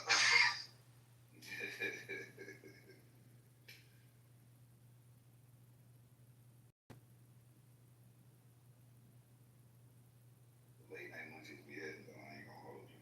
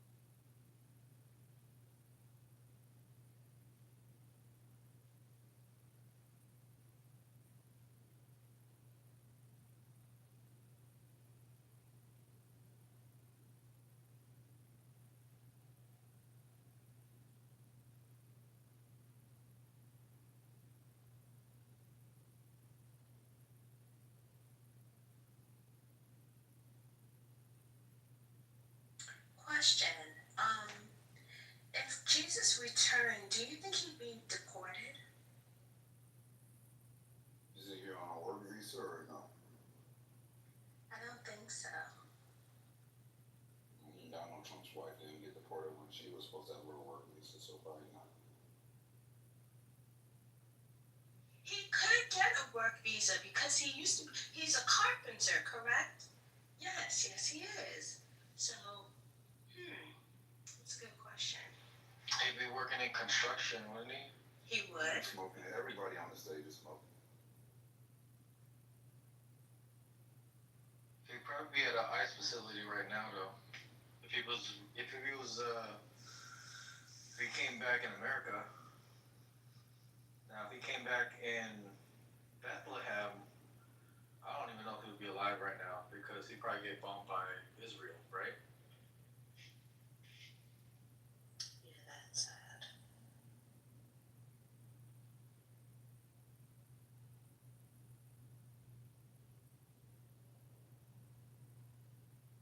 But let's say, he came to America because he wanted to make America great again, whatever the hell that means, right?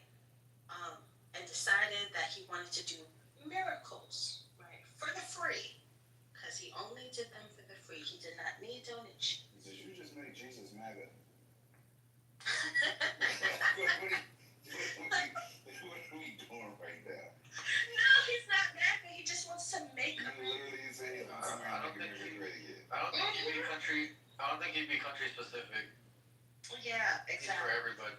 He is for everybody. So he travels to America. He does some carpentry.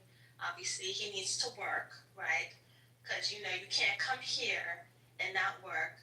He obviously doesn't get any benefits because he is indeed on a work visa. So, he does a miracle. The miracle happens. Words get spread. Who do you think would attack him first? The church, Trump, or let's say he was in Texas. Who do you think get him first? The Texas governor, Trump, or the church? Who do you think you would get what first? Jesus.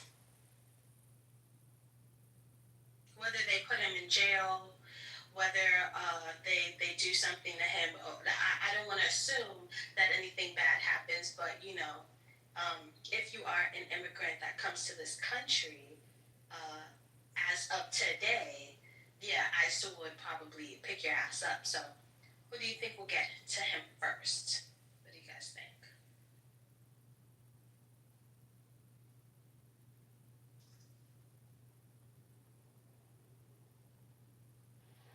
Really?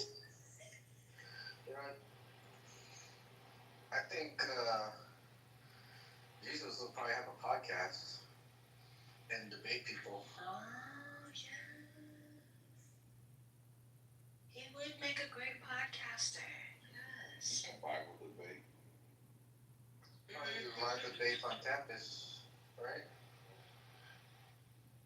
Never gonna make him Kirk, okay. No. We're not making him Kirk, right? Because even He would actually be the exact opposite. Right. And he'll probably be Kirk's worst nightmare. Because he'll debunk all of his stuff right away. Yeah, men like Charlie Kirk taint, or even put some of the verses in the Bible.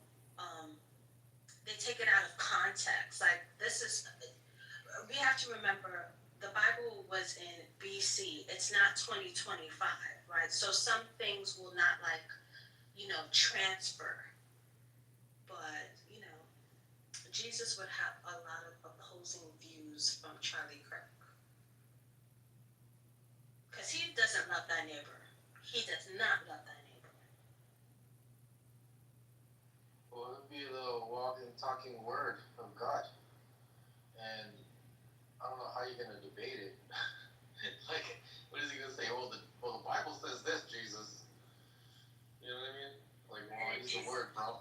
Jesus would be like, how you gonna tell me what my father said? Huh? How you gonna tell me what my daddy said? That would be funny. Okay.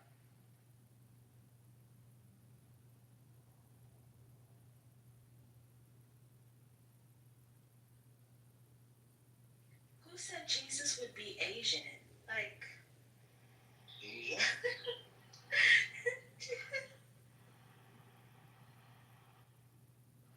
Is the Middle East considered Asia? I assume the Middle East would be the Middle East. Oh, what continent though? Is it on? It's in Asia, right? Russia is in Asia, so Russians are actually Asian, isn't it?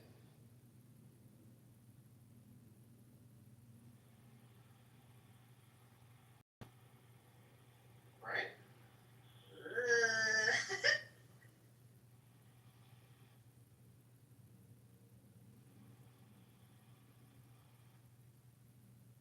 So Middle East, that's south of Russia. That's Asia, right? Do you call Middle Easterns Asian? Oh, well, I'm just talking technical. Technically, they're Asian. But do we typically call Middle Easterns? It's like when do we call Chinese people Chinese or Asian? They're both. They're Middle Eastern and Asian. Middle Eastern people are Asian. No, not all Asians are Middle Eastern. Touche. Touche.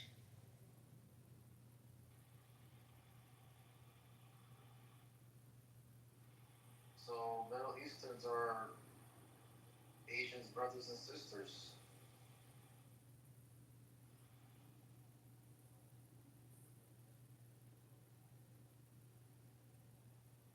So that means Jesus was Asian. So technically, if he came back the same as he came back, he would come back as an Asian, right? But he was described careful. What are the other descriptions of Jesus? I don't know if that sounds Asian. I'm not too sure. Maybe. Not the traditional Asian like features, but where the location of where you're born is Asia. So Bethlehem in Palestine, that's considered a part of the Asian continent. So he'll be Asian. Okay. Well, he already speaks the languages, so might as well. What did Matt say? Hold on. I just saw it. He would want to solve the black on black crime. No. Well, would he want to solve the white on white crime? Like, Probably want to solve all crime. Yeah, I would hope so. He'll be probably bigger than the narrow minds that humans have right now. Probably just correct everybody like y'all thinking too small. Y'all thinking black on black and white on white. You should be thinking about loving your neighbor. I don't think he'd even want guns at all in America, and that would piss off a lot of people. I think my genuine thought is that he would be sacrificed again if he came to America. Crucified again? He'd probably be crucified again? Yes. That's what it seems like it would happen, because that's what's happening with a lot of people, is when they start speaking out too hard, and they get a wave of hatred towards them.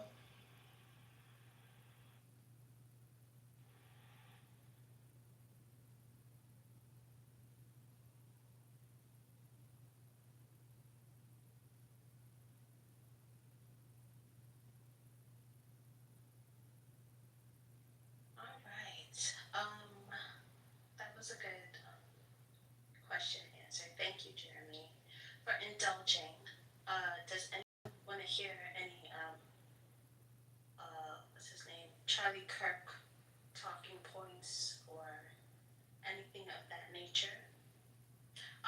Matt asks, do you think Jesus would be for reparations?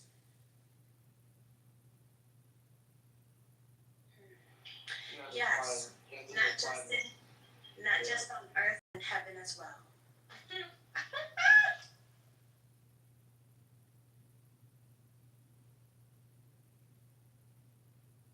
You were saying, Jeremy? I'm sorry.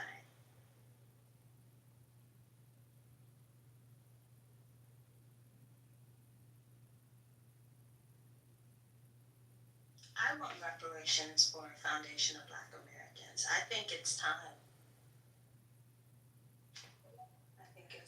If we really truly want to move as one unit and say that we're American, they are owed. They are owed. You want a question to ponder? Sure. Is there one thing that Charlie Kirk said that you agree with?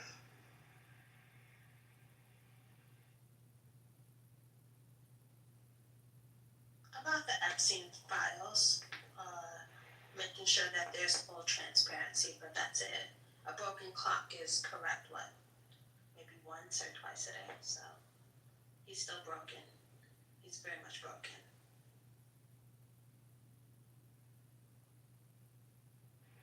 Yeah, I actually wish he was still around so that way he can push on that. I wish he didn't flip on that shit.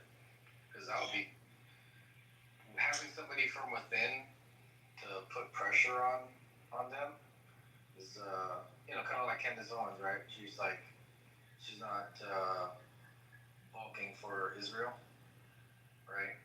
It's good to have somebody on their side that builds a fan base that has the influence in that base to push them, because nobody on the left has that leverage on them. Well, nobody's gonna push Trump either. There may be one or two outliers, and then they get quiet very quickly because they know they have to stay in line, otherwise they can lose their spot. Charlie Kirk is no different.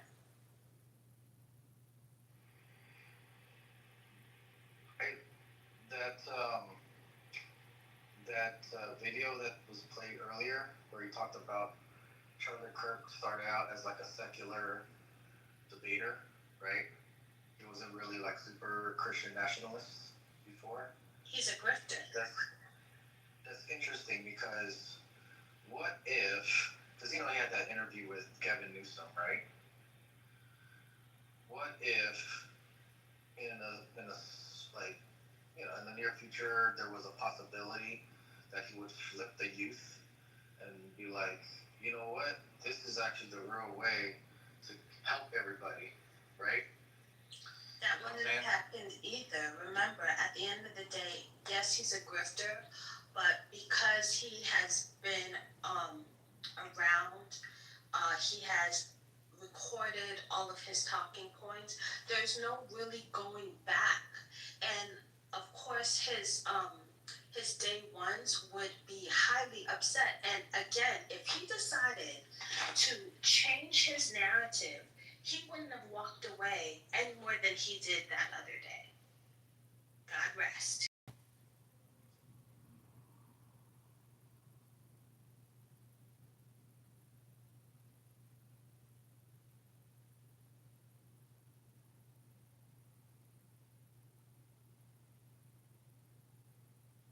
Y'all think Kirk is MAGA adjacent? I think Kirk is a grifter who got into a sweet role in MAGA. I think his wife is very much MAGA, and she will finish and complete the work that he hasn't. And I hope to God, I truly, truly do, that her voice goes unheard, because she sounds horribly dangerous. There were people talking about her earlier, and like really emphasizing how dangerous she sounds, and the sounds might come into action. And the way I heard people just saying, "Oh no, it's not going to take flight." Charlie Kirk wasn't supposed to take flight either. Charlie Kirk was a grifter. He wasn't supposed to take flight, but here he is being praised around the world for his goddamn bigotry and horrible and hatred rhetoric. So who knows what she's gonna do when she has the gavel in her hand.